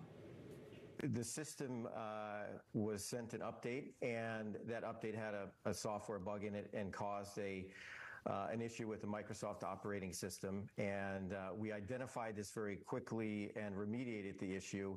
And as systems come back online, as they're rebooted, they're coming up and they're working. And now we are working with each and every customer to make sure that we can bring them back online. Market volatility returns. Stocks end a wild week on a downbeat note as investors continue to rotate out of this year's best performers, tech, and into laggards like small caps, REITs, and financials. And impressed by Trump, Mark Zuckerberg joins a growing chorus of Silicon Valley bigwigs who are warming to the former president. We'll share the Meta CEO's exclusive comments later in the program. But first, CrowdStrike making news for all the wrong reasons. Shonali, this is certainly something that we're keeping an eye on. We certainly are, because it is impacting the stock. It's also impacting a lot of business across the country, across the globe, really. You're looking at McDonald's, JP Morgan. Traders woke up to not being able to go to their desks sometimes in Hong Kong. Nintendo, Delta, Bank of America, American Airlines, the airline stocks very much impacted here. FedEx, UPS having to delay deliveries. Scarlett, almost everywhere you look, there has been an impact with this issue. Absolutely. That long laundry list is just kind of the beginning, the tip of the iceberg. So let's kick things off here with an expert in cybersecurity and bring in Dave Berg. Dave is global head of cyber risk over at Kroll. And Dave, you heard the names, the list of industries that Shonali went through. Why were so many industries affected? Well, first of all, thank you very much for having me. This clearly is a large system outage that I think is attributable to two key factors. One, you have likely the most commonly used operating system in the world is involved, as well as one of the most valuable cybersecurity companies in the world involved. And so where you have a confluence of these two very large players and an outage, which most companies of all sizes, from the large logos that you see on the screen today to small companies all around the world, rely on these technologies and were affected by the outage which occurred. Yeah, obviously any company that uses or relies on Microsoft operating systems could be at risk here. So what does it say about the industries or companies that were completely unaffected? Was that luck, or did they perhaps diversify their choice of technology infrastructure? I mean, I think this has a lot to do with the combination of technologies that were selected. I mean, so first and foremost, system outages occur and have occurred for as long as we've used technology systems and likely will going forward. It happens. This has happened before in the security industry with security products. And so, yeah, I mean, the reality is those that were unaffected had, for this instance, perhaps the right mix or the right flavor of software running in their environment. And if they were unaffected, in fact, in this case, it would be purely circumstantial. Dave, given the scope here, we've seen how many industries being impacted, how many companies. You think FedEx, UPS, talking about deliveries being delayed, thousands of flights being delayed or canceled. And you look now, what are your clients really saying to you at this moment? Is there a loss of business here that they need to be compensated for? Who compensates for all of it? So I think what's really interesting about this matter in terms of the recovery time, and this is, look, we will systemically, we will recover from this event. It will take time. Part of the reason for that is that you have computer systems of all different variety distributed all around the world. And also, we have workforces and remote workers that are working all around the world. So unfortunately, the fix that is required here does involve some manual intervention, which means that this may take longer in time to resolve because technicians may have to physically have access to the computing environment as opposed to pressing a button and really having all of the systems reset themselves and resume normal operations, which leads to the second part of your question, which is really the large and significant factor around this outage is business interruption, and understanding and quantifying the damages that come from business interruption are a very big deal and will likely take far longer than the amount of time it will take to recover from this outage. So when you talk to your clients now, what do they want to know from you? If you can give us some sort of anecdote on what people are looking for. Really what they're looking for is they want to know how do they fix this problem. So what's important is that CrowdStrike very quickly published a remediation guide that described the issue and described the fix. So what our clients are asking us to describe is, how do we implement this? How are others implementing these kinds of remedial steps efficiently, broadly, and as quickly as possible? The other question that's being asked is, how is the business ecosystem affected? And what I mean is, if Company A is not affected, but Company A relies on Company B, C, and D. If Company B, C, or D has an outage issue, they want to understand, how does that outage affect their business? And so that's a very important component part of this. This is not necessarily, even to your very first question, a question of whether or not the company itself is affected. It's really a larger question of, how does the business supply chain, how does the connected business ecosystem, how is that ecosystem affected when sub-parties or third parties that are relied upon have an outage? And so our clients are really trying to understand the full picture right now, and we're working to try to help them understand and address the full picture. Messy daisy chain reaction going on, and of course a lot of implications across businesses across the globe. We thank you very much. That is Dave Berg, Global Head of Cyber Risk over at Kroll. Now let's dig deeper into the potential ramifications for CrowdStrike. Now with shares down about 13%, Greg Moskowitz, Managing Director and Senior Enterprise Software Analyst over at Mizuho Securities, he has an outperform rating and a $370 price target on CrowdStrike. One thing that struck me this morning was how widespread these issues were. Of course, there were issues when it came to CrowdStrike as well as Microsoft, yet that's just two companies impacting global businesses around the world. So when it comes to businesses and their work with CrowdStrike, how sticky is it, Greg? Do you think that people have options to turn away, given what just happened? Well, thanks, Shelley, for having me. It's good to be here. And yes, there are alternatives. So the leading pure play provider in this space is clearly CrowdStrike. In fact, they're the leading player overall when it comes to endpoint security and some of the various areas surrounding that they also provide. From a pure play perspective, another company that does exist is SentinelOne. And certainly that represents an alternative. Microsoft has Microsoft Defender, which they've carried for many years, and then there are several other companies as well. Having said that, it is important to emphasize that, again, CrowdStrike is the leader in this space. They have nearly 30,000 customers, and certainly a lot of the most blue chip customers in the world. And you highlighted some of them that unfortunately were affected by this issue, obviously. But so yes, you can move from one vendor to another, but CrowdStrike is also known and widely regarded, I would say, as having the most effective solution in this space. And it is also important to note that while this was obviously a meaningful error, a significant step, this was not an actual security incident. It wasn't a breach per se. Right. And so from a confidence perspective, that's also kind of worth noting here. Okay, well, that's good to just put that into context here, but I wonder what kind of cost this will leave on CrowdStrike's financials, if at all. The company doesn't report earnings until August 30th, so that's another 5-6 weeks before we formally hear from them. Do you anticipate getting any kind of pre-announcement just on the impact or an estimate of the cost?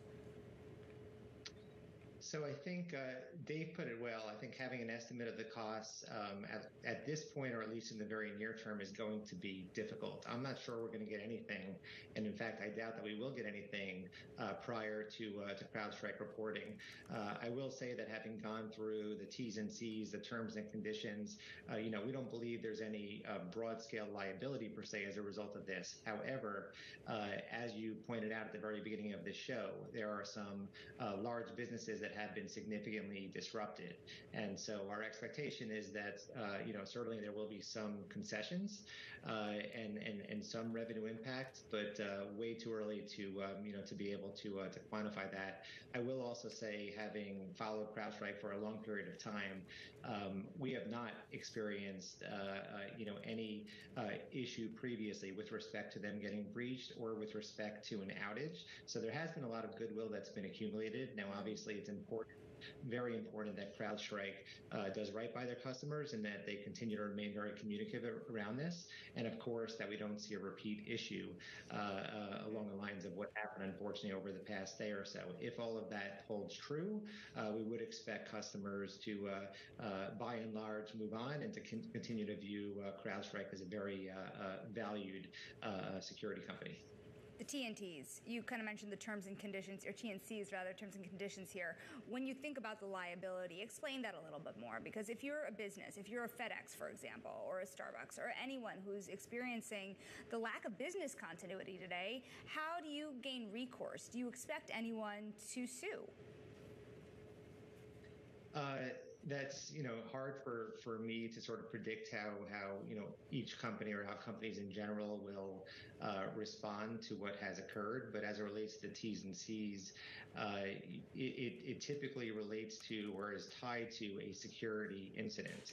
And since what happened here was an update issue, an outage, as Dave said earlier, unfortunately, these things do happen in the industry, as regrettable as they are, but it does not, sort of adhere to a liable action, broadly speaking, where it would be in violation of a warranty or that is contractual. So that is our understanding. Again, I do think that CrowdStrike, likely will make concessions to companies that are valued customers that have been highly impacted. Got it. Greg, really appreciate your joining us on short notice. Greg Moskowitz, Managing Director over at Mizuho Securities. He's got an outperform rating on CrowdStrike. Now, coming up, tech earnings season is ramping up. We've got Alphabet, Tesla, and IBM reporting all next week. We're going to break down what the results could mean for the direction of the overall market. Sherry Paul of Morgan Stanley will be joining us. Plus, shares of American Express are falling on the back of the credit card company's latest earnings results. We'll explain more on what's fueling the decline. It's today's Stock of the Hour. And Accenture getting an upgrade from UBS on its AI potential, sending those shares higher. We speak with the analyst behind that call in Top Calls. All that and more coming up. This is The Close on Bloomberg.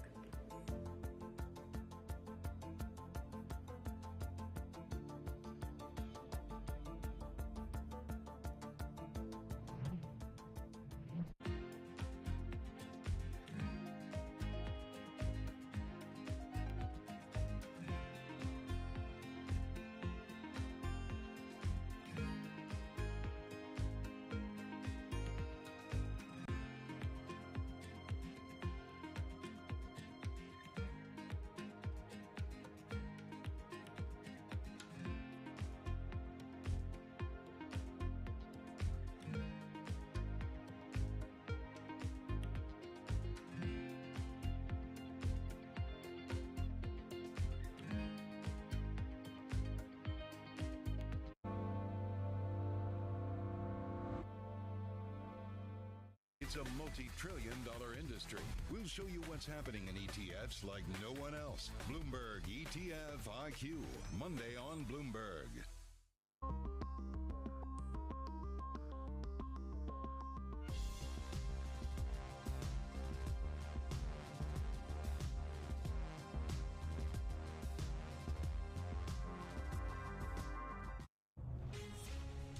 From the beating heart of global finance, economics, and politics, and wherever newsmakers are moving markets, Bloomberg brings you conversations that allow for deep discussions and important insights. What do you think the future is for inflation? Is this a new normal? Are markets too optimistic? How do you worry about the things that are outside your control? How does the current fighting completely stop? I'm Francine Lacqua, and this is The Pulse, every weekday at 9 a.m. only on Bloomberg.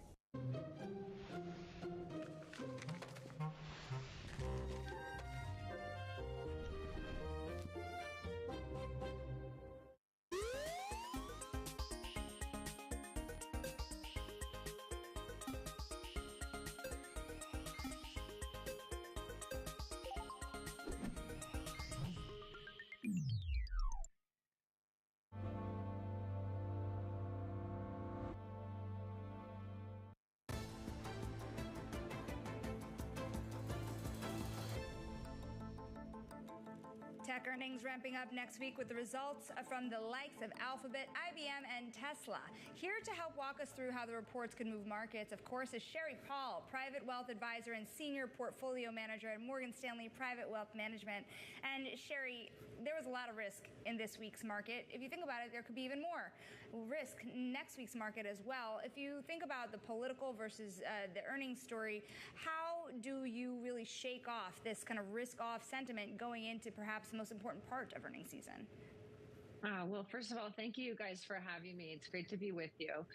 I think right now, when I think about advice to clients, is that they tend to sort of politically overreact and policy and earnings underprepare in moments like we've had this week. It's been a huge week between IT, global, outages and the RNC and, all of these different changes that are happening in the United States. The way that we think about this is we want to go right down the middle. If we've got good earnings, then great. And we see better than expected earnings, I think, than most people do. So we want portfolios to be centered on enduring thematics that transcend, party politics. And that would continue to put you into AI. It would put you into the installers, the adopters, the defenders, along with healthcare and some selective financials. And we've been rotating clients, which we started to do a couple months ago, into small caps just based on valuations and expectation for rates cuts.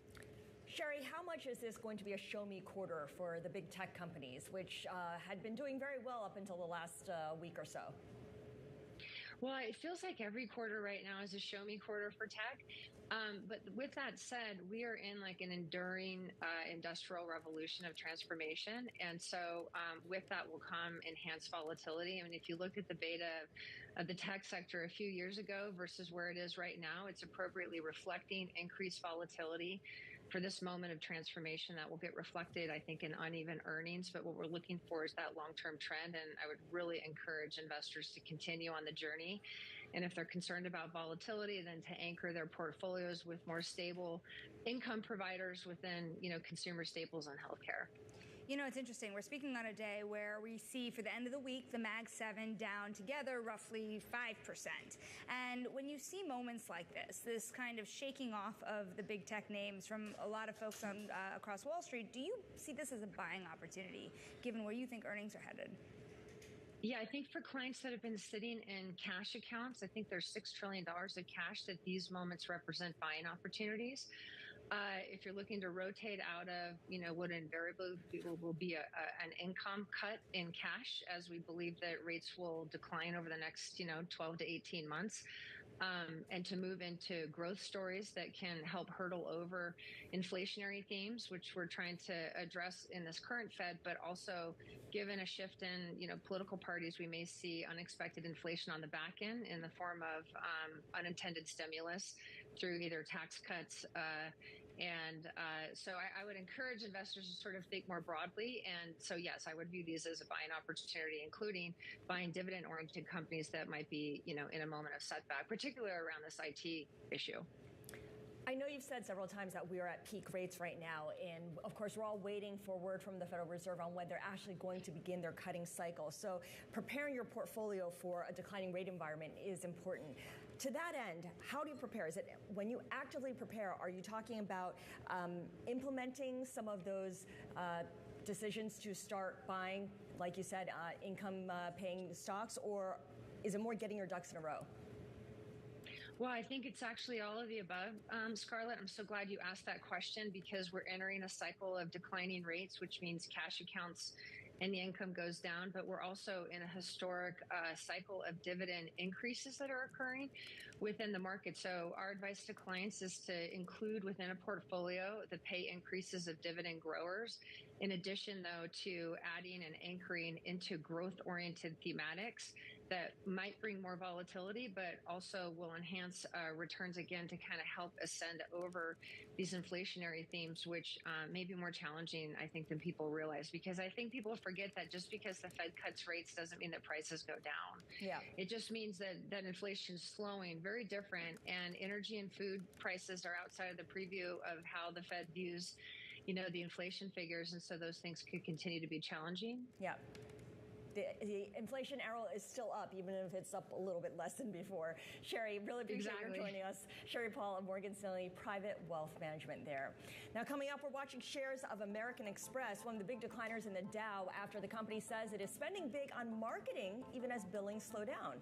That is today's Stock of the Hour on The Close.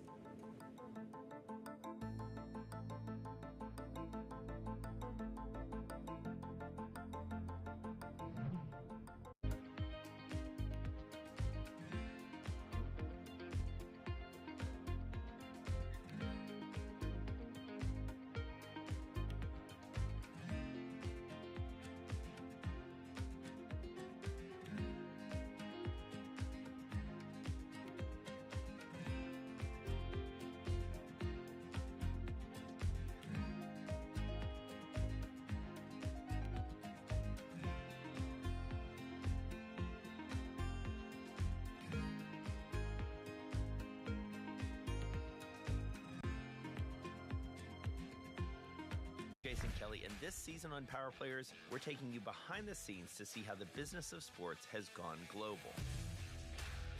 I want sports to grow. I want sports to be bigger because we have talent.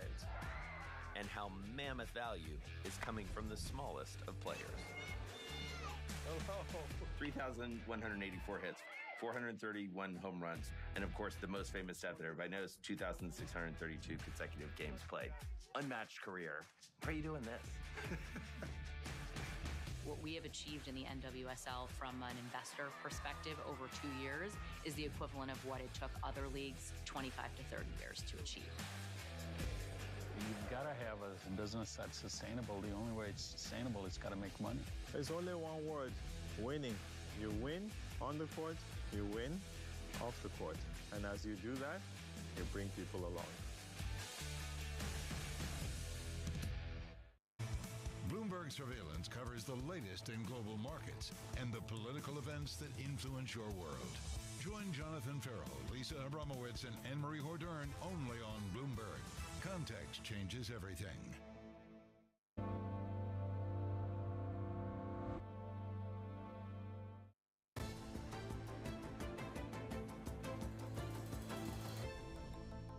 It's time now for today's stock of the hour, and we're watching shares of Amex, the stock under pressure after the company reported slowing billings growth and marketing costs that are expected to jump 15% this year. Abigail Doolittle has more. So I guess this is more about investing in itself because of the slowing billings growth.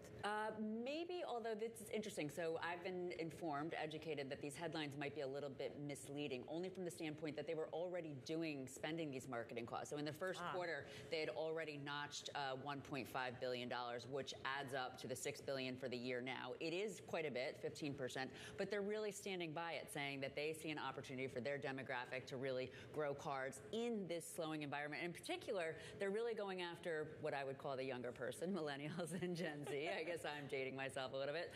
But the CEO, Stephen Squeri, said millennial and Gen Z is still the engine. We've unlocked an entirely new segment for ourselves over the last few years. So they want to invest in this in terms of new perks for their most popular cards, including the gold card. You get to go into, I've certainly used a lot of those perks in the past, less so more recently. But, there is something about those cards when they do it right that makes you feel good. And it sounds like that's what they're really trying to capture. To talk about the 173 billion pound gorilla in the room here. Well, because, Amex is Amex, right? Amex has been a winner for a very long time. But to talk about that revenue miss for a second here, what really drove that? Because we're sitting at a very sensitive time here for the card industry. People worried about consumers' ability to keep maxing out their cards, particularly those younger consumers. And frankly, Amex has been on a tear. They're giving up some of those gains right now. Yes. So in terms of that miss, I think that there was just a little bit of weakness in the spending there, and that has been the trend for credit cards overall, that consumers are spending a little bit less. But relative to the stock, the reaction to that miss, which is not huge, this stock had been up in a big way. And from a valuation perspective, I'm just trying to find these numbers right now, at a 50 to 60% premium PE to the peers. So basically too far, too fast, and not quite delivering the perfection that maybe some had wanted, that in the long-term aspirations for the 9 to 11% revenue growth. Some analysts, at least the one that I spoke to here at Bloomberg, is saying that really is still intact. So he at least is seeing it as a little bit of a blip, but the stock reaction to it has more to do with, again, that the stock had been up quite a bit. Yeah, that's a really good point. The context is always appreciated here. But I want to go back to that idea of really banking on the millennial and the Gen Z customer. And as a fellow Gen X, I understand they are the younger demographic. We know that Amex has really been trying to build out its focus on travel and leisure during the quarter. They've made a number of acquisitions to that end. They did make the they did make the one acquisition, and bear with me, I'm just pulling this up as well, to try to boost that as you're talking about. And I think it's Talk, right? Yes, I'm pulling this up right here, $400 million, and basically does focus on that travel and leisure for the younger folks. It offers reservations, table management, and event ticketing to around 7,000 restaurants and other entertainment outlets. So it complements the goal. What makes that interesting is the one area of weakness that they sort of highlighted in this past quarter was discretionary spending around travel. Yeah. So this actually would seem to be that discretionary spending, so it's going to come back to the consumer. Will also be interesting as we continue to watch those travel stocks into the earnings season. Abigail, we thank you so very much. And coming up, we're going to wrap up bank earnings this season with Zach Wasserman of Huntington Bancshares. Stick with us. This is The Close on Bloomberg.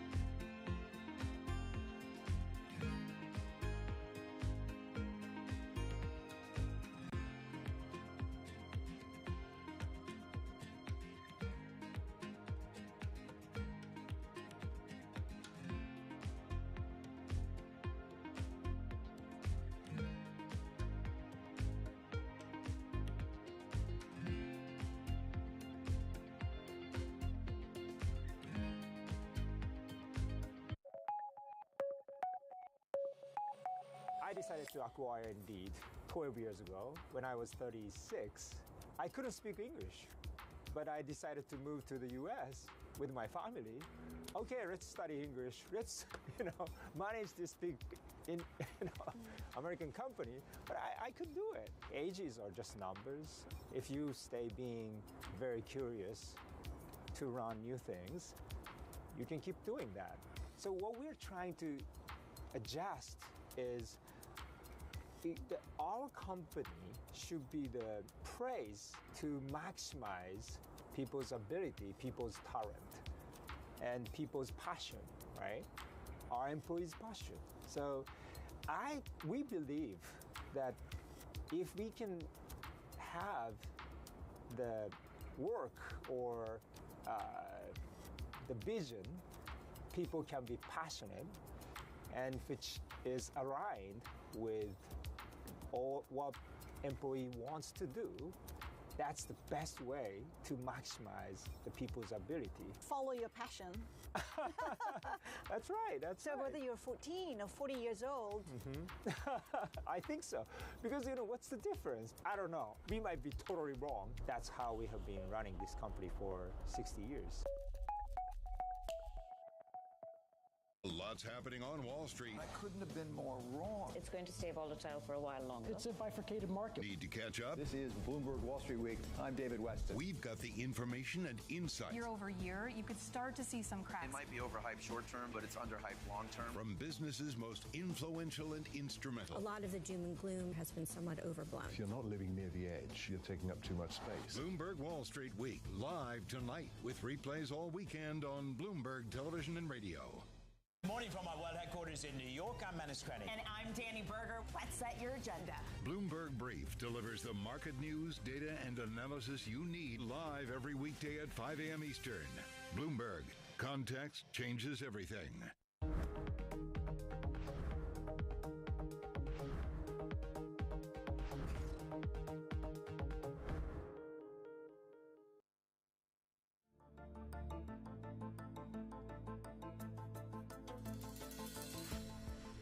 It is just about 3:30 p.m. in New York. This is the Countdown to the Close. I'm Scarlett Fu. And I'm Shonali Bassick. And of course, bank earnings season for the big banks is over. For the regional banks, I think we're about halfway through. And by next week, we should be done with the rest of them. But so far, so good. It's interesting. About a year ago, we were watching these banks because there was a lot of trouble in the system. This year, we're watching the banks because people are looking to bet on them hard. And the KBW Bank Index is certainly one of the places you are seeing a lot of love in a market that has had some significant malaise this week. The KBW Bank Index up about 3.7%. I will also say that includes most stocks seeing gains. There is dispersion, though, in that market, I've got to say. For example, today alone, Comerica down more than 10%. But by and large, a lot more love coming into the systems. Yeah, Comerica is now the worst performer for the week as well because of that big loss. Tough. But we're going to talk about a positive story. We have net interest income growth, a key factor for banks this earnings season. Huntington Bank shares affirmed its forecast for the full year in the morning's second quarter report. Credit quality and loans also remain stable for the lender. And as you could see, the stock has been on a rise this month. Joining us now for more on the performance is Zach Wasserman, Senior Vice President and CFO of Huntington Bank shares. And if you think about this story, about how much weakness there has been in the regional banking system and the opportunity presented now, even in the face of tighter capital rules, what kind of opportunity does potentially lower interest rates now provide you? You know, for us, it's going to do a couple things. One, it'll allow us to continue to drive a really high level and a stable net interest margin, while also supporting our continued loan growth and just supporting the broader economy to facilitate that. You know, we were really pleased today to report, as you noted, a strong growth in net interest margin and net interest income. For us, one of the key elements of our plan has been to see that revenue stream hit a trough in the first quarter and begin to grow into the second quarter with an outlook to continue to grow for the balance of the year. We delivered that, and we expect to continue to drive that growth out into the future. So, Zach, you mentioned loan expansion. Your firm is optimistic on loan expansion. You see it rising 3 to 4% this year versus, let's just say, a more subdued view over at your peers. Why is this? What do you see that your peers don't? You know, it's interesting. I just was analyzing the results of the 9 largest regional banks that were reported, and only 3 reported loan growth, and Huntington was the fastest of all of those. And, you know, for us, we've been leaning into growth now for several quarters. Huntington is in a position of strength in terms of capital, credit, and liquidity, which is allowing us to really be in expansion mode. A couple of things are going on. One is our core business really expanding well. We're seeing loan growth in commercial and consumer segments, but we're also launching a number of new growth initiatives. Earlier this year, we launched our business into 3 new states, the North and South Carolina and Texas. We've also launched 5 new commercial businesses. So it's really, for us, the combination of core and new growth initiatives that are fueling that. Zach, I do have to ask you a little bit of a political question here because, of course, you've seen the betting odds of a Trump presidency rise coming into this week, and there's been a big expectation underpinning the surge in bank shares this week. Not just that lower interest rates would help, but a Republican administration could help loosen these capital rules, maybe allow for more deals in the industry. Do you see it that way? You know, for us, we're focused on what we can control and what the economic environment is, and what we're seeing on the ground in our footprint states. And, you know, we operate mainly in the Midwest. We've certainly got national businesses, but a lot of our business is focused in our core Midwest market. And what we want is a healthy economy there, and for good governance that'll help to drive economic growth and to support all of the customers that we're focused on. I need to ask you about commercial real estate because after the regional banking turmoil last year, that was always seen as the next shoe to drop. You have very limited commercial real estate exposure, especially when it comes to office properties. First of all, how has this evolved over the past year? And therefore, is CRE an opportunity potentially for you, especially once the Fed starts cutting rates? You know, CRE is an attractive segment over time, over the course of an entire rate cycle. Clearly, at times like this, when rates have increased a lot very quickly, it's challenging, you know, for new origination and just for developers to find profitable new growth, and certainly the credit topics that have been up in the mind of many over time here. So I think over the course of the next several years, I do think there's an opportunity in commercial real estate. For now, what we're seeing in our portfolio is a net reduction. We just discussed today with investors, we're down about 10% year on year in commercial real estate. And interestingly, it's not for lack of trying of origination. We're really just seeing relatively low levels of a new origination and a fairly consistent level of pay down activity. So overall, looks actually pretty healthy and consistent with what many I think of saying is that, you know, this is going to be a long process of that industry normalizing and adjusting to the new rate environment. Well said, Zach. Really appreciate your joining us today. Zach Wasserman, Senior Vice President and CFO of Huntington Bank Shares. It's really interesting because they've done a good job in terms of holding on to their depositors. And we know that people are desperate to continue to earn the kind of returns that they've gotten in their money, especially when they stock it away in cash in their bank accounts. And so, how do these banks make sure that they don't give up these depositors? It's fascinating because that deposit push has been huge among these banks, and it has really been expensive in a lot of ways. Yeah. But the thing is, what happens when rates come down? Will people still be borrowing at the same clip, given that so many people are maxed out? One thing that really interested me, Scarlett, was he was kind of talking about that rising net interest income as a percentage, like a league table, right? We rose this much compared to the other banks. It just shows you how closely these banks are watching each other, too. Yeah, the spreadsheet is always being updated, right? Totally. Coming up, IT company Accenture at the top of its game and still has some room to run. Next in Top Calls, we're going to speak with an analyst about why he's bullish on the stock. This is The Close.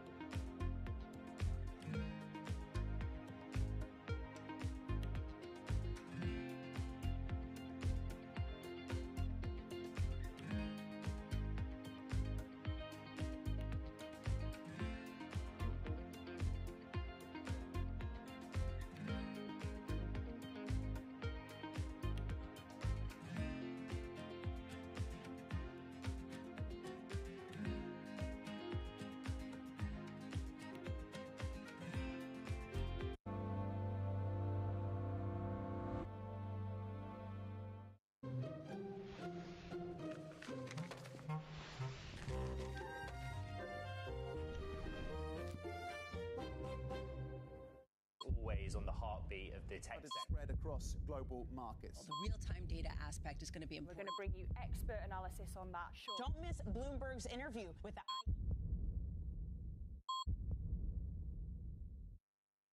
The top names in business are on Bloomberg. What I can say is that we've been making significant investments across the franchise, across regulatory reporting, across data, and across resolution and recovery planning.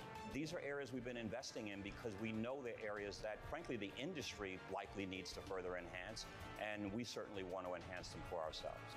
Nobody covers business like Bloomberg. Context changes everything. Bloomberg covers the world with unmatched reach and resources. From more than 120 countries, the moment news breaks, 24 hours a day. Bloomberg. Context changes everything. The top names in global leadership are on Bloomberg. I envisage not only some kind of a bridge towards membership or language linked to the irreversibility of Ukraine's membership in NATO, but also some kind of a broader package of military material, of financial aid. The more we support Ukraine right now, the sooner the war will end. Nobody covers the top global leaders like Bloomberg Television and Radio.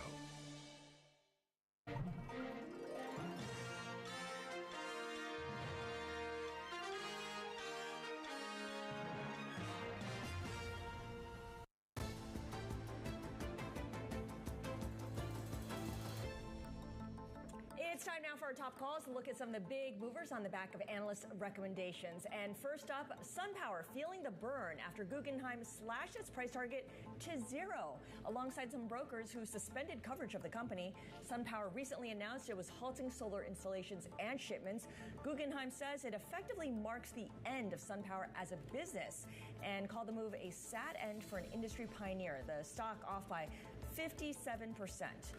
ARM Holdings next in line, the chips and software designer getting a boost to overweight from Morgan Stanley. Analyst Lee Simpson highlights potential gains from ARM's growth in the edge AI space. He also sees smartphone royalty growth led by a strong iPhone upgrade cycle and opportunities in the auto space as well.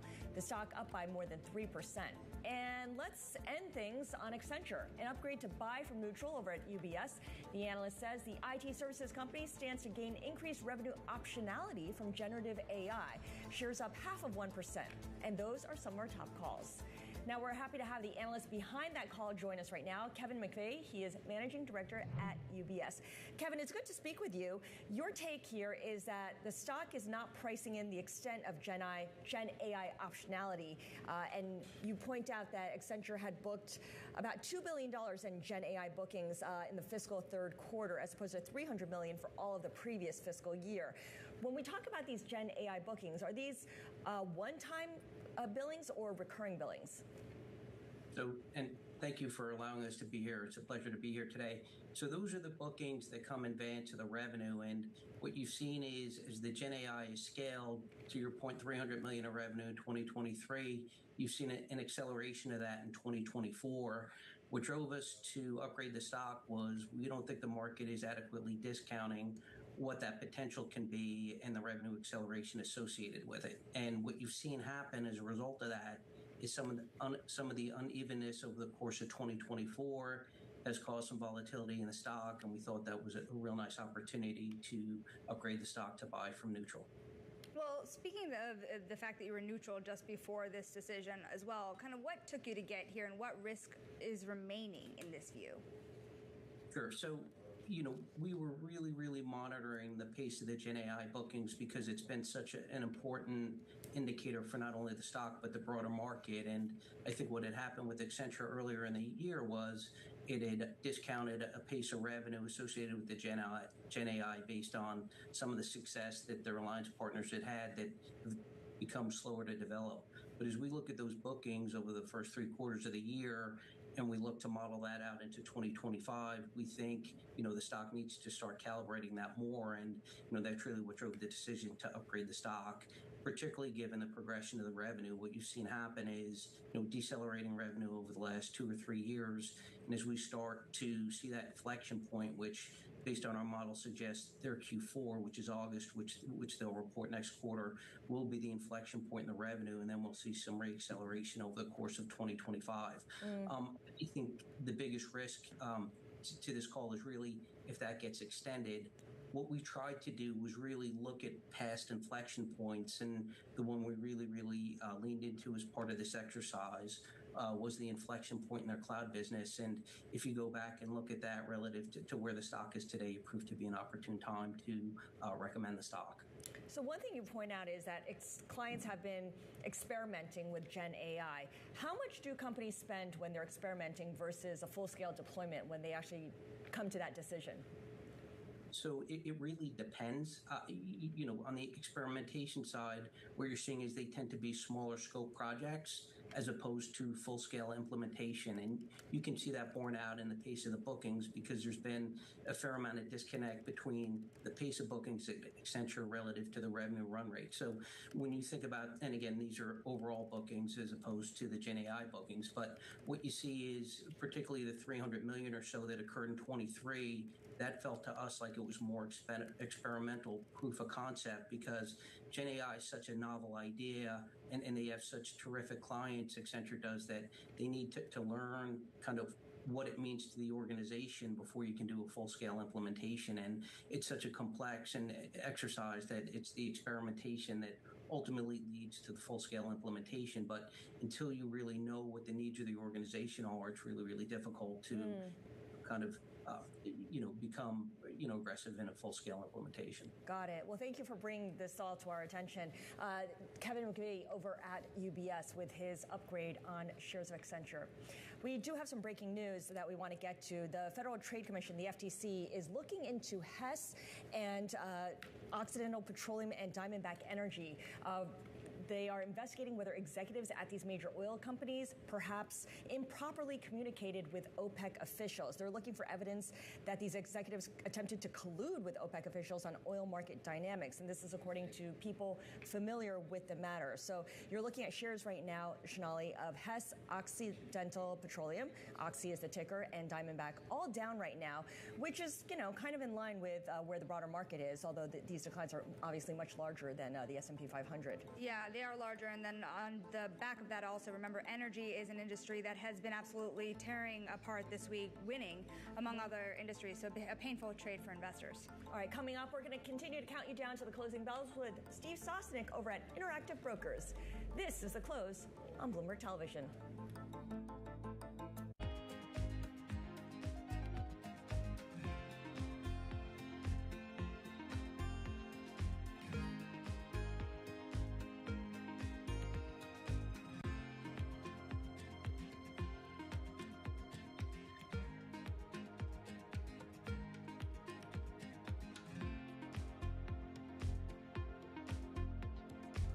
US Treasury 2-year note futures net shorts fall to lowest since the week of June 11th.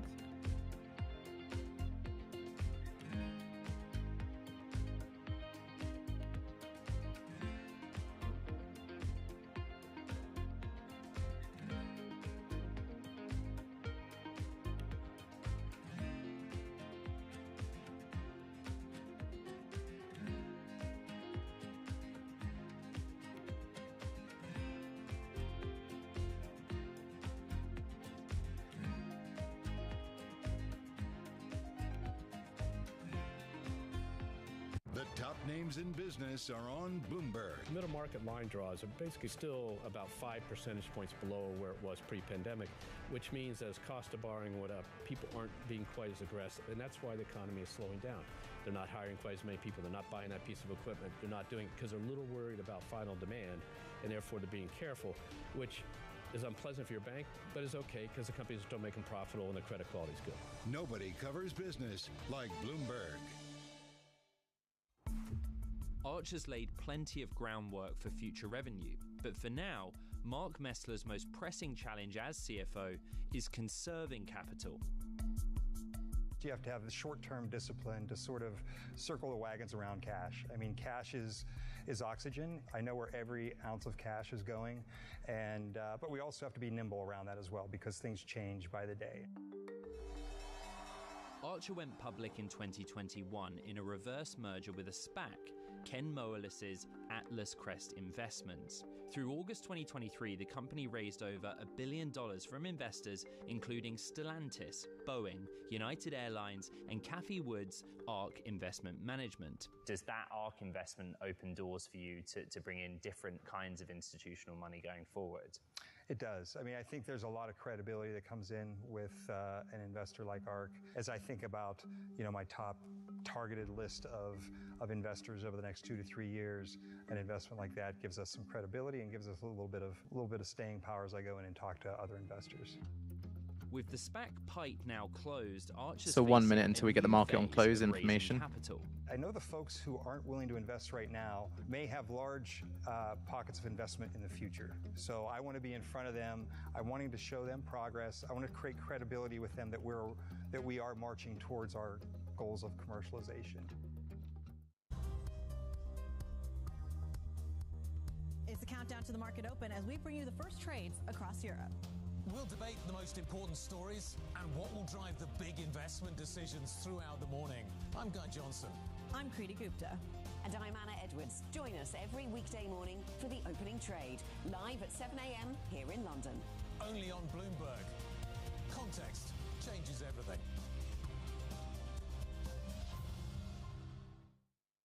Good morning. This is Bloomberg Surveillance. Welcome back to the opening trade. This is Bloomberg Technology. This is the Asia trade. You're watching the close. So market on close imbalance. The S&P 500, 860 million to the sell side. The NASDAQ 100, 550 million to the sell side. The Dow 30, 250 million to the sell side. And the Magnificent 7, 360 million to the sell side.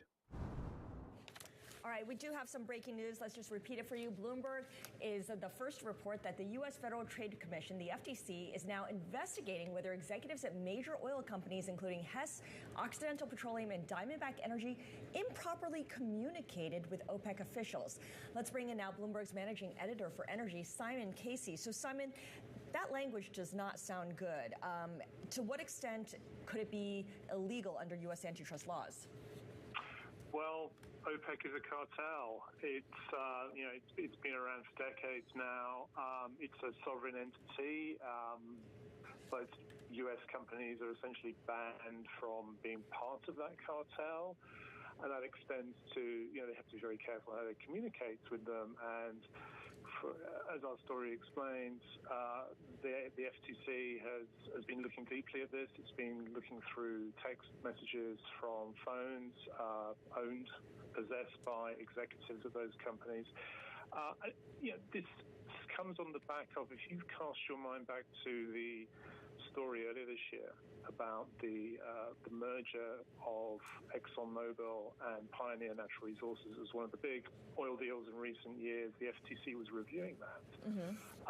One of the conditions for approving that deal, the companies agreed to exclude Pioneer's founder, Scott Sheffield, from the board of the merged company because they found that he had had communications with OPEC members that came to light as part of the FTC's investigation. So this is in a sort of similar vein, and it looks like what's going on here is they're looking further into this theme, if you like, this idea that other executives may have been engaged in similar communications. The agency is looking for a so-called smoking gun to be able to refer a shale cartel case to the Justice Department. Simon, we thank you so very much for your time and your reporting. Of course, mergers and acquisitions were a huge case for investment in the energy industry. Of course, the three stocks, Hess, Diamondback, Occidental Petroleum, all lower on this news. And for more market analysis, we're going to now bring in Steve Soshnick as well. We're going to talk here about the broader markets here, because even though energy was a bright spot heading into this week, a little bit of a rough patch now, you are seeing losses across the screen really in every sector, particularly in tech. Steve, how do you feel? Well, first of all, good afternoon, Shonali. It was definitely a week that I was calling this, it was real rotation, and this was kind of the rotation out of the big cap techs into other sectors. The energy stocks did a bit better because that's perceived as being a big beneficiary of the Trump trade, which also was one of the factors this week. Today is almost like a get me out of everything kind of day, because we're selling across the board. It's still not a rout. This week we never saw like one of these 8-to-1 decliners over advances kind of days. They've always been relatively modest. But today it's pretty much across the board and pretty much unrelenting. And this late piece of news is definitely not helpful to the people who went into energies. But like you said, nothing disorderly up until now. This rotation out of tech, even if it's not disorderly, it's definitely happening. And the rotation into small caps. Do you still see evidence of that? The Russell 2000 is lower today, but it's down less than the S&P 500. Yeah, and that's been the case, Scarlett, a couple times this week. But, first of all, we had one of the days where there was the big, I called it the routation, because there was just get me out of big cap techs and get me into everything else. But that's kind of faded out a little bit. And what's been my fear all along, and to me, why I've been a little bit nervous about how concentrated the leadership has been, is if people want out of those sectors, it's going to take the market down with them. This isn't even psychology. This is just mathematics. It's a third of a third of the S&P 500 and half of the NASDAQ 100. So if those stocks get hit hard, if people just say, I want to take some profits in those, you can't hide. And that eventually spills back because people look at the S&P and go, oh, it's getting hit hard, even if the broader market is not doing so poorly. But is that all we're seeing, this idea of profit taking? Or are we seeing a change in sentiment, something that's a little more risk off just as we hit that really critical moment of earnings season next week? We are. And it's interesting because before this started, I noticed instead of the usual rally from 3 to 4 o'clock, maybe it's maybe it's the show that does it, but everything. Thank you. We're perfectly rosy, Steve. Exactly. Come on. So there's that 3 o'clock rally. Even before this started to break, you started to see selling in the last hour of the day. So that was a bit of a different character. And so also what I noticed was we had, I'm a VIX volatility person, so we had VIX at 12.5, and people were saying, oh, it's major complacency. And I looked under the hood, basically, and it wasn't, because the historical volatility of the S&P 500 was so low and correlations were so low that you should have had VIX actually at about 9 or 10. So it told me that there was a bit more risk aversion being priced in than it appeared. And of course, now with VIX, 16, 17, that all of a sudden looks like the risk aversions come to the fore. Yeah, VIX has risen every single day this week, and as you mentioned, now at 16.6. So next week we have really big tech earnings come to fore. What do you think is the positioning heading into this tech earnings season? The positioning, and I think that may have changed over the last couple of days, has been everybody all in all the time. And that actually is to me one of the bigger risk factors, and I think that's probably why you're seeing VIX go up, because remember, VIX looks 30 days ahead. Big events being mega cap tech and the FOMC meeting in the next 30 days. Market sort of paid attention to that. But my fear is a lot of times we've seen good news and these stocks sell off anyway, because I think about Micron really being the bellwether for this, where they beat pretty much on every metric, except they didn't beat the whisper number on future growth, and then they hit the stock. And so I do think that there's all these super hidden expectations out there, and that to me is the biggest risk factor as we go into the mega cap earnings next week and the following. I love that. All right, the whisper number for something as erudite as the future billings, not even like the top line or the bottom line or the margin number, right? Exactly. Steve, really appreciate your joining us. Steve Sosnick, Chief Strategist over at Interactive Brokers. Have a great week. Thank you, Scott. And weekend, I should say, as we all gear up for earnings next What week. is the safety trade, though? Can I tell you something? Like, gold is down 1.9%. 2-year yields are up about 4 basis points to 450. Where are people actually buying today? To Steve's point, this is a weird last hour. Well, Bitcoin is up about 5.4%. I realize that's not a big move for Bitcoin, but even it's I'm a move rolling my eyes at that. But yes, what is the safety trade? All the things that are unsafe at all, some things that are out of this market. The dollar, strong dollar. Strong dollar, strong dollar. Strong dollar is a reliable one, right? You are looking at a lot of red arrows right now. We can see the S&P 500 losing 0.8%. And as Steve Sosnick was pointing out to us, in the previous weeks, we had seen stocks kind of rally into the close. That's definitely not happening here as indexes kind of swoon into the close. You have the NASDAQ 100 losing even more ground, about 1% lower. And the chip makers in particular have been under pressure. NVIDIA, TSMC came out with a decent revenue upgrade for the full year, but that didn't do very much for the stock, especially with all those geopolitical concerns and the White House positioning for perhaps more chip export restrictions. All right, let's get you closer to the closing bell right now. We're going to bring in our colleagues from radio because we've got full market coverage right here on Bloomberg Television with our colleagues over at Bloomberg Radio. The Closing Bell, Bloomberg's comprehensive cross-platform coverage of the U.S. market close, starts right now. We're about 2 minutes away from the end of the trading day on this Friday. Scarlett Fu and Shonali Basak here. And of course, here to help us take you through the closing bell, we've got a global simulcast. And that means Carol Masser and David Gura in for Tim Stanovic joining us. And of course, by doing so, we bring together everyone, Bloomberg Television, Bloomberg Radio, and our YouTube audiences as we look at what's going on here. And Carol, in the final minutes before the closing bell, as Steve Sosnick was just telling us moments ago, it's a change from what we used to see, which is a bit of a rally into the close. Now we kind of have these swoons into the close. Yeah, absolutely. And, swoon is the right word for the week. I'm just thinking of the NASDAQ 100. It's down, about 4% this week. So definitely we talked, right, David, about this rotation out of some of these big cap tech names. We definitely saw it in the trade overall this week. Yeah, Carol, just picking up on that, I mean, this has been an exhausting week. We've spent a lot of time talking about that over the course of the show today. But, we started with new comments from the Federal Reserve Chair. We saw, obviously, former President Trump on stage in Milwaukee talking about his plans for a second term. We saw the kind of resurgence as a result of that of the so-called Trump trade. So a lot has happened here over the course of the week, and I'm particularly interested in sort of what we've seen in technology stocks in these last couple of days. Last couple of days, and this week to end the week really is this risk-off tone is pretty incredible. And if we were trying to look across the markets for a haven bid, and we could not find one, guys. I mean, maybe a little bit in the dollar. You see Bitcoin rising. Gold is down 1.9%. Even the 2-year is down. There is some serious risk-off attitudes going into this weekend. Political uncertainty and, of course, earnings uncertainty as well into next week. Oh, Shonali, you just rolled your eyes at me when I mentioned Bitcoin earlier. We do have healthcare and utilities somewhat higher, so I guess that could be a kind of a place to find some safety. We know that those are dividend payers as well, so that provides some comfort. But look at that closing shot of the market right now. You have a lot of red arrows and pretty big red arrows too when it comes to Dow off by 0.9%, 40,290. The S&P 500 losing 0.7% at 5505, and the NASDAQ lower by 0.8% at 17,726. Worth pointing out as well that the Russell 2000 did finish lower on the day, but its decline is less than its big cap brethren. So off by 0.6%. Perhaps because of that, the rotation is still kind of on. Kinda. We shall see. But yeah, kind of interesting to see how that's how it ended up.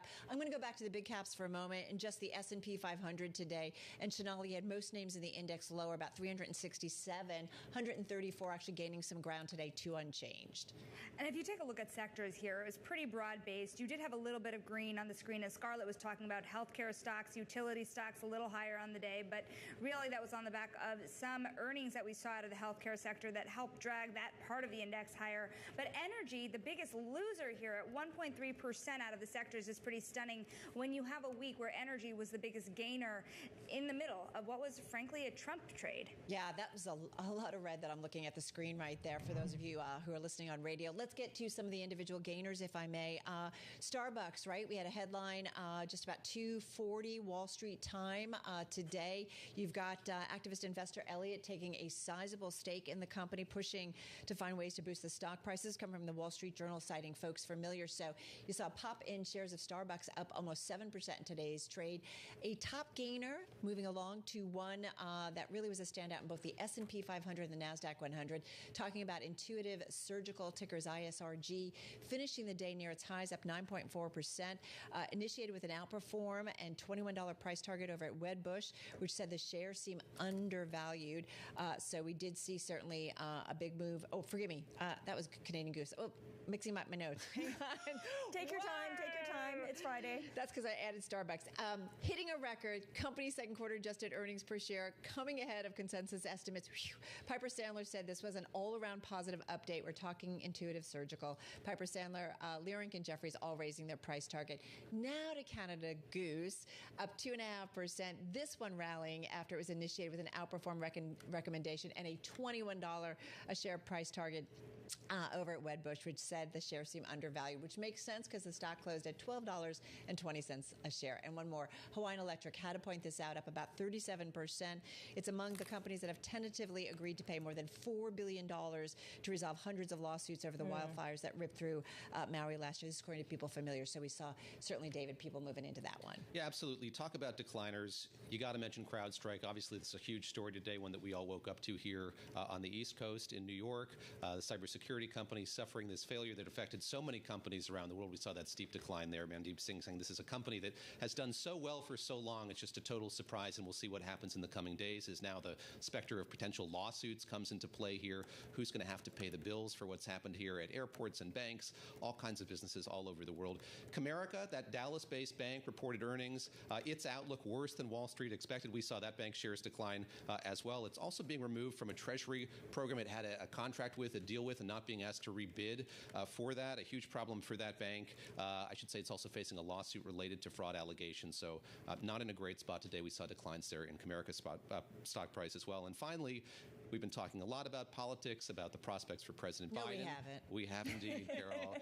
Former President Trump as well. DJT, of course, Donald Trump's Trump Media and Technology Group. He is the majority shareholder in that company. We saw declines there today, not attributable to what we heard or saw at the Republican National Convention in Milwaukee. In fact, having to do with the stock dilution, the fact that now there are going to be about $2.5 billion more shares available. That, of course, makes them worth less. Good for the former president, I should say. Maybe not good for other folks, but we saw DJT sinking today in trading on Wall Street, guys. All right, let's take a look at what's going on in the Treasury space. Yields moving up, so price down, yields higher, the yield curve steepening as well. You see the 10-year yield moving up 3 basis points. That's the same for the 2-year as well, 4.23%. Carol, what was interesting to me, and this is not limited to Treasuries, of course, was the computer outage that we got overnight and this morning. It affected so Morningstar DBRS confirms Swiss Confederation Federation at according to AAA. Alexander's, who is our U.S. rates and FX strategist over for our Markets Live blog. So it feels like no corner of the financial world was kind of untouched, and the business world was untouched by this massive computer outage. Right. David and I talked a lot about the airline industry. I'm sure you guys did as well. Some headlines crossing. Delta says 1,200 flights canceled Friday, so extending the waiver that they're giving to customers, it sounds like, and says more delays, cancellations possible through the weekend. The FTA also was saying that, right, as well, that they anticipated that some of this could carry over into the weekend. So we'll be keeping an eye. We talked with Helene Becker over at Cowen, and she said they're treating this like a storm event. So fascinating, like a winter storm. That's the kind of disruption that we've seen here. I mean, the reality of this issue, too, is it's going to last people into the weekend, right? Because you had that many flights canceled, and then a number of those flights being rerouted, and a number of those flights being, redone for folks. But many of these people will be sitting in an airport for a day or two, or the airport hotel. Yeah, not from the airport that they departed from, and not at the airport that they want to get to, but somewhere likely in between. At the same time, you have companies like FedEx and UPS warning of delivery delays from this outage. What's interesting to me, of course, is we had the Amazon Prime days earlier this week. So there are people who are buying things off Amazon, expecting them to get them today or tomorrow, and that's probably not going to happen now because of the delays triggered by this outage. All right, let's get to what really matters. That unbelievably, companies are considering what cocoa butter alternatives. Is there any alternative to cocoa butter? I don't think so. Wait, instead of chocolate, you mean? Instead of cocoa overall? I guess so. I guess they're coming up because cocoa butter prices are what, $28,000 a ton? We've seen the fallout from really weather events in Africa where cocoa is grown, and this has kind of been building over and over. There have been warnings about how much chocolate prices are going to go up, and I just love this piece on the Bloomberg. Niall Sands, president of a commercial development innovation alternatives maker AAK, saying chocolate quite often is an impulse purchase, stating the obvious there, but one I'm guilty of purchasing impulsively. How many of you have walked out of the Bloomberg headquarters and to the right is this incredible chocolate store? I've done it and eaten the chocolate before I'm even home. I mean, the cocoa butter prices at near $28,000 a ton is just eye-popping at the end of the day, and you can see why people are looking for alternatives. So I do agree with you. I don't know what that would be. I think it's really fascinating, David. I'm glad you brought up that quote because there was another quote in that story that said that they don't want to make chocolate a luxury purchase. They want to keep chocolate an impulse purchase, something that everyone has access to, and people can walk out the drugstore and be like, oh wait, hey, I need that 100-gram bar right now. In an environment and like just being serious, right? We talk about inflation, right? And companies trying to figure out with still some of the higher input costs, they've got to figure out alternatives. Otherwise, they've got to raise prices to consumers in an environment, right, David? We were talking about this earlier in the retail sector where consumers are looking for value. Looking for value, looking for deals. We saw it in obviously dining and restaurants first. Now we're seeing it move over to other products, other parts of retail as well. Buy 2 bars. If they're getting smaller, if there's shrinkflation, get 2 chocolate bars. Like Twix. Yes, that's right. Don't give it to a friend. Have it yourself. Exactly. All right, guys. What a week. What a day. We'll see what the weekend holds, but be safe, and we will see you again, same time, same place on Monday. Our cross-platform coverage, radio, TV, YouTube, Bloomberg Originals. We call it The Closing Bell. We'll see you on Monday. And we've got much more ahead. This is The Close on Bloomberg.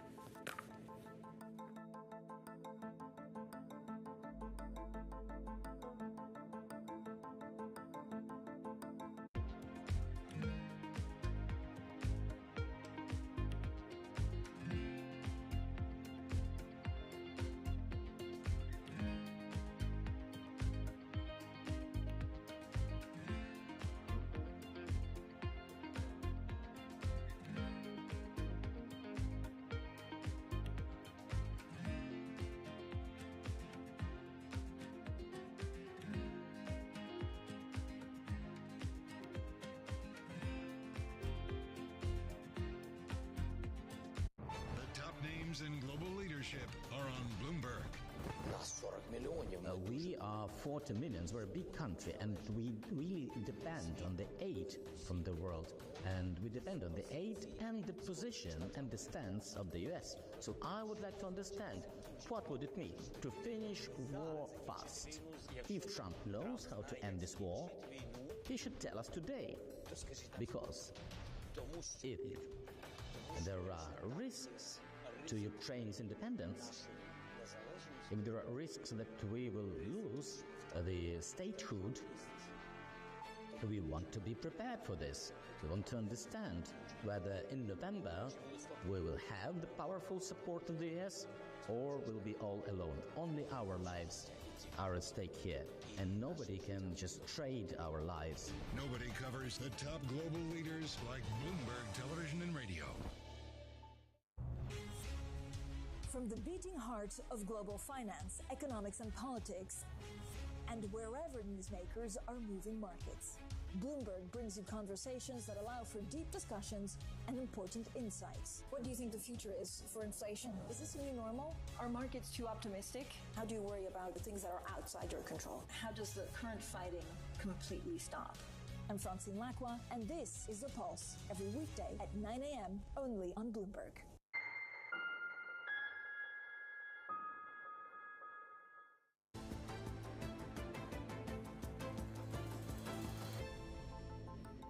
Welcome back to The Close on this Friday. I'm Scarlett Fu. And I'm Shonali Bassick. We're going to take a look at where markets closed out the day. It was a tough tape out there. The S&P 500 really closed lower by 0.7%, but you saw more of that pain in the tech-heavy indices. That is the NASDAQ 100, down 0.9% today. The Philadelphia Semiconductor Index down more than 3% today. The Russell 2000 Index, remember, this is where the great rotation really happened this week, was down 0.6%, but was the one index that was really still up on the week. Scarlett, what were you watching? Still up on the week. I'm watching what everyone else is watching, which is the global IT outage. And the culprits are pretty clear. CrowdStrike at the center of it because its software is at fault for triggering that massive failure. It spent most of today fixing a faulty patch that crashed Windows operating computing systems around the world. So clients ranging from banks to retailers to airlines to healthcare systems, they were all left paralyzed and in many cases had to manually reboot their systems. Now, Microsoft also caught up in all this as well, down 0.75%. It has rolled out fixes as well for its operating system glitches. By the way, this is the fourth day of losses for Microsoft, and the stock is now at a 5-week low.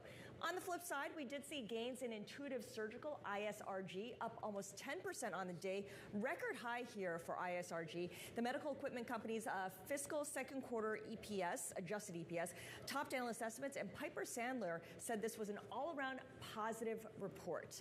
But when it comes down to everything, our top story this hour and really this week is about the Democratic Party in turmoil, with President Biden now making plans to return to the campaign trail next week once he recovers from COVID. This is despite party leaders urging him to drop out of the race for fear of losing the Oval Office. The House and the Senate will be discussing the implications of all of that. Ed Yardeni, president of Yardeni Research, weighing in on the election, writing, quote, as the likelihood of a second term for President Trump rises, so does the likelihood of an extension of Trump's 2017 corporate and individual tax cuts beyond 2025. In addition, the market expects several more rate cuts in the coming months. Those are two tailwinds for the stock market. Ed, of course, joins us now. And I want to talk more about that view in particular, because there is a view out there, Ed, that the tax cuts, if they are pursued to a greater degree in this environment, that could be inflationary alongside potential strict tariff policies. How does that compare with what people are expecting now for a rate cut? Would it mean more rate hikes ahead? Yeah, I think that's a real